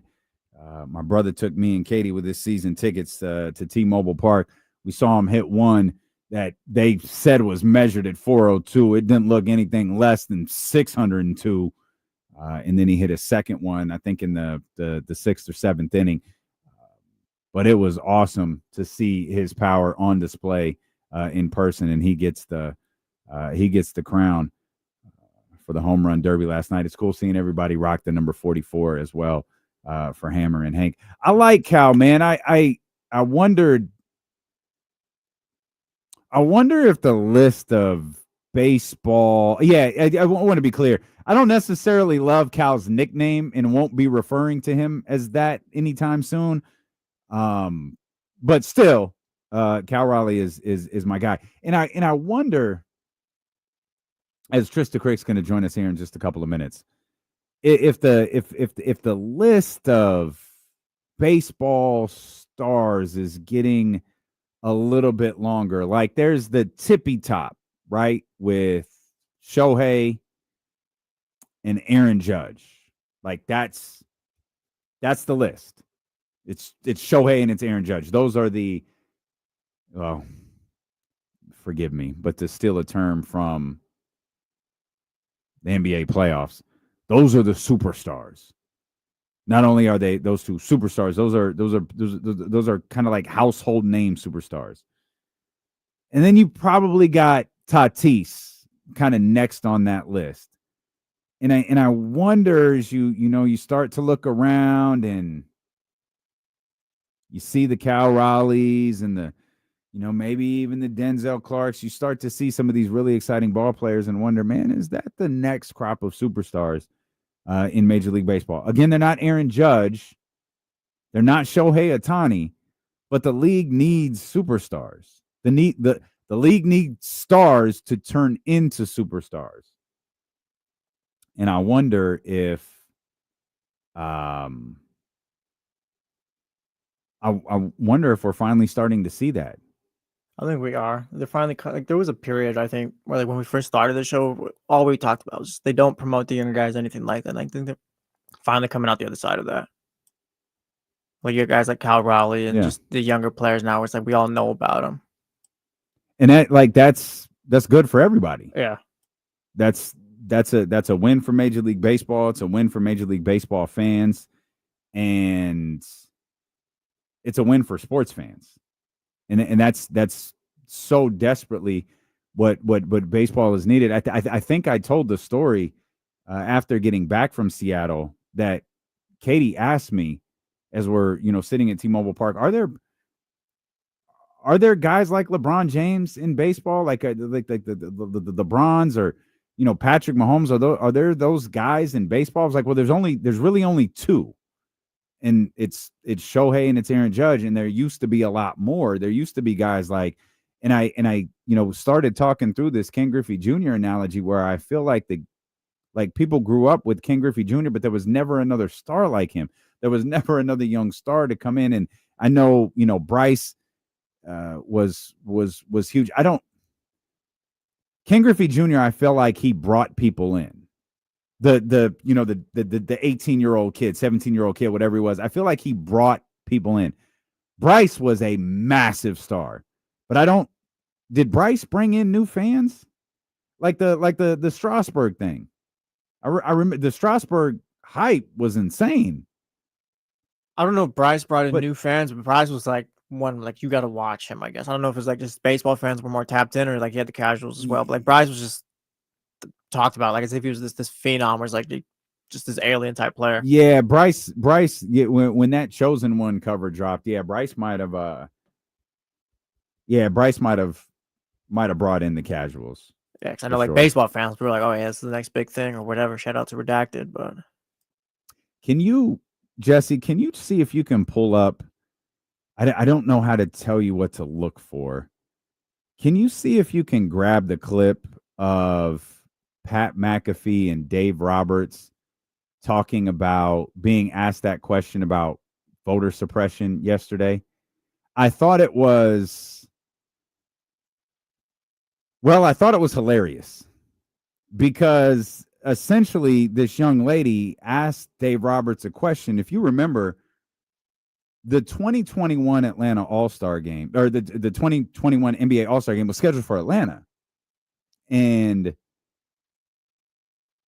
Rob Manfred, Major League Baseball, took a stance and said, we're not really in favor of these laws that are passing that make voting so much more difficult. And maybe we'll revisit coming back to Atlanta at a different time. And Dave Roberts at the time, now important to point out, this is 2021. Dave Roberts at the time was like, yeah, I might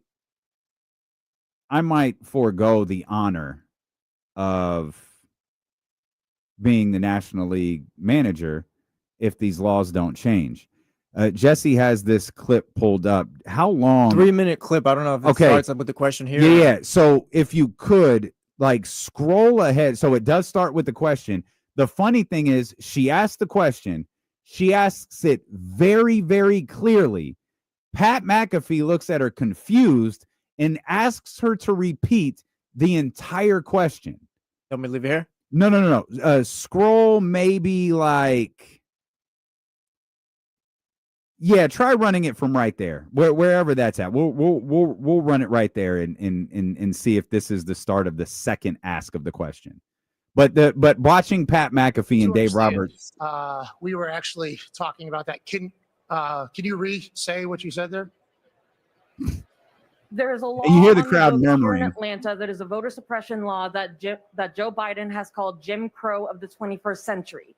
Dave, in 2021, in the MLB Network special, you said it's about being relentless with our voices and speaking up. And this is not an isolated moment, and it needs to be something talked about on an ongoing basis and being relentless with it. What happened to being relentless with our voices? And why are we in Atlanta when this law is still on the books? And it is a dangerous situation to be a journalist in Atlanta because Atlanta has detained the most journalists by ICE. I believe the question was you can hit pause right there because again, Pat McAfee just stumbles his way through this, and I guess we can let him try to go ahead, hit play one more time. Jesse. Question about laws that are on the books and everything like that. Okay, yeah, this game was taken out. You can kill this. I wanted you to hear the question because Dave Roberts tries to answer, Pat McAfee clearly tries to answer, and I want to point out the laws haven't changed. The laws in Georgia have not changed, and you actually make the argument they've gotten stricter. So voter suppression in Georgia has gotten stronger since 2021. And here's the uncomfortable part about activism and taking a stand. Here's the uncomfortable part about Dave Roberts. And I wouldn't feel comfortable doing that. I would consider foregoing the honor of being the National League manager if the Major League Baseball game was in Atlanta. The Major League Baseball All-Star game was in Atlanta. When you're a part-time activist, everybody forgets.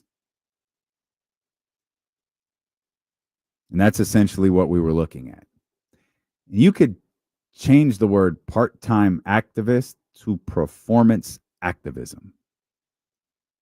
And I think that was a lot of what we saw in 2021. In fact, I don't think that's a lot of what we saw. It is what we saw. DEI departments being disbanded at the hest of this administration. No one cares.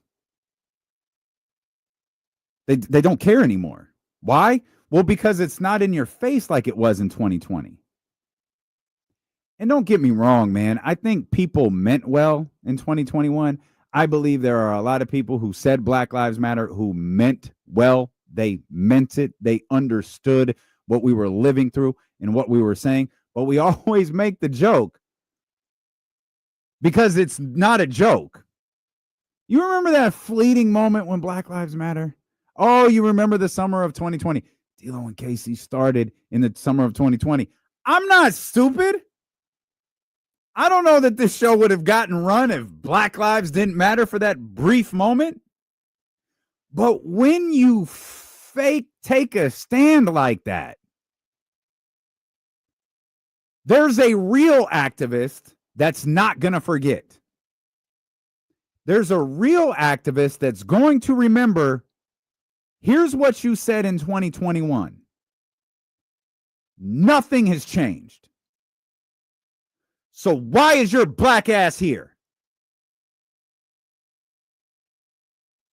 Dave Robertson had no answer. None. Pat McAfee didn't even know what to do. Because they think that time heals all wounds, except for the people who are actually fighting for change. For the people who are actually fighting for a cause, time doesn't heal anything. Those people who are fighting in 2020 are still fighting today. The people who were a part of performance activism aren't. The people who are a part of performance activism forgot that there was a problem in Georgia. And shout out to that young lady. I don't know who she is. I don't know who she works for. I saw her tagged in one of the videos that I think I got it from. I think it was from Awful Announcing. Young lady has like 400 followers. She's not like a social media clout chaser. She framed that question like an actual journalist and a reporter. And you can hear the rumblings in the crowd because people are uncomfortable with discussing stuff like that. But why are they uncomfortable? Trysta Krick will be with us in just a second. Don't worry. Trysta will be with us in just a second. But why are people uncomfortable? Because it's not in your face right now. What's different now than 2016 when Colin Kaepernick first took a knee? What's different? And I'm genuinely asking you, what do you think is different? Let me ask you, what do you think is better in what Cap was fighting for back in 2016 versus today? Then ask yourself, when was the last time you saw a player take a knee during a national anthem? Or take a knee at all? Or make a stand politically?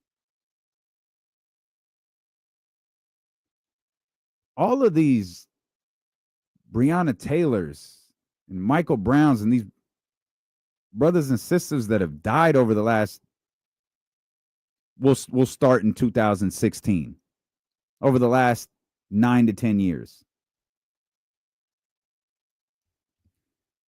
They were pieces of people's algorithm.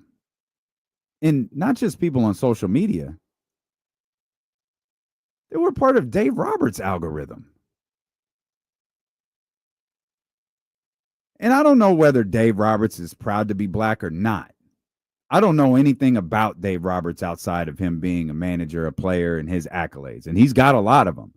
But in 2021, he took a stand. And in 2025, his ass took a seat. Man, you can see, if you pay attention, you can see through this stuff. And I know there are people that don't like hearing this, and that's fine. But I'm not one of those performance activists, and I'm not going to pretend like I'm out in these streets either. I'm not even an activist. I would just tell you how I feel. And it's not performative. We talked about this yesterday when talking about the NFL and the NFL Players Association. My stance today on collusion and Colin Kaepernick and what happened with him is exactly the same as it was in 2016. Ain't nothing changed. Did nothing change in 2016 when people who were listening to me on 1140 told me I'd be better off dead? To tell me I wasn't worth being on the air? To tell me I couldn't hold a candle to Grant Napier? My opinion has not changed. It did not change in 2020. When Casey and I launched this radio show on this little radio station that most people didn't even know existed. And it certainly hasn't changed in 2025 now that we're the standard bearer for what sports media should be in this market. This is not for your algorithm. This is not performative. And when I see people with the impact that Dave Roberts has on people, forget what they said to us 4 short years ago. Yeah, man, I get offended. I absolutely get offended. Dave Roberts has to be better than that. Whether you consider yourself a black man in baseball or not, that is in fact what you are. And if you make that stand against voter suppression laws, stand on it. And he couldn't. And that's disappointing because I expect a lot better from Dave Roberts. And I'll take a pause right there to bring in our girl as we will dramatically shift gears to bring in our girl TK, Trysta Krick, live from Las Vegas. TK, hold on, let me fix it. I got you. Oh, no, don't.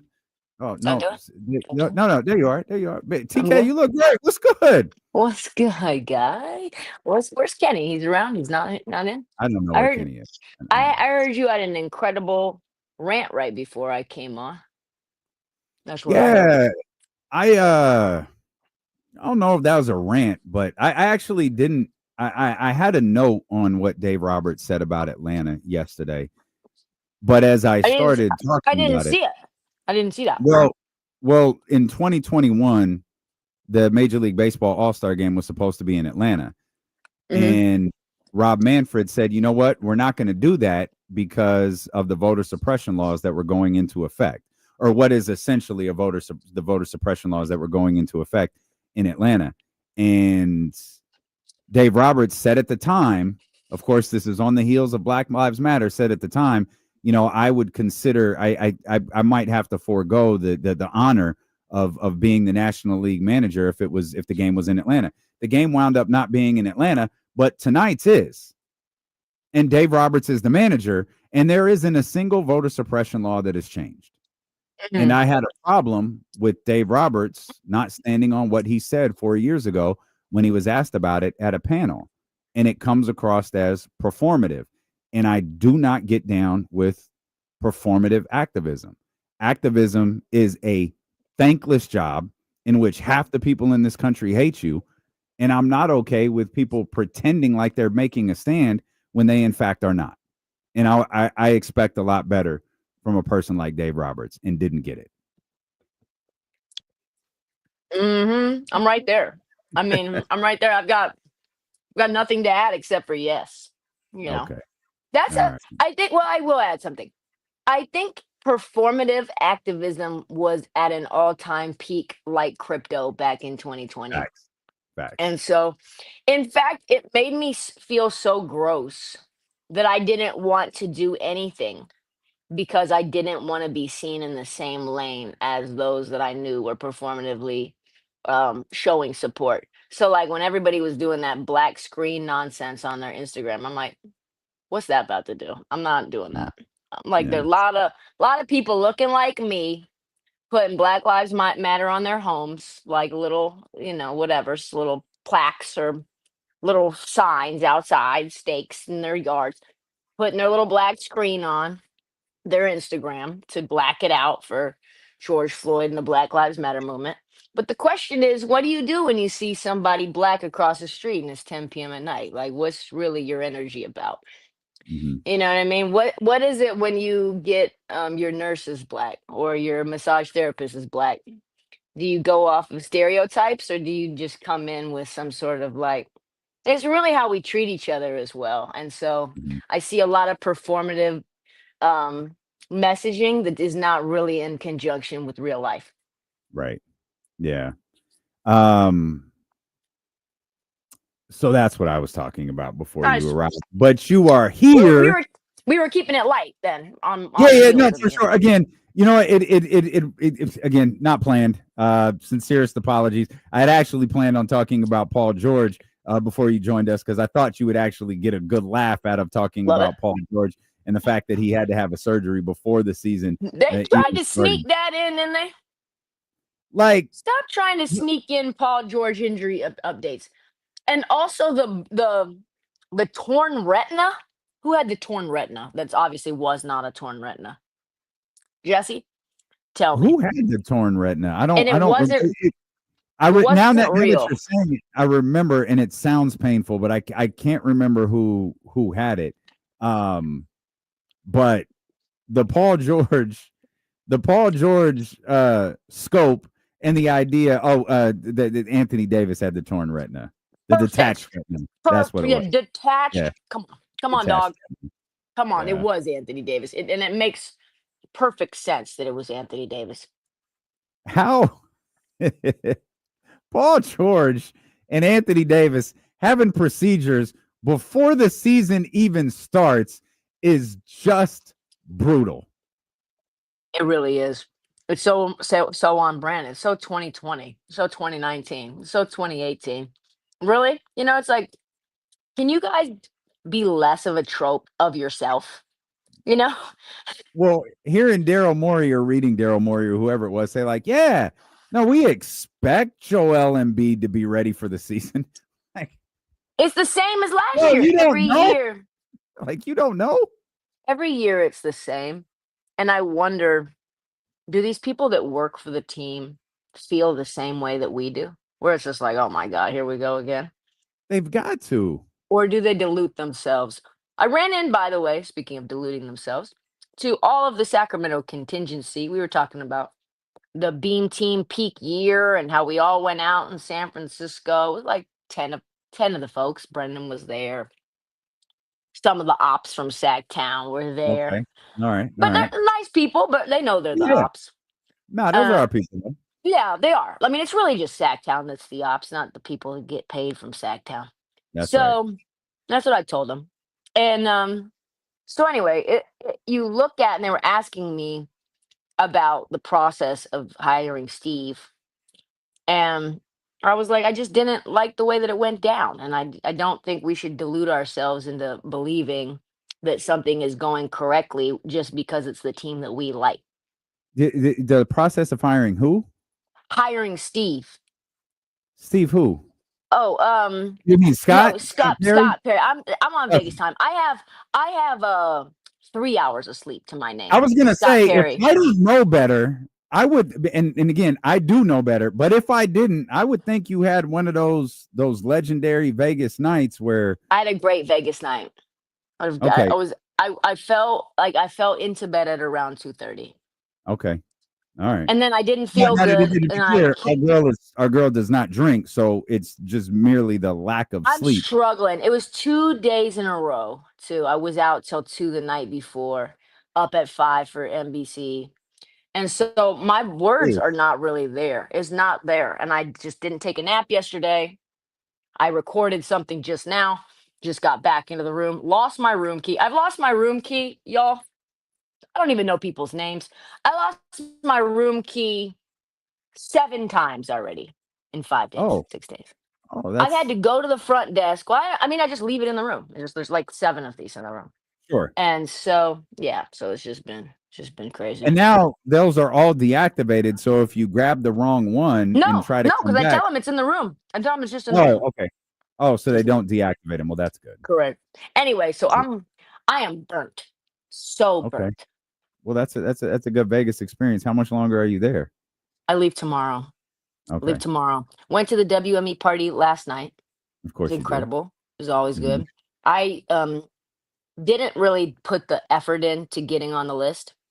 And so, because that always takes like something. But I saw I almost called him Steve Barnes, Scott Barnes, Scotty Barnes. Scotty Barnes comes in and I see that. I'm like, where's he going? I know he's not standing in line with the rest of us. There's like a little like side entrance. Look at me telling on myself. And I love that Vegas is beating your ass. This is the best thing ever. You can tell it's really destroying me because my tone is off. I'm just befuddled. This is just a whole different Trysta. Like, this is terrific. And so I see him go into this other entrance, or I see him like headed towards that other entrance. You have to go out of the like mall area, and then there's like little like secondary. It was at Toca Madera inside the area, and so I'm like, I'm just gonna follow Steve Barnes, Scotty Barnes, and I just drafted off of him. I literally just opened the doors for me and Scotty Barnes, and I just walked in with Scotty Barnes and went to the party. Oh, that's terrific. They were at capacity, y'all. Nobody was getting in that party, but I was getting in. And you did. And what types of thing goes on at an agency summer league party? The hardest thing about it is that you can tell. Guess who I saw? I almost took a photo. Who do you think I saw? If I give you one hint, Air Force Ones, who did I see? Devin. I saw Devin in there looking like a B2K boy. He had the do-rag on and the hat on top of it. Well, he has to. It's better. Yeah, it was so bad. Anyway, I'm with you. He had 30 though in summer league, so I couldn't crush him too bad. Didn't say a word to him, but I wanted to take a photo for the chatty house. I sent you a photo, and Kenny a photo of our girl. Yep. She came up to me, said, "What's up?" And so, but the thing that's weird is that you've got like industry people. No, wait, was she at the industry party? Was she at the? I don't know. Yes, she was at the WE party. Oh my God! Our girl Linnea be everywhere. She got in there. She was at the bar with her mans and them. And That's nice. so, but the funny thing is, you've got like the industry media people, which there's not that many of. They don't really love us. So it's like Shams and Master testifies in, which he gets kind of the VIP. I think he Mhm. knows some agents, so they get him in. Okay. And he was like, "How'd you get in here? You literally walked up, and I was in the front of the line, and the line was 150 people, but you're here just the same as me." I said, when you when you stand in the shadow of Scotty Barnes, anything can happen. And he just let me do it. He didn't care at all. He was just like, I'm just like with him. They walked me through into the VIP area and everything. Jalen Williams, fresh off his extension, he's parlaying. He's sitting in the little section by himself. The athletes don't really talk to anybody but the athletes. That's the most predictable thing you could say. Yeah, J-Dub, fresh extension. He's just sitting there by himself. Like, Yeah, just sitting there. that text. Yeah. Just He kind of probably like, left before it got too late. yeah, he just kind of sitting there. I think maybe like one homie, he's there. Who else was there? You know who I met? I'm spacing on his name because names right now are just eluding me. Yeah, I barely know your name. And that's fine. so, and I just had, I think it's Dave, Jason. Anyway, he was the one. I met up with I saw Mike Schmitz there, head of like pretty much the button pusher at the Right. Blazers.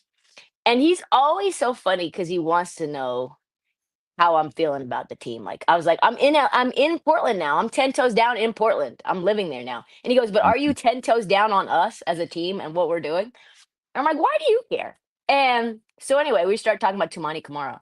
And he's like, you should meet the guy responsible for finding Tumani Kamara. And I was like, yeah, I'd love to meet him. So he introduces me to Dave or Jason or whatever the guy's name is, because there's some generic white name. Awesome guy. Come to find out, he's a Dayton assistant coach, but was the Iowa State assistant coach that found Tyrese Halliburton and was the Murray State assistant coach that found John Morant. Oh my goodness. What a resume. Found the Yeah. Thompson twins before they went to overtime elite. Mm-hmm. Was showing me photos of everything. He just wanted to keep the receipts. Told me an awesome story that I will share with you off the record about when Miles Turner divulged that he was not coming back to the team, to the Pacers, and what Oh, happened after that, which is really one of the more shocking, revelatory pieces of info. He was with Tyrese when that happened. So I met him. He's awesome. I met the guy that was like the plug of Atlanta. He's like, I don't know what, I think he does something grassroots for another team, but he's like, I've been in Atlanta my whole life. You need anything in Atlanta, you come to me. And I was like, let me get your number then. He's like, well, let me see your Instagram first. Let me see how big your following is. I was like, okay, all good. But I think I didn't meet them at the WME party, but I met them at this Australian party 2 nights ago when I was out late, super late. If I wasn't an Atlanta Hawks fan before, and I've been loving what they've been doing. We know that, right? We know that. Mm-hmm. Mm-hmm. I am certified now. I am calling Atlanta as a culture shift, as a movement. I am all in on what they're doing, and the people there are excellent. So I end up seeing Psalms, he's out there parlaying at this Australian party. And it was for Dyson Daniels, it's for Josh Giddey, and it's like for this Australian Federation, right? So and Shams is there, and he's like, "Yo, do you know my guy BG? You know my guy BG?" And I was like, "Oh, I don't know BG." By the way, this BG character, I don't know him at the time. Fine as hell.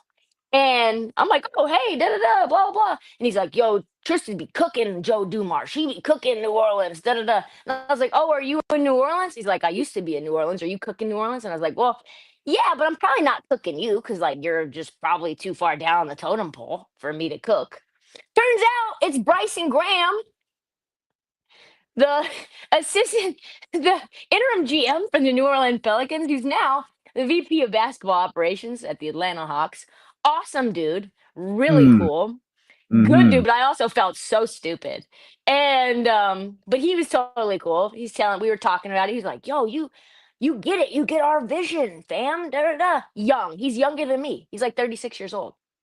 It's crazy. They're young. So then this other hipster looking dude comes up, and we're all talking because he knows some of the same people that are like a friend of mine or a friend of his. It's like a financial advisor for athletes. And he comes up and it's loud in there. So he, hey, I'm so and so. And I was like, you said your name is Austin? And he's like, no. And I was like, you said your name was Otson? And he's like, no. And he's like real hipster, like big beard, like flat brim hat, like Carhartt shirt. And I said, Otson? And he goes, no, Onsi. And I go, oh, Onsi Salah, GM of the Atlanta Hawks. We chop it up for like 45 minutes. And he's also young. He's like 36 this all years happened old. last night. This 2 all nights happened ago at at the the party. Australian, Okay. 2 nights ago at the Australia party. And we start chopping it up. And I was like, oh yeah, I talk about the NBA. Like I work for NBC. Like I make comedy content. He's like, yeah, I know. I watch your videos. I said, no, you do not. He's like, yes, I do. Come through. Like take my number. Anything you need. Come to Atlanta. Like family. And I said, no way. You're going to roll out the red carpet for me? He said, yeah. And I said, okay, well, I'll stop calling Trae Young cotton candy buckets then. See, that's all it takes. A little red carpet treatment, and Trysta And will stop making I'm fun of off you. the haterade. And I'm off the haterade. Unnecessary shots will stop if you guys just do the right thing and let me in the building. Let me be the fan that I am. So they're Yo. awesome. What they're building. Think about this, because it's not just because they were nice to me. When do you ever see a role player have an event and the front office comes to support the role player for the entire event? Yeah. Never. That's big Nobody time. from the Bulls was there to support Josh Giddey, not a single soul. You have the GM Well- and the assistant GM at this party parlaying, like really supporting Dyson Daniels when there was a bunch of other parties they could have been at. To be fair, Josh Giddey kind of just out there alone right now. Bro's I in met that his. brutal restricted free agent class that can't get a I deal talked to done. him at the party. I talked about how we got into a little TikTok beef back like 4 years ago, and he was laughing about that. And I was TikTok talking beef to is some crazy. TikTok beef is crazy. Do you remember in the beginning you probably don't remember because you weren't on TikTok, but he had like a bunch of videos about how he was a ladies' man and a player and how he was dating all these people. And I was like, relax, Josh Giddey. Nobody knows you in the United States. Turns out he kind of was a ladies' man, so whatever. It also might have aged a little poorly. It probably did. So anyway, I meet somebody that knows him. It's like very close to him. And I was like, yo, the Bulls aren't paying this man $30 million. You better tell your mans sign this contract. And we're talking about it. And Josh just pulls right up. What we talking about? And I say, you in restricted free agency. You. What? How did he react? Like, what did he say?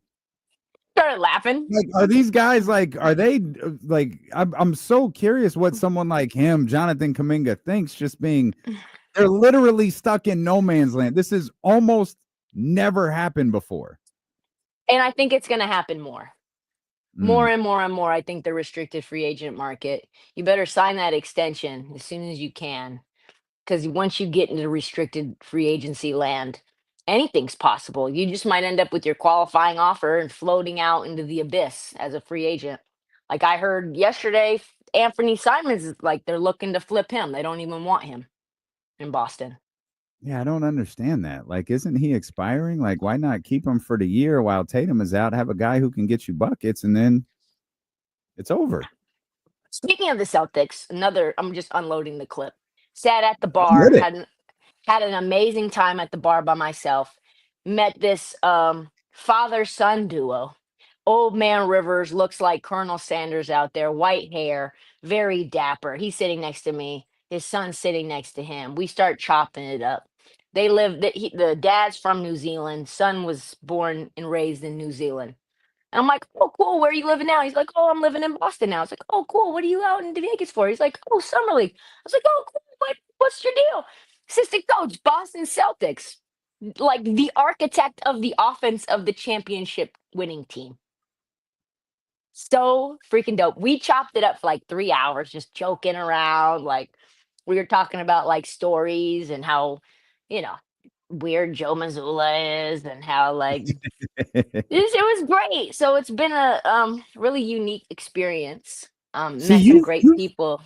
you've got like that personality that makes everyone comfortable. Like they'll like come talk to you. Like someone will sit down and like, oh, what are you doing in Vegas? Oh, summer league. Oh, what do you do? I'm the commissioner of the NBA. Oh, cool. Like, let's talk.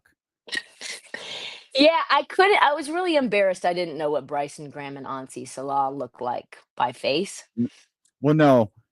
They're The young. fact that you kept getting his name wrong is what. I'm sorry. What, Auntie? What is your name? No, that's Auntie and Otson, and he goes, no, Ansi, and I go, oh, and he goes, oh yeah, you get it now. And I said to him, I say, how young? Like you guys are young as hell, dude. You're freaking younger than me. And he goes, where are you living? I was like, I'm living in Portland. He goes, love Portland. I could be a barista in Portland right now. You put some tattoos on my arms, and I am at Stumptown serving you cappuccinos. And I was like, this guy is the best, man. What GM in the league is self-deprecating in that way? I'm in. I'm in on Atlanta. I'm gonna be rocking with them this year. Okay. So we're rocking with Atlanta. Are we rocking with anyone else after your summer league experience? What are you doing tonight? I'm having dinner with the GM of the Pacers and director of Oh, scouting for the Blazers. So that's this your is the guy, chief. right? Yeah, that's my guy, Chad Buchanan. So we'll have dinner tonight. I think it's a late one just because the Blazers play late. They play at like 7. So Okay. today's the only day we could all meet up. So I'm super excited.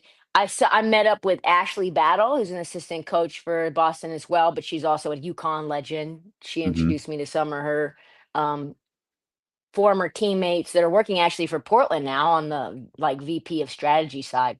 You talk about making people comfortable. I'm going to just tell you right now, it's an extension to men. If you don't know who I am and you're a woman in like a badass woman, like if I met Kara, I think, and not with a cosign like you, I think she'd be highly suspicious of me. Just too casual, just those type of badass women. They're like, yo, you're too comfy. Well, to be fair, Kara's highly suspicious of everybody. But So, I think those like, types of women are. I think it's like, I don't know you like that, you know? yeah. It's a Very, dance. this is very accurate assessment of a person you haven't met before. Very, very accurate. And these women were as well. Asia Jones played for UConn, 2-time Oh, I know All-Star. Asia. Yeah, Yeah. that's my dog. Yep. Yeah, she's great, but was like, let me Oh, check you real definitely. quick. Let me Well, check you real not quick. Asia's a very like she has a very like stern personality. She's not like Yes. It scared me. yeah, no, that's her, but that's like her personality, like whether she loves you or doesn't know you, like that is literally Asia's personality. I met her not UConn, but the Connecticut Sun. When Kara played for the Connecticut Sun, Asia was there. Asia was the basis for my contract negotiation for Kara's second contract negotiation. Oh, wow. Because she was coming off of an injury and she got a fully guaranteed contract for like the next 4 years. Like that was their girl. They loved her. They tried to lowball Kara and like put all of these, restrictions into, like, oh, if she does this, plays a certain amount of games, she'll reach the full deal. Like, no.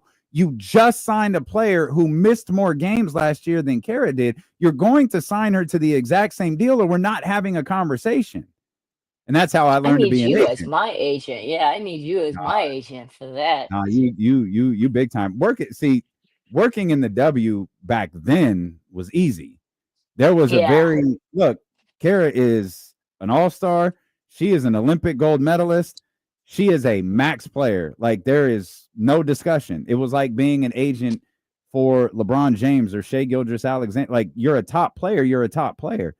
Kara was a top player. And if you're going to talk to me like she's not, we're just not having a conversation. It's a lot more nuanced now. And now, all she had at the time was the W. I did Nike. I did a couple of other like smaller endorsements like that. And then she had the TV agent. And now in the W, it's a whole different monster because you could get a deal your freshman year in college that lasts you for the next 20 years. Yeah, it's wild. So Asia checked me. I gave her a hard time about the Norm Powell trade with the Rocco trade where Blazers got bag of chips back. And she was Yeah. like, we're not doing that. We are Mm. not doing that. I said, really? Because I think it was a bag of chips. And she said, we got a trade exception back. I said, what do I care about a trade exception? What did we get for the trade exception? And I hear she said Jeremy Grant because Damian Lillard wanted him. And I said, and what good did that do? What, he's gone. Jeremy's still on the team. We getting rid of him. He's here until he's not here. Not giving you any intel, basically. I was like, oh man, this is a tough crowd. I would no, it's just her. That is 100%. I texted her like, That's hello, so like this funny. is Trysta. No response. Yeah. That's fine. That's hilarious. Well, I'll That keep is on her. absolute- I'll keep eventually- on her. This is the only I care nothing about Summer League. The only reason I want to go is to just hang out with you for 4 days. No, but like we would crush. That's why I think next summer we would just go to the arenas. We'd go through the Wynn, walk around, like people you know that I don't know, people I know that you don't know. We would be a dynamic duo. Bring Katie. She could be in the room going to the spa. Fountain Blue Spa is apparently incredible. There's like a snow shower. There's cold tubs. Hot. Let's just talk about it, Okay. because you would just like, I would call it Friday through Tuesday. Okay. That's for Thursday, Friday through Tuesday. Go to the WME party on Monday night and be out the next day. All right. We'll start thinking about next year. I actually love Vegas significantly more than I ever realized I do. I love we were this close to taking, like, we've talked ourselves out of it, but I didn't plan. Like, Cowboy Carter is there next Friday. Oh wow. And I'm like, yo, let's go. And then we're going to Disneyland the next day for work. It's like, hey, let's go to Cowboy Carter. Let's go to Vegas for one night. And then kind of cooler heads prevailed, and it's like, nah, we don't need to do that. It's fine. You could have seen Nas as well. Nas See, with the that's orchestra. so did you go to that? I did. It was all Illmatic with the orchestra.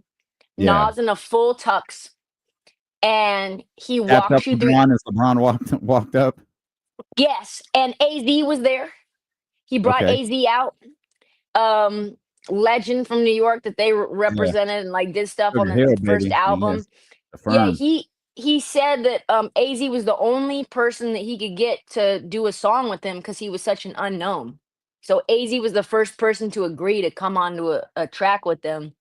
He talks about how he wanted to be a rapper and he felt like he could use his voice to sort of shift where the world is going and the narrative about what we talk about and really change. He's got very grand aspirations about what rap does for society and humanity, and he was incredible. Talked about certain songs and how they didn't clear the Michael Jackson record that like put him on the map. Oh yeah, that He was makes like, we so didn't much clear sense. that. That makes so much sense because Michael and that group, they were not clearing records back then. Mm-hmm. And so eventually Michael was just like, it's whatever. It's cool. And that was his first song on MTV. And as soon as he got in front of the world on TV, that really changed everything. And his career took off from there. So it was pretty much every song on Illmatic. And it had like a storytelling component to it. All I could think about was how much you would have loved it. Oh yeah, I would have absolutely loved that. You text me as soon as you bought your ticket, and I thought, oh man, that's a cold one. That's a cold one. I love that's a Nas. cold one. Me Yeah. too. And you remember, oh man, this is Nas. This is why I love him. And you put him back into the top 5 again because I think he's kind of dropped off my top 5. Then you hear him perform Illmatic with this 80-person orchestra, which is just beautiful and great. And visually, they use all this imagery behind them. And you're like, yeah, he's top 5. But his cadence, his flow, his sound is so unique. He's so iconic. He's so special to me as like an aspiring rapper. I even realized, oh, my cadence has taken pieces of Nas. Yeah, I'm you like, have oh, yeah. you have a very New York cadence when you rap. Mhm. It is heavily East Coast influence. Yeah, so it's next year we'll have to do some summer league together. Who is your favorite rapper of all time?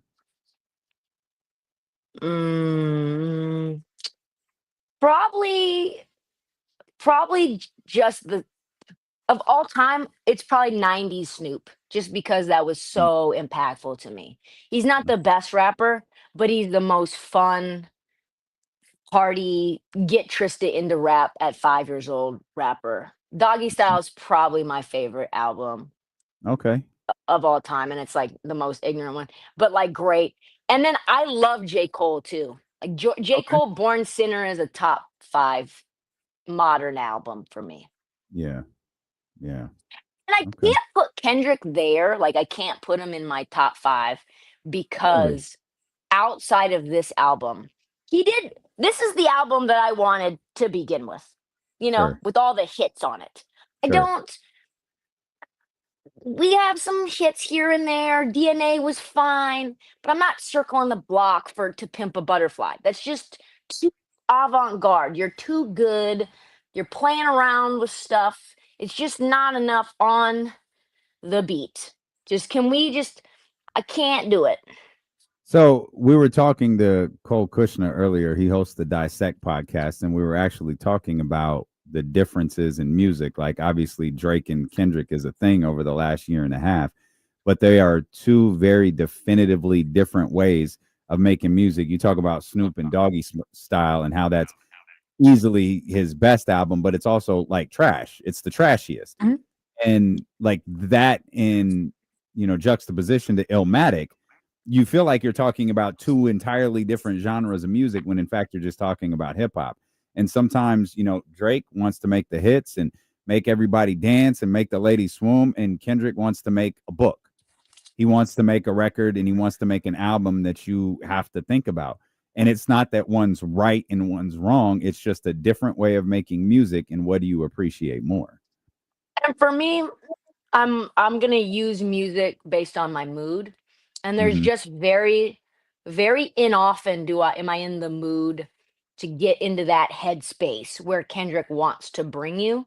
Music to me is like, yes, lyrically, I want the lyrics to be there, right? I want them to open my mind. I want them to story tell like Nas and J. Cole are so good at.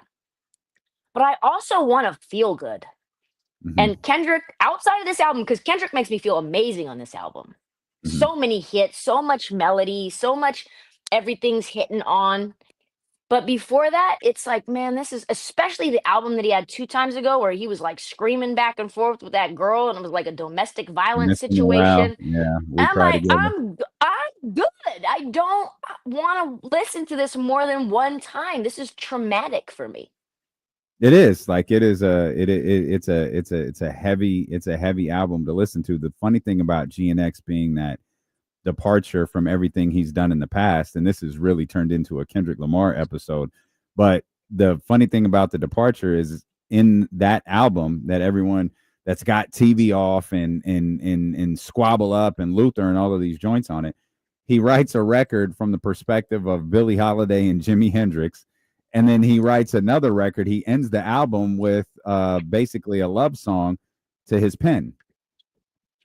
And it's and like guess what? And just give us a few hits, and then you can do whatever the hell you want to do.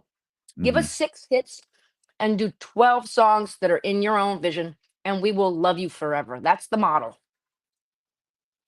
Luther was far bigger of a massive hit than I imagined it would be. That record has turned into something I didn't predict when the album came out. Same. And even though it's sort of like low tempo, it's just so airy or watery. It flows so well and puts you in a good space. It's perfect. The composition's amazing. SZA's been put to, and I've always loved SZA, but SZA's now skyrocketed in terms of like R&B success. I just love collaboration albums. And we're going to talk about how problematic this album is, but one of my favorite trashy collaboration albums. What is it? These are Jay-Z and R. Kelly, best of both worlds. Yes, yes. Yeah. And there's some songs on there where you're like, you listen to them back in 2025, and you're like, wow, man, you guys were in it. You're telling on yourselves here in the song, and they're just up. And so I want more collaboration albums. Who you got before we let you go regroup, maybe get a nap in? Caitlin versus Sabrina. Well, here's the thing I was hearing online chattering, and I can't wait to go. NBC's got like a box, and they're gonna treat me Where's well. it's in Indiana. That's okay. Uh-huh. Yeah. So yeah, I mean that's why I'm not really talking about it. But I think because of the fever of it all, it'll be Yeah. great. Yeah. I've never For been sure. inside of Gamebridge before. Like I've never been to a game at Gamebridge. I've only stepped inside the like just the halls of the arena. Because you can actually walk in, you don't have to have a ticket. They have it's like almost like a museum, and then there's the Yeah. arena after, so it's Mhm. super cool. So I'm excited about that. But everything that I see online is like, well, if Caitlyn loses this, are you guys ready to admit that she's not the GOAT and she's not that good of a shooter and da da da da da? And it's like, but y'all aren't thinking about the opposite either. What happens if she wins? Mm. What happens if like she's just been selling on that little hamstring just for this moment alone and she dominates? Where are we going from there? What is the fever pitch and what is the conversation around that? I don't have a prediction, but it's gonna be one hell of a 3-point contest. Could you I'm locked. imagine? This will be exciting. No, Locked this in. is going to be really exciting. Yeah, this I is mean, good we don't stuff. even care who's in it. It should just be like Nope. Steph versus Sabrina. It should be Caitlyn Yeah. versus Sabrina. Yeah, That's it. that's Like it. this, it's it. No, everybody else is just the Jackson 5 members that we know are not really the stars of the show. Tito, Jermaine, Marlon. Yeah, Yeah. anybody works with you guys. Yeah. Also, wasn't Tito? Tito was a bad dancer, wasn't he? Yes. It was awful. Yeah, there's some bad dancing on my Jackson It 5. was terrible. Yeah, awful. Go get a nap. Go get some rest. This injected Oh, there you life go. into my veins. Okay, I'm with it. Well, we love you. Enjoy the Also- rest of your time in Vegas. Also, have a great day. You too, TK. Okay, talk soon. All right, Trysta Krick, live from Las Vegas. Woo! Vegas got TK. I'm here for it. We'll come back. We got Jason Jones in about 30 minutes, and we departed for a while, but we will get back to the Sacramento Kings. Developing young players has always been a shortcoming for Sacramento, and we're kind of riding high with the way that these guys are playing in Summer League. But what's that mean for the upcoming season? We'll talk about that next on Sacramento Sports Leader, ESPN 1320.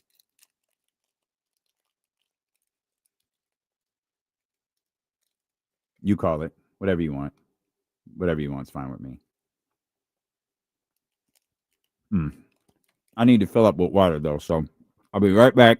You let me know what you decide.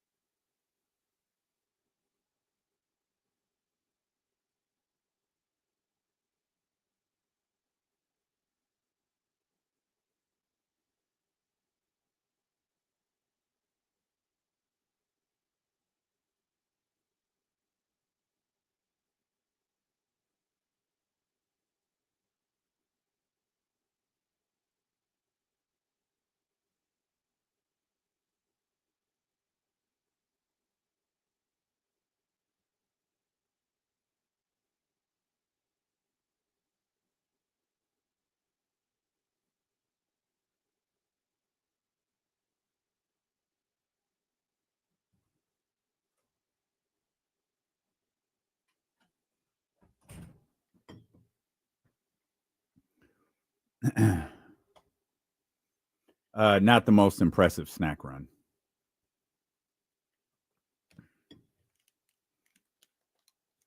Yeah, why is there so much damn tea in the fridge? I'm not sure, man. Like, every day this company just gets farther and farther away from the light. Tough time.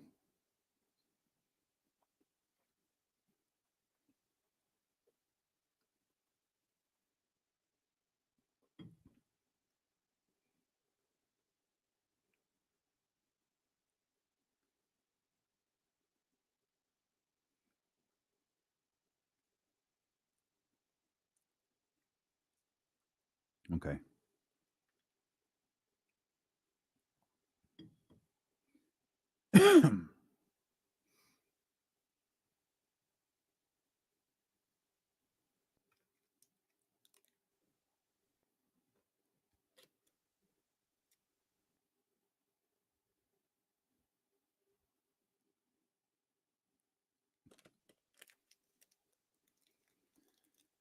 Oh man.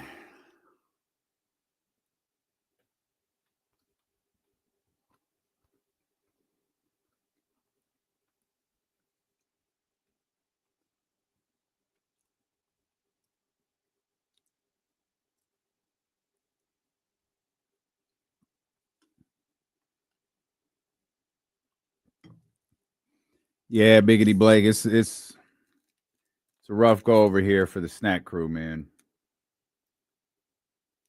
I would bring my little bar. And this one,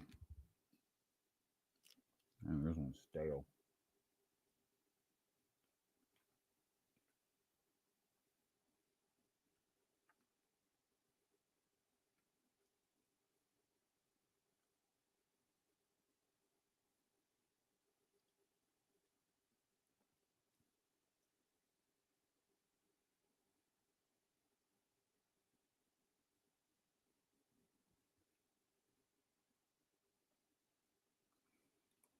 Kendrick Lamar nominated for an Emmy.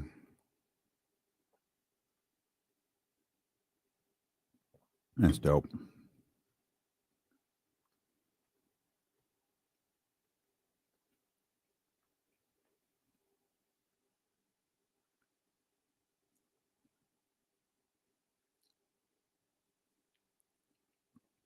Yeah, I'm a full-on Kendrick Lamar fan.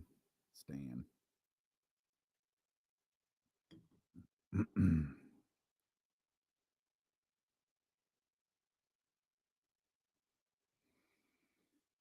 Oh man.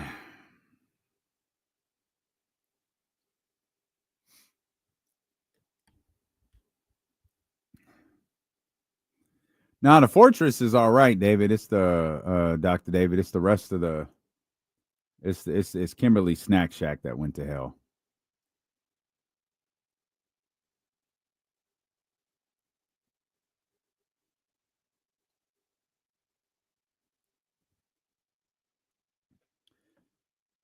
The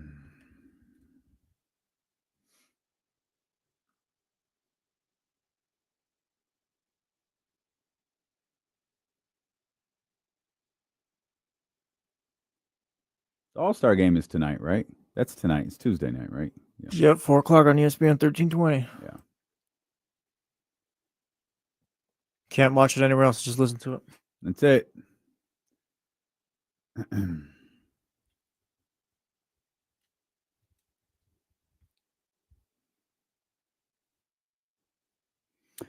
Major League Baseball All-Star game coming up at 4 o'clock. If you want to tap into that, what a busy day it's been here on the show. An extended conversation with Cole Kushner, the host of the Dissect podcast, and of course Trysta Krick.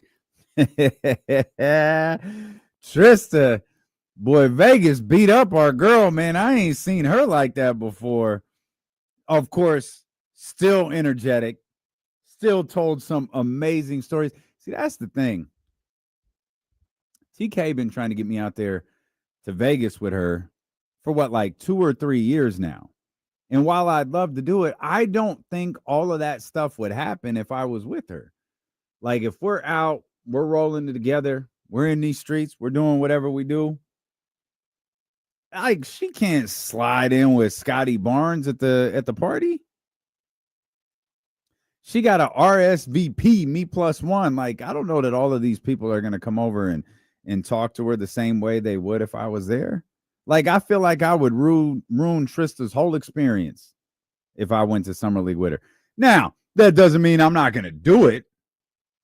She said, y'all, Katie, need to come out with me next year. So that's what we're going to do.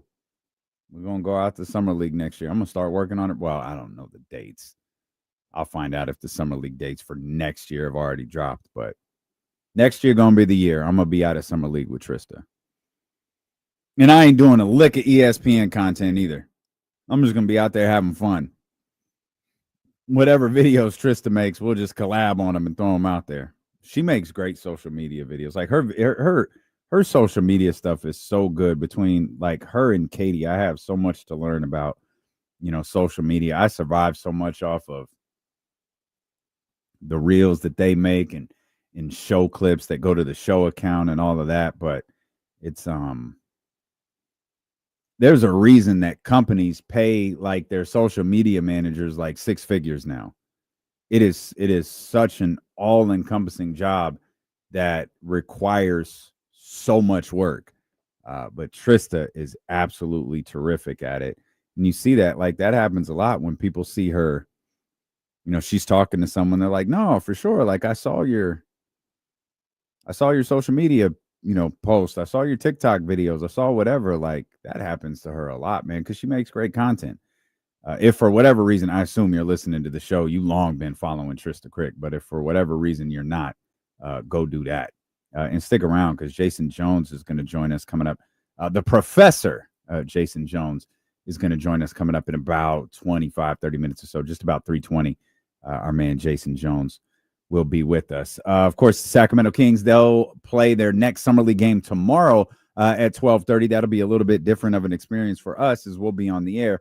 We won't do a full watch party like we did for Serbia and the United States, but we're going to be watching and we're going to be talking about these guys, unless, of course, that we hear that Nique ain't going to play or Devin ain't going to play or both of those guys aren't going to play.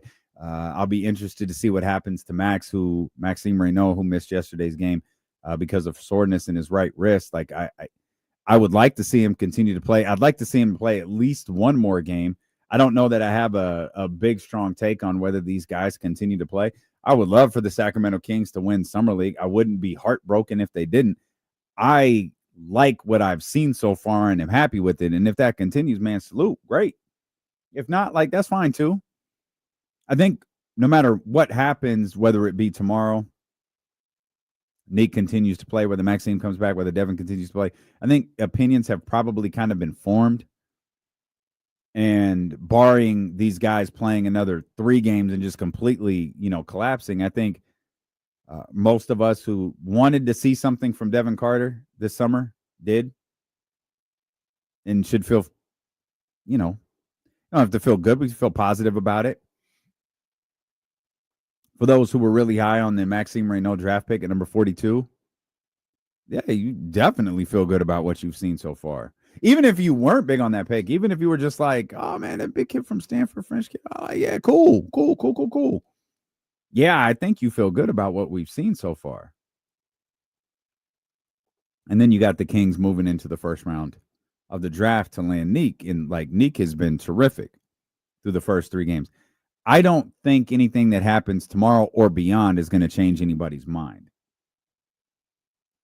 What happens now is you start to do these mental gymnastics where you try to figure out, all right, I like Nique, I like Max, Devin. I think of the 3 guys, the 3 potential rotation guys that we're talking about, Devin is probably the toughest one for Kings fans. He's probably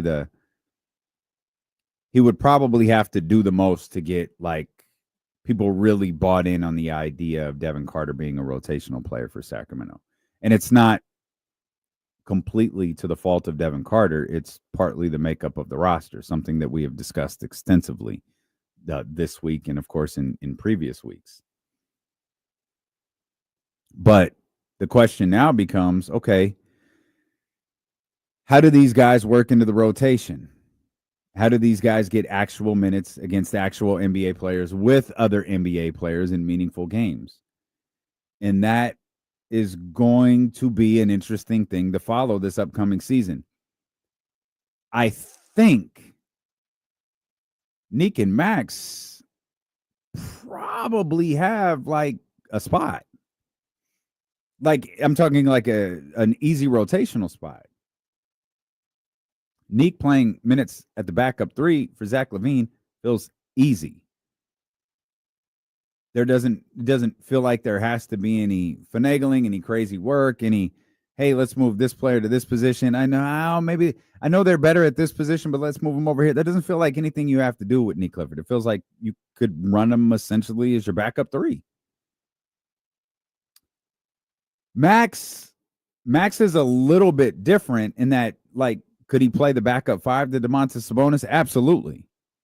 Or it feels like right now that he could. Nikola Jokic is a little bit different. Anthony Davis is a little bit different than what he's facing here in Summer League.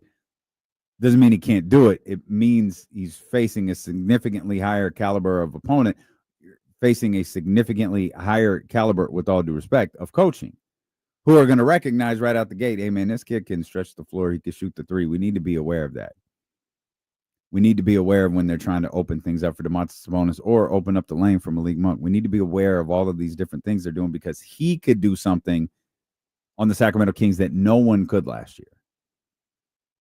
Now, Domas could absolutely shoot the 3, and Domas would absolutely willingly shoot the 3, but he would almost always shoot it in a specific instance. It was when he was looking to facilitate the offense. If his defender backed off him and that shot was right there, he'd shoot it. I feel like it was rare, and I'm sure we can look these numbers up, where Domas would stretch out, Domas would leave the paint and head over to like a corner and take a 3 there, or try to stretch the floor on one of the corners. It felt like Domas, and I know this isn't true, but it feels like Domas took all of his 3s from the top of the key, from straight ahead. Again, I know that's not true. But running through, just in my head, the Sacramento Kings offense, and when Domas is shooting 3s, it was never pulling defenders out from the paint. It was always, he was already up there, whether it was in transition, a slow transition, whether it was on a fast break, or whether he was the guy who was getting the team into their offense. It felt like he was always there. Maxime Reynaud could do something a little bit different. And that could clear space for Domantas Sabonis. It could clear space for other guys as well. And he's a threat to shoot. So it feels like, whether it's as the backup 5 or even moments as a backup 4 with Domantas Sabonis on the floor, I feel like that's absolutely realistic for Maxime Reynaud. And I didn't really know, you don't have to go that far back. Go back a couple of weeks, some of our conversations after the draft. I didn't really know. All right, I get it. You say he can shoot. You say he could do all of these different things. You say he can stretch the floor. You say he's comfortable with the ball in his hand. Like, all right. I was like, well, kid was taking 42. Like, let's chill. But so far in Summer League, he's shown, oh, man, he can hit a mid-range shot. He can score on the block. He can hit a 3. Okay. That opens things up a little bit at that 4 position, in my opinion. But the overarching point being that Maxime Reynaud probably already has a spot in the rotation, barring some sort of roster change over the course of the next couple of months. Like, I could see it being there for him.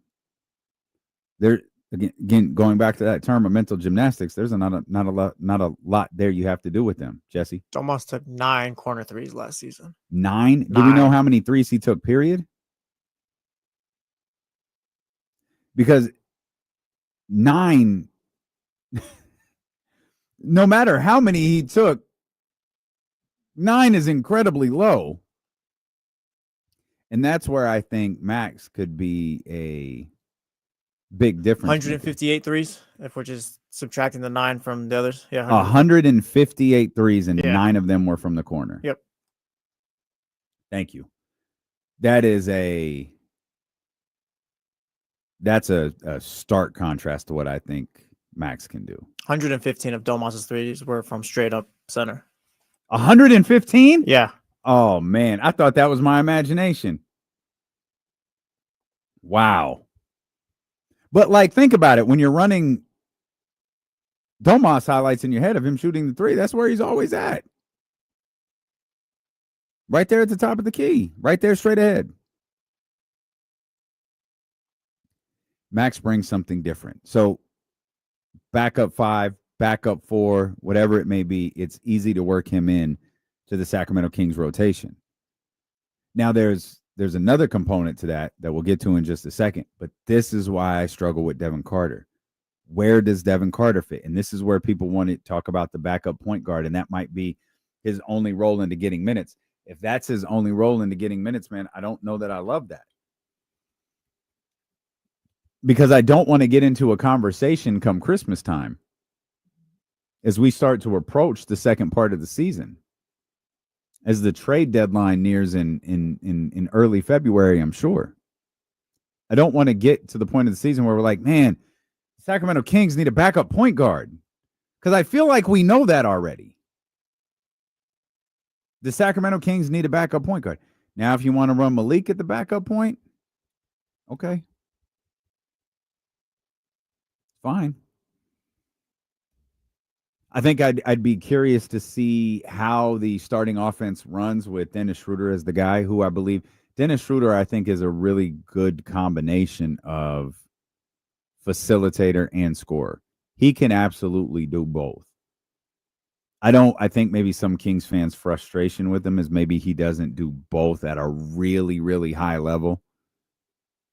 Like he's not a scorer the likes of a Trey or a Steph or a LaMelo or a scoring point guard like that. He's not a facilitator the likes of Tyrese. Hell, even Trey was a good facilitator last year, but he's not, that floor general Chris Paul type guy. But he can do both well. He can also defend really well. And so what will that first offensive group look like with that type of point guard versus what the second group looks like, likely with, say, a Malik Monk as the point guard? And remember, like everyone talks about, and I understand, but everyone brings up Malik playing backup point guard role last year. But how often would Malik come in, be the backup point guard, and De'Aaron came in, and then there was really was there really a definitive? We would often talk about De'Aaron playing off the ball, but it was never a definitive. Okay, Malik is the one, De'Aaron is the two, or De'Aaron is one and Malik's the two. It just fluctuates, really based on who gets the ball coming off the rim or who the outlet pass goes to. Nothing wrong with that. Customary, kind of normal. But I didn't hang my hat on, Malik is this great second unit point guard. Could he be? Sure. I mean, he was just had to be the starting point guard last year. But then we haven't even gotten into the conversation about Keon Ellis. We've barely talked about Keon in all of this.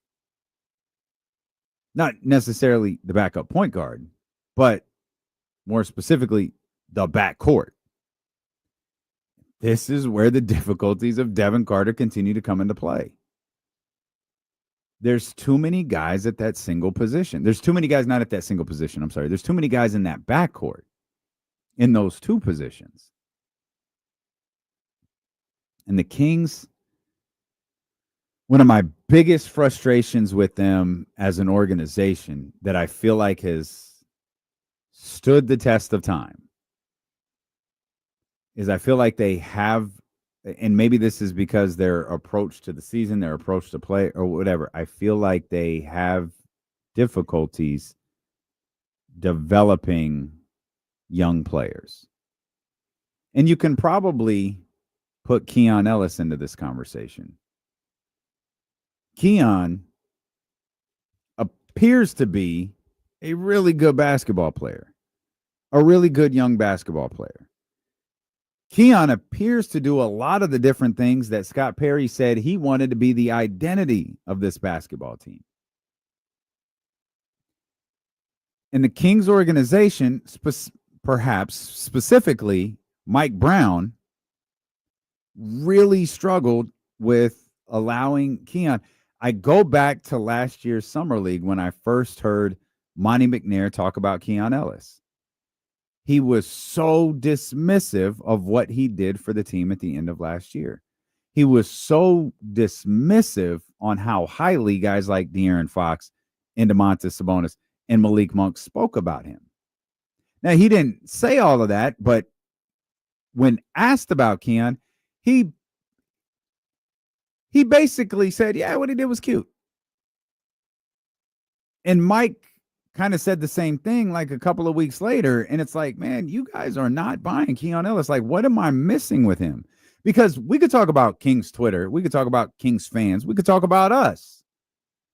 Something could happen. We could get hyped over it. And I say it all the time. We all do it, not just Kings fans. We all overvalue our own players.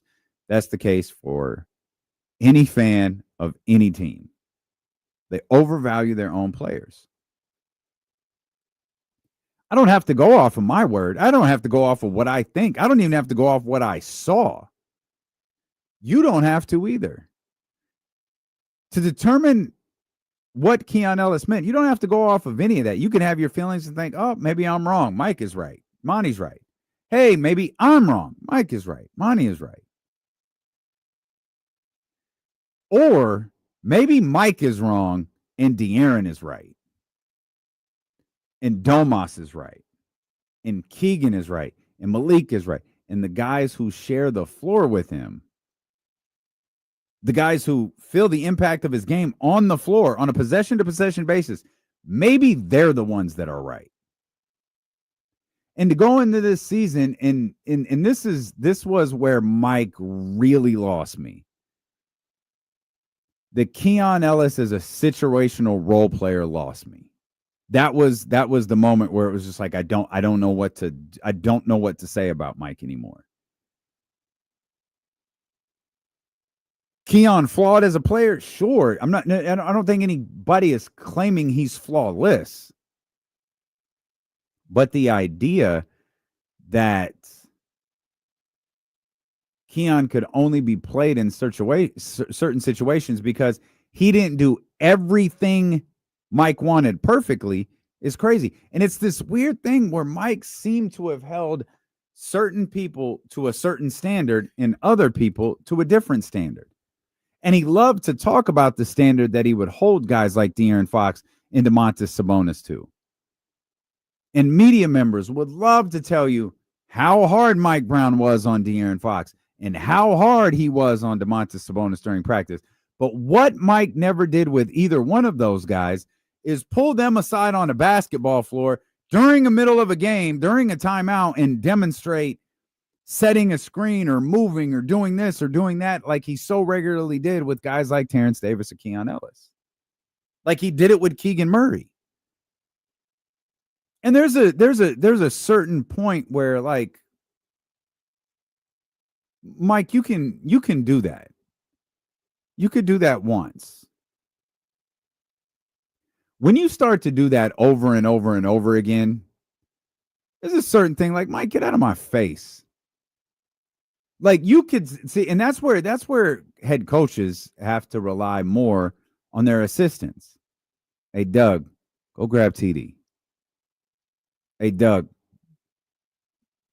Keon went the wrong way on such and such. Go holler at him real quick. But the cameras started to get fixated on Mike every time he would call a timeout. Every time he'd call one of those timeouts, 20 seconds into every game is,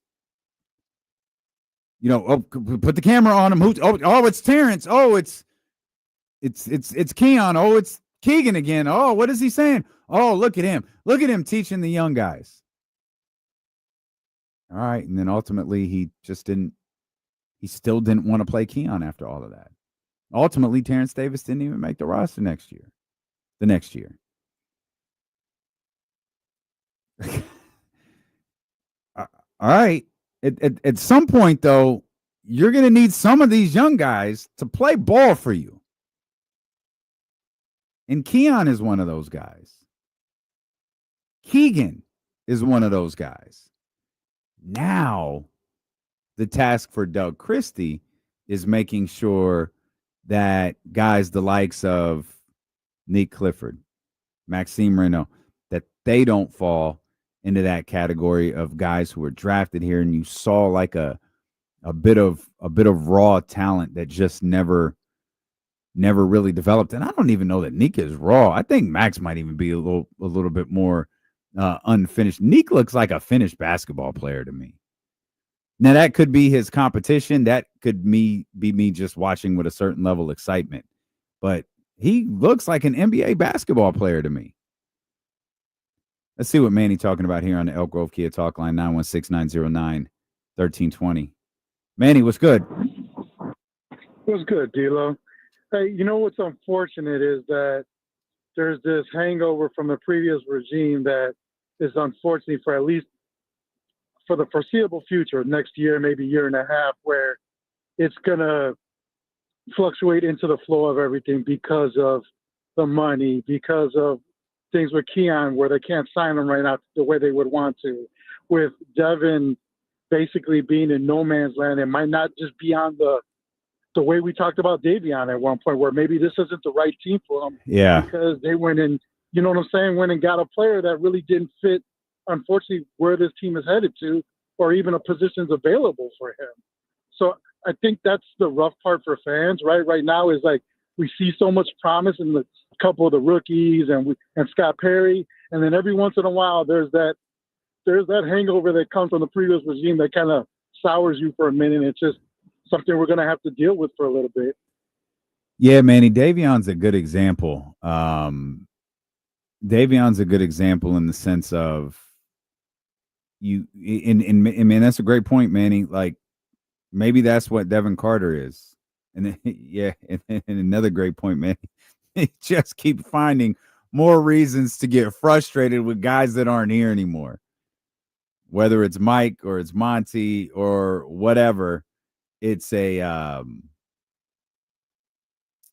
just a frustration that continues to live. It continues to brew. It continues to fester. Because you look at Davion, you're like, yo, he winds up with Spo, and all of a sudden he's getting contract extensions. And like, no, Davion's not a superstar, but like, how in the world did Davion not fit what Mike was doing? And that's why I felt like Mike, and this is a trait. And I think it's whether it's a coaching technique or it's just an actual characteristic trait that I just think Doug is so much better at than Mike.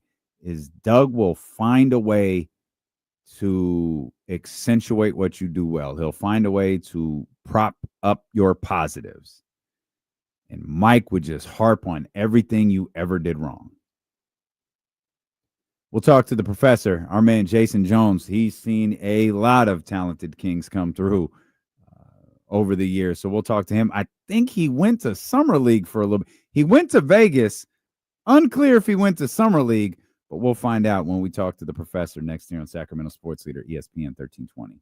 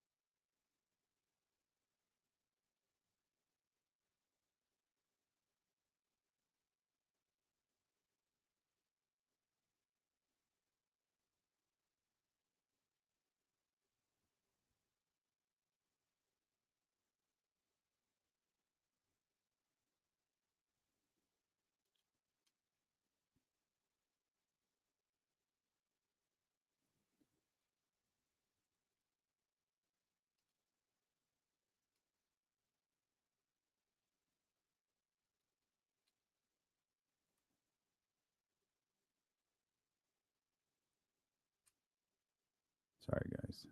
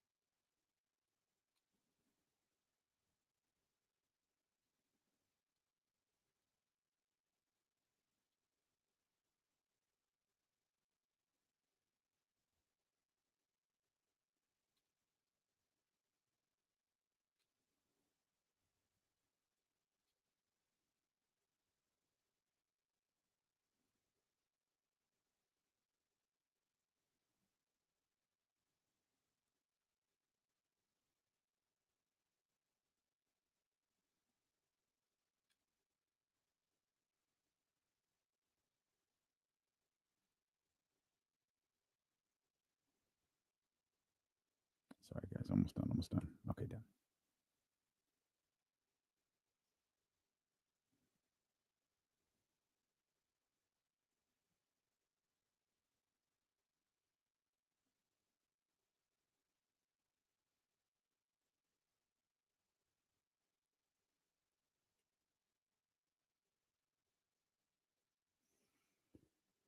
Oh, what y'all got?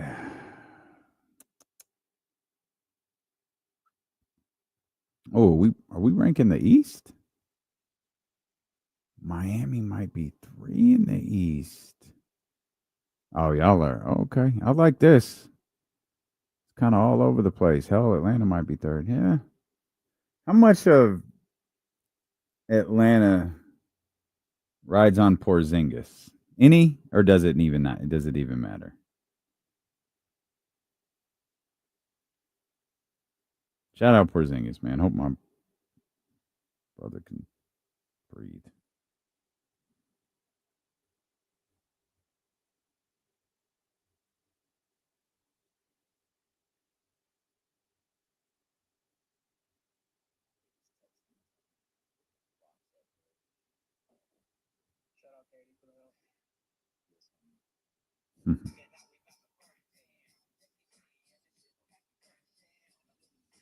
Chilling in the North Bay. Boys don't play fool. Oh, man.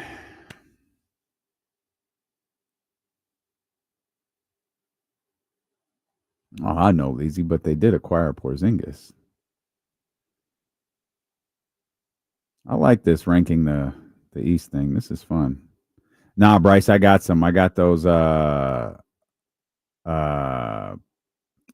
the ones I was talking to Eddie about, the Pegasus premiums.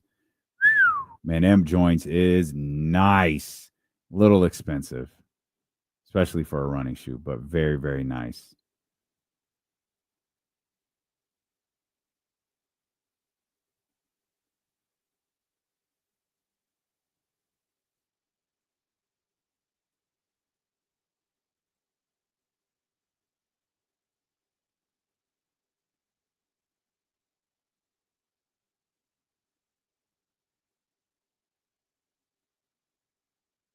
Any recommendations on a nice lace button-up shirt? Lace. Like a knit type one?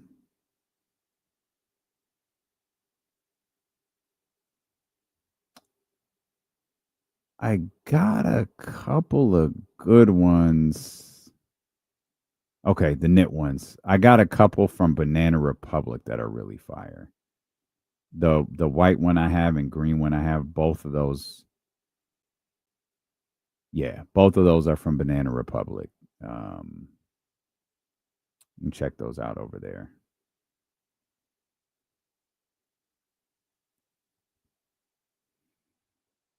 We got to do another we're doing another fit check video when we go to Disneyland, so I got to figure out some dope stuff for that.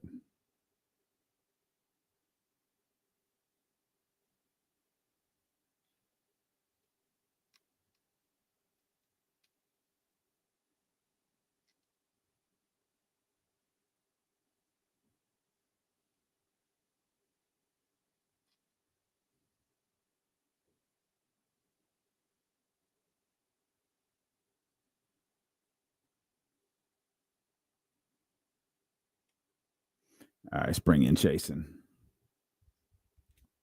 Right on time, man. Let's bring in our man, the professor, Jason Jones from The Athletic. Jay, what's good? KC couldn't bear to be here after the series this past weekend. He was just like, He ran. I can't Yeah, do it. Yeah, he ran his mouth and then ran away from the show this week. You know, I get it. Is there a chance? Because I mean, the Dodgers are up 6 in the division, but it kind of feels like they're coasting. Is there any chance that they're just kind of LeBron in this thing right now? And they're like, hey, man, we won a title. Let's just get through the regular season. They got Shohei pitching a couple of innings here, a couple of innings there. Let's just get to the money time of the year and do the old proverbial flip the switch as the playoffs get here. I don't know if they're coasting per se. I think what they are doing is for the guys who are injured, there's no rush to get them back. You Yeah. can let Glass now take his time. You can let Snell rest. I mean, I was watching what MLB Network and CC Sabathia was talking about it. He said they just need their guys back by late August. Mm-hmm. Let them get some change. They went and got that pitching staff, and half the staff, of course, didn't get. I think there's like something in the water in LA. Whenever they sign pitchers, they just start getting hurt. Mm-hmm. But then you lose Snell, you lose Glass now, but then Clayton Kershaw goes in a time machine. He's like your number 8 starter going into the year.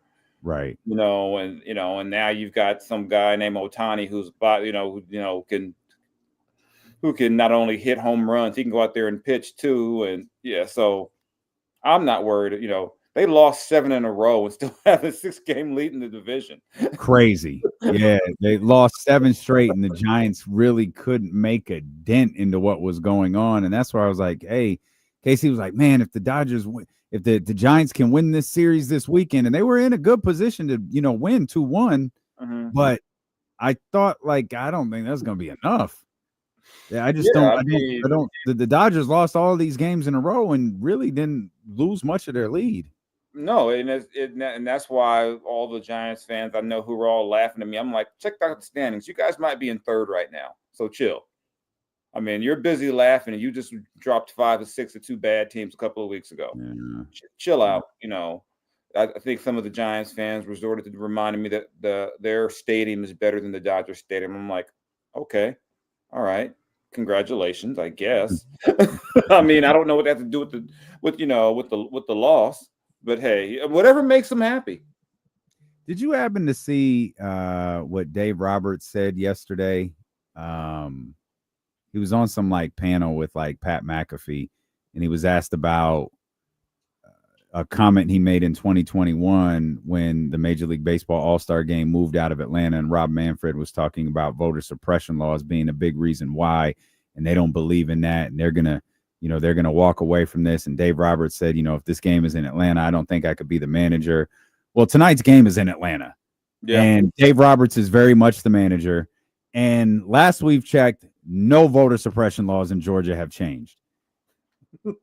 I mean, you're laughing, and I know why you're laughing, but I found myself talking about, Dave Roberts and that remark earlier, and just becoming more frustrated as I talked about it, feeling like, man, bro, you can't be performative. You got to be real with this. And the fact that they almost just blew past the fact that they moved this All-Star game 4 years ago because of laws that are still in effect today, I thought was kind of insulting. It is because, and I don't even know what to make of it, because the Dodgers have done a few things this year, baseball overall and the Dodgers, that have made me just kind of go, I don't get it. How do you go to the White House after Jackie Robinson was disrespected the way he was? How do you do that? Mm-hmm. But you saw baseball basically has, done the job for this administration. It's crazy because I wrote a story last week about some of their basically when it comes to their DEI initiatives. Basically, they had the Swingman Classic on Friday, which highlights the HBCU players and gives them a forum to play All-Star Weekend. I believe they had 5 HBCU with HBCU All-Stars drafted. So it's weird. They haven't necessarily walked away from those initiatives. They just don't want to call them diversity. Mm-hmm. And I'm like, it's weird, but this is just I think this is just weird times we're living in, because nothing's changed in the last 4 years with the law. No. I think the tenor of the media, and 4 years ago, it wasn't, this is the wrong word, but you know what I mean. It wasn't cool to say that you were supporting. That's right. It wasn't cool. Now it's like, well, okay, it's all right. We understand that you have nuance now, but 4 or 5 years ago, nobody wanted to be seen as anti-Black, anti-Latino, anti-anything. Mm-hmm. Now it's kind of like, well, it's my rights and I'll be what I am. And baseball just kind of went along with, all right, okay, let's go ahead and move the game to Atlanta. Yay. And it's just, it's frustrating, it's confusing, but I've come to expect when it comes to these type of things, especially in sports leagues, they're going to go where the money is and where the public opinion, or they feel public opinion is. Like, I don't think the NBA would have Black Lives Matter on a jersey in 2025. Mm-hmm. I just, right. unless, and I think that part of it is too, maybe they could, but part of it is with baseball is, only has about 6%, Black Americans in the game overall. Yeah. Whereas, say with basketball, your biggest stars are Black.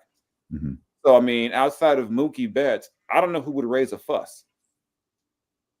Right. So it's kind of like, you look around and I can't imagine what it's like to be, a Latino player from another country during this time. And if you say something during this time going to the All-Star game, I can't imagine that your mentions wouldn't be too nice.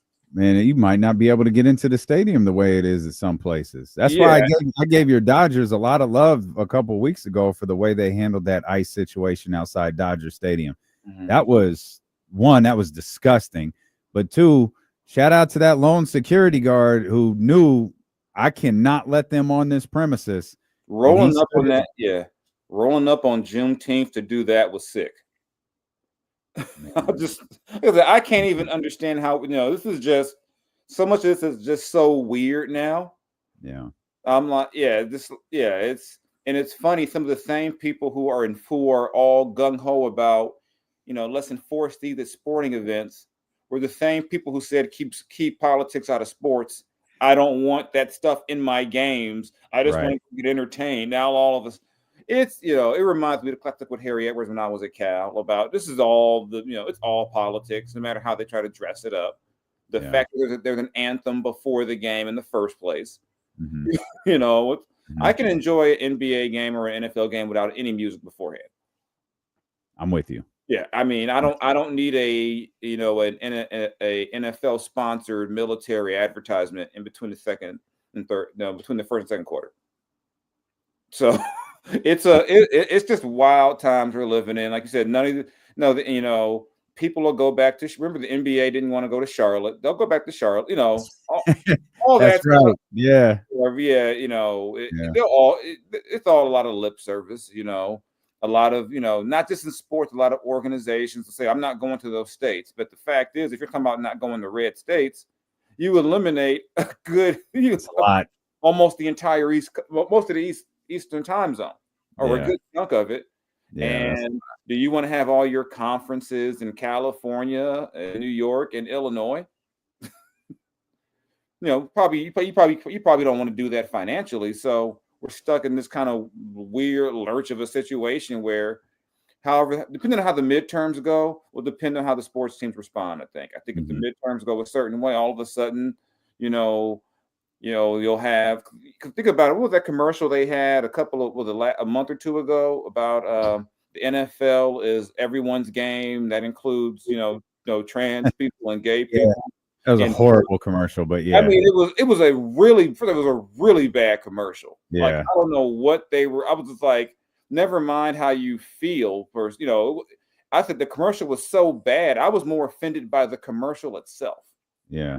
Not even this is just not a good commercial. And the players are like, that's not my NFL. That's not my NFL. And I'm just like, okay, they'll never try that again. Remember God, this is a weird sentence. Was it Tom Brady and Snoop? The Super Bowl commercial? Yeah, there was like a Tom Brady Snoop, where they're like, you're different, you're this, you're that. And then it ended with, isn't that a silly reason to not like each other? What the hell is this? They've had some terrible. What was the one where they ended racism by giving someone a Pepsi? Oh yeah, that was a Pepsi commercial. Yes, there was. There were riot gear and uprisings, and the little girl just walked up and handed the man a Pepsi, and damn it, it was fine. Oh, I forgive you. Let's stop all this. I got a Pepsi. I don't even know what to say about some of this stuff. Sometimes I just kind of sit back, look at it, and go, okay, whatever. It's just phony, man. Yeah, that's what it is. It's just phony. Did you go to Las Vegas? Yeah, I was there for like a couple of days. We had a work. Did you go to summer league? Nope. I got out of there Thursday. Well, I was going to go to some games on Thursday. They informed our job that there was a limited amount of press passes, and we had like by far more people than anybody there. Okay. And we were like 15 over their limit. I said, fine, I'll give mine up. I'll go home. Mm-hmm. I won't. Please don't make me watch summer league basketball. I'll go home. What did you go to Vegas for then? We had a company wide like NBA meeting. Oh, okay. So the meeting was on Wednesday. And so I was going to leave Thursday night. I just left earlier. I was like, what's the point of me hanging out? If I can't even go to the game. So all I'll do is like be a degenerate walking around Vegas all day. Let me go ahead and go home and be a degenerate instead. How much bad Kings basketball did you cover at Summer League? Oh, I saw some stuff that I wish I'd never seen. Summer League. Yeah, it's just, I mean, it's bad when the coaches are like, we just want to get out of here. Mm-hmm. We just want to leave. The first 3-4 days are like Thursday to Monday is like really exciting. And we get to watch, the Cooper Flags, the Victor Wembanyamas, you get to watch the big dogs. And then it's like, all right, man, let's go. Yeah. And back then too, early on until recently, you didn't have that tournament set up. So you knew you're going to play your five games. You knew what your last day was. So there was more of a chance that, say, your first round pick would play all 5 games. Like they're shutting down Cooper Flag after 2 summer league games. Right. Yeah. You don't really get a good read on, there's people who are really good in summer league who are terrible in the NBA. There's people who look terrible in summer league end up being good in the NBA. I mean, there's like a laundry list of like summer league all-stars who couldn't get off the bench in the NBA. Mm-hmm. And then there's guys you watch and you go, oh man, I don't know if he can really play.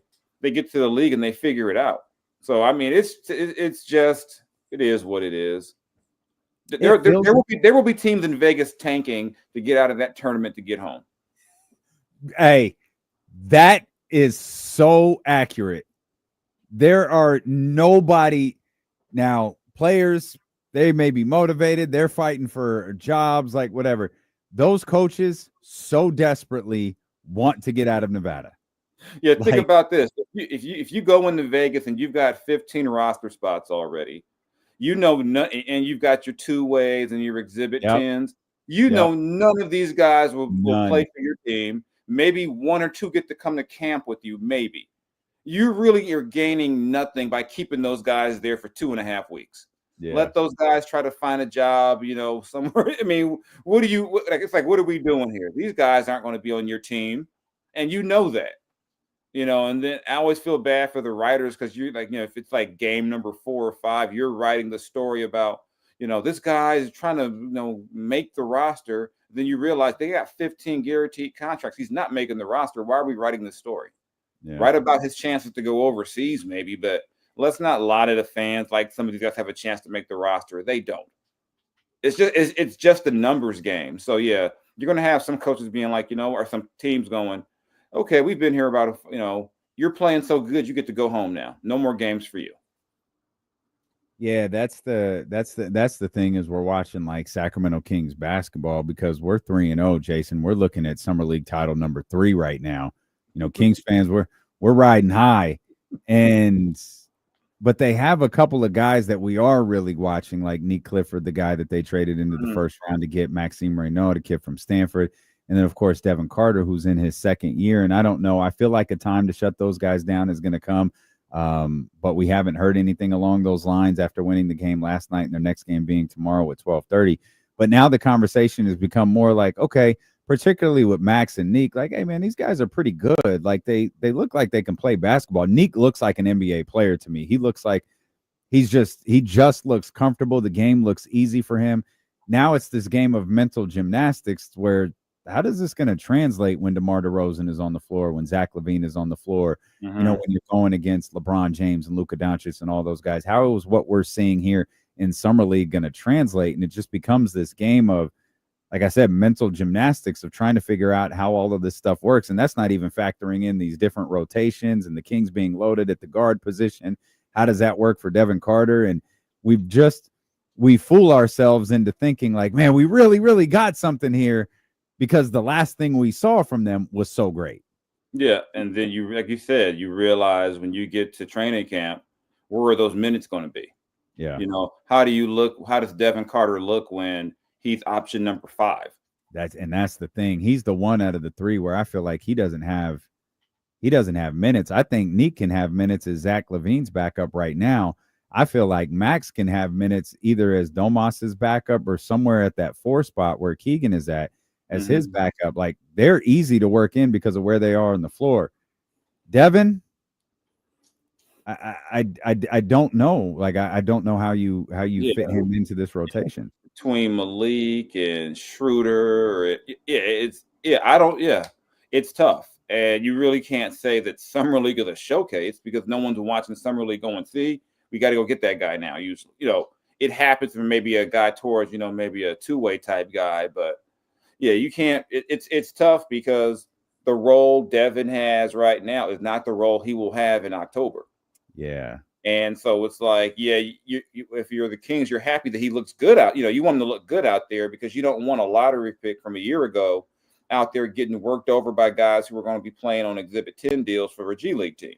So you don't want that. But on the other hand, it's like you also realize that this will not be his role in a few months. There's some other guys that are going to be on the team, and yeah, it's a real. It really will drive you crazy mentally if you start thinking too much. Like if Max is a 5 most of the time, you realize that means he gets about 10, 12 minutes. Mm-hmm. So it's like, you can't. It's always tough because we used to do stories where we would project minutes, and I remember years I did one and the fans jumped on me because I projected like Harry Giles would get no minutes. They're like, how could you? I'm like, where are they going to come from? Yeah. Like, where are they going to come from? And it's just a numbers game. You can't play 12 guys, and some guys. You can't be successful playing 12 guys. Yeah. And you can't, and you have to let your main guys get into a rhythm. And most guys in the NBA would probably tell you to do that. They got to play like at least 30 plus minutes.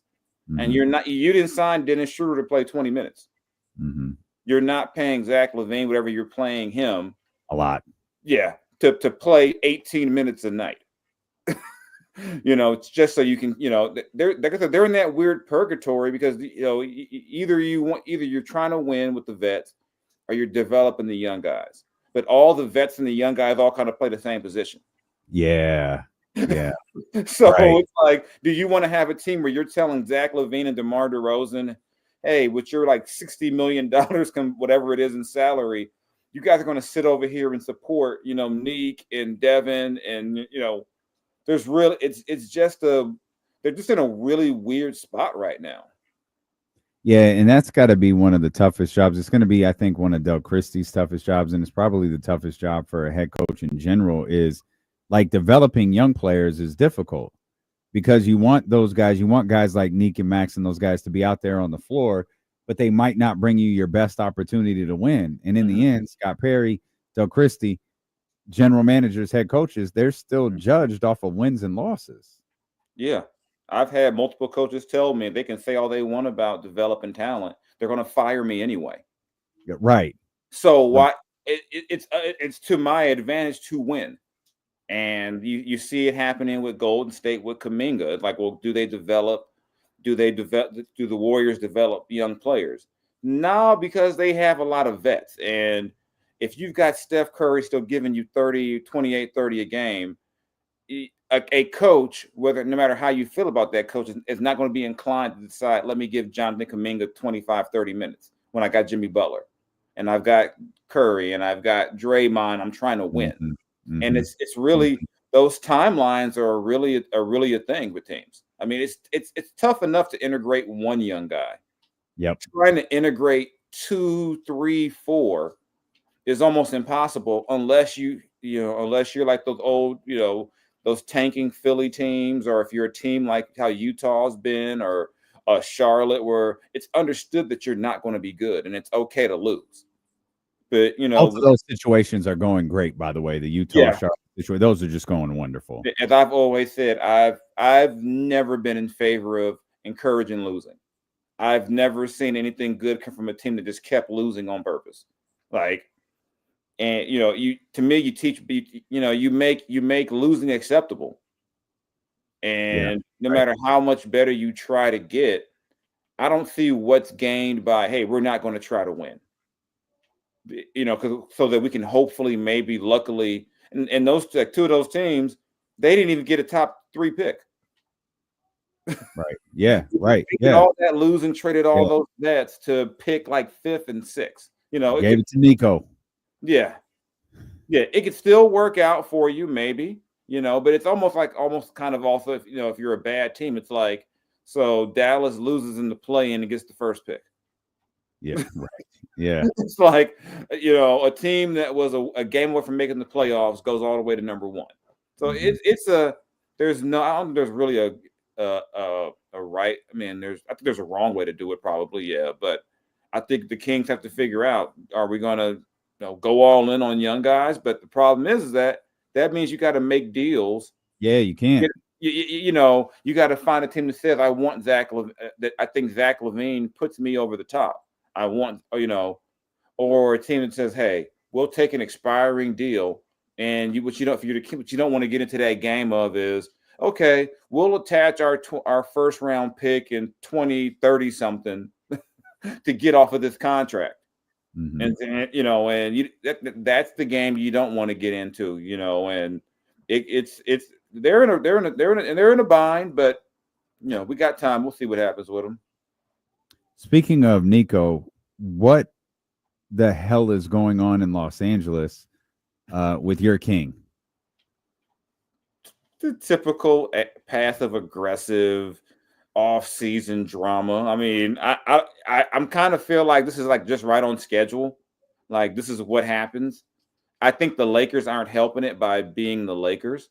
I mean, them making sure that ESPN reports their vision of 2027 salary cap space. Yeah, that was tough. Is the most embarrassing, ludicrous thing they could have done. I'm like, you've got LeBron James coming off a second-team All-NBA season. You're going to have a healthy, motivated Luka Doncic, and your strategy is, we need cap space 2 summers from now.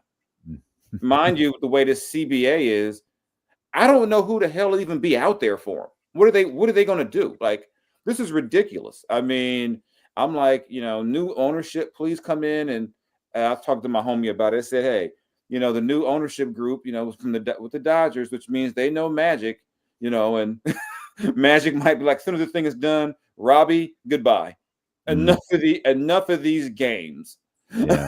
Because that's utterly embarrassing and ridiculous. Most teams would be fighting to have 2 All-NBA top 10, top 15 players in the league. They'd be trying to win. And you're like, well, we're trying to win, but no, don't. And it was just, to me, just nasty that you would get out there. We need flexibility for 2027. No, you need to maximize this window now. You already got a gift at Ayton. Try to win. And that's the thing when you talk about regular offseason drama. I was talking about this earlier. Like, what's the end game for everyone involved? Like, what's the end game for Los Angeles in this situation with LeBron James and LeBron and Rich Paul? What are you ultimately trying to accomplish with this? I think ultimately you're just trying to putting some pressure on the Lake. I mean, in other words, it's a PR game to me, because if they go out there and lose in the first round again, LeBron can either go on to another team or retire and say, hey, I tried. They did not want to win. Yeah. But my concern is that, what does that do with Luka as he sits there and watches you not try to win? Mm-hmm. I know he's got the extension date coming up and all that, but still, I don't know what that does when you got another star in his prime, and this is not the Dr. Jerry Buss era. This is not those Lakers I grew up on. These are Lakers who have been, notoriously cheap on the outside of the salaries with the players. They've been cheap. They've made multiple public missteps, and I just don't know how, if that, and this is not like, any other organization. You're one of the, 2-3 premier teams in the entire NBA. And you're talking about 2027 when you've got those two guys. And even with all, they finished third in the West last year. It's like to talk about 2027 when you were third in the West and you didn't have a center basically for 2.5 months. But the idea of them talking like we really can't move forward until LeBron James is off the books is incredible to me. Like for that reason that you just said, 24, 8-8 for this 40-year-old who led you to third in the West last year.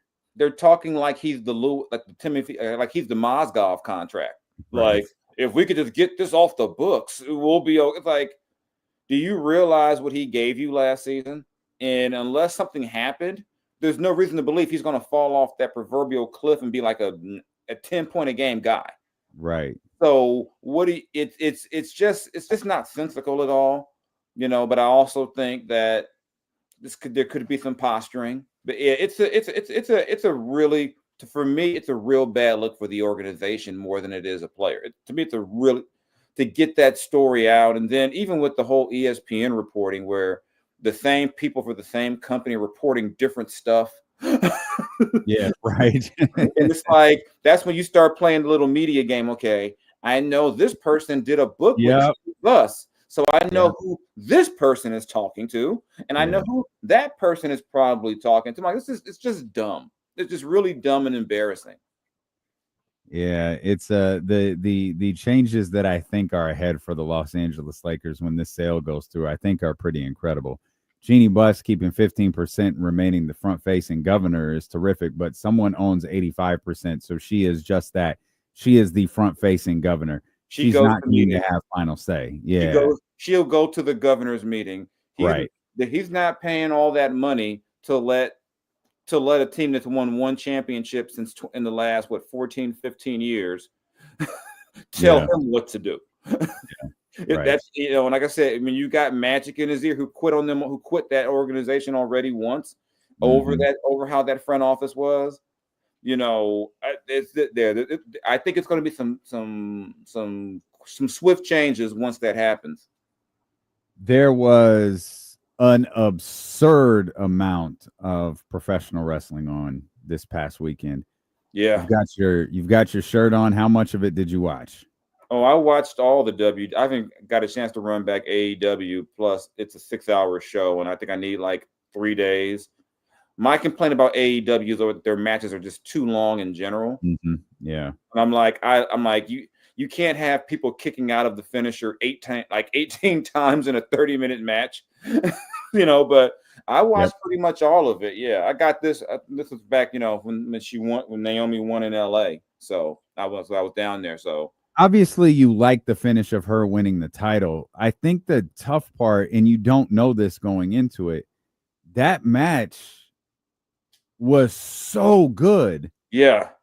It was so good that, again, like I know cash-ins are always really, really big moments, but that was such a great match. It was the first time where I was like, oh, I don't think they needed that.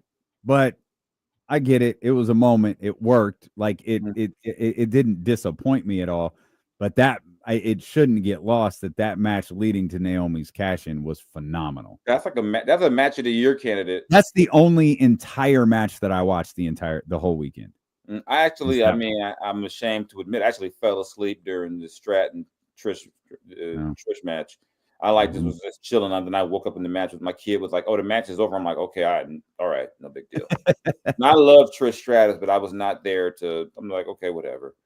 Yeah, So that was there was there's an overdose of wrestling, and if they're going to keep trying to do this AEW, WWE on the same weekend thing, then they need to stop that. Yeah, I'm just like, it's it's like AEW. You can't win that fight. Yeah, they're on Peacock. I mean, I'm not paying $50 for the AEW pay-per-view, knowing that someone's going to be streaming it on YouTube and I can watch it a day later for free. Yeah, Yeah, and I don't know that AEW has any control over that. Like, I feel like they book their events, and Hunter goes, "All right, let's do Saturday night's main event."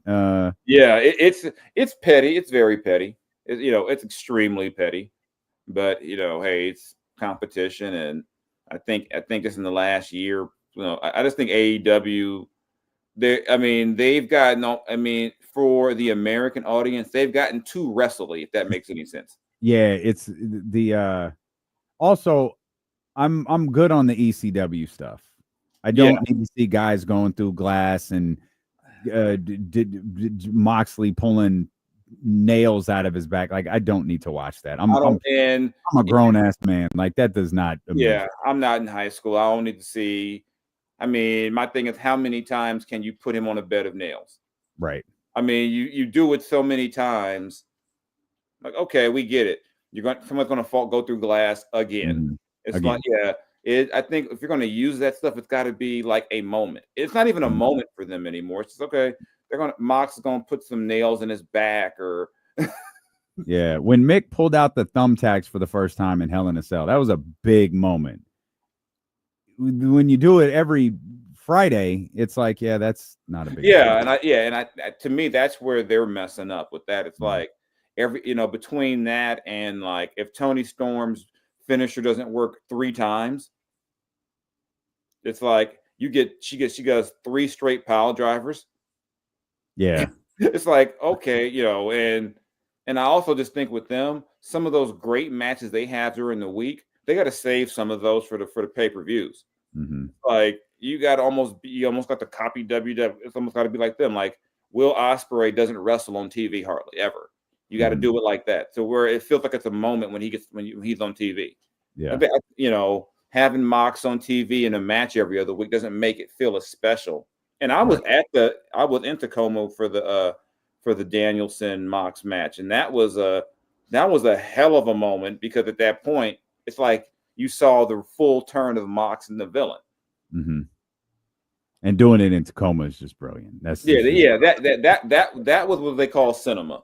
Yeah, but when he's choking people out with chains every week, it's like, okay, Or my favorite, they're putting plastic bags over guys' heads. Yeah, it's like, come on, you can't do this every week. We can't suffocate people every week.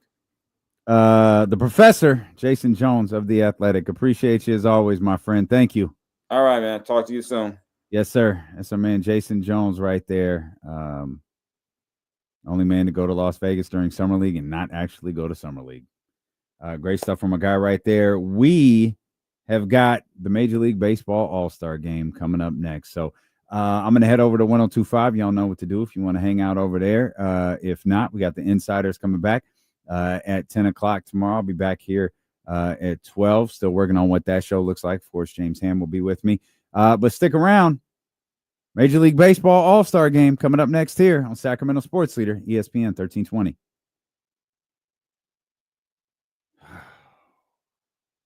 Day number 2 in the books. In the books.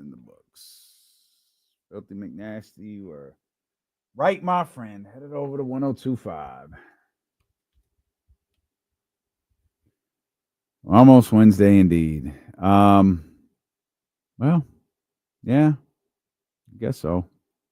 Well, all right. I knew you would like that one, man. Yeah, I knew you would like that. Thanks, Bryce. Thanks, man. Appreciate you.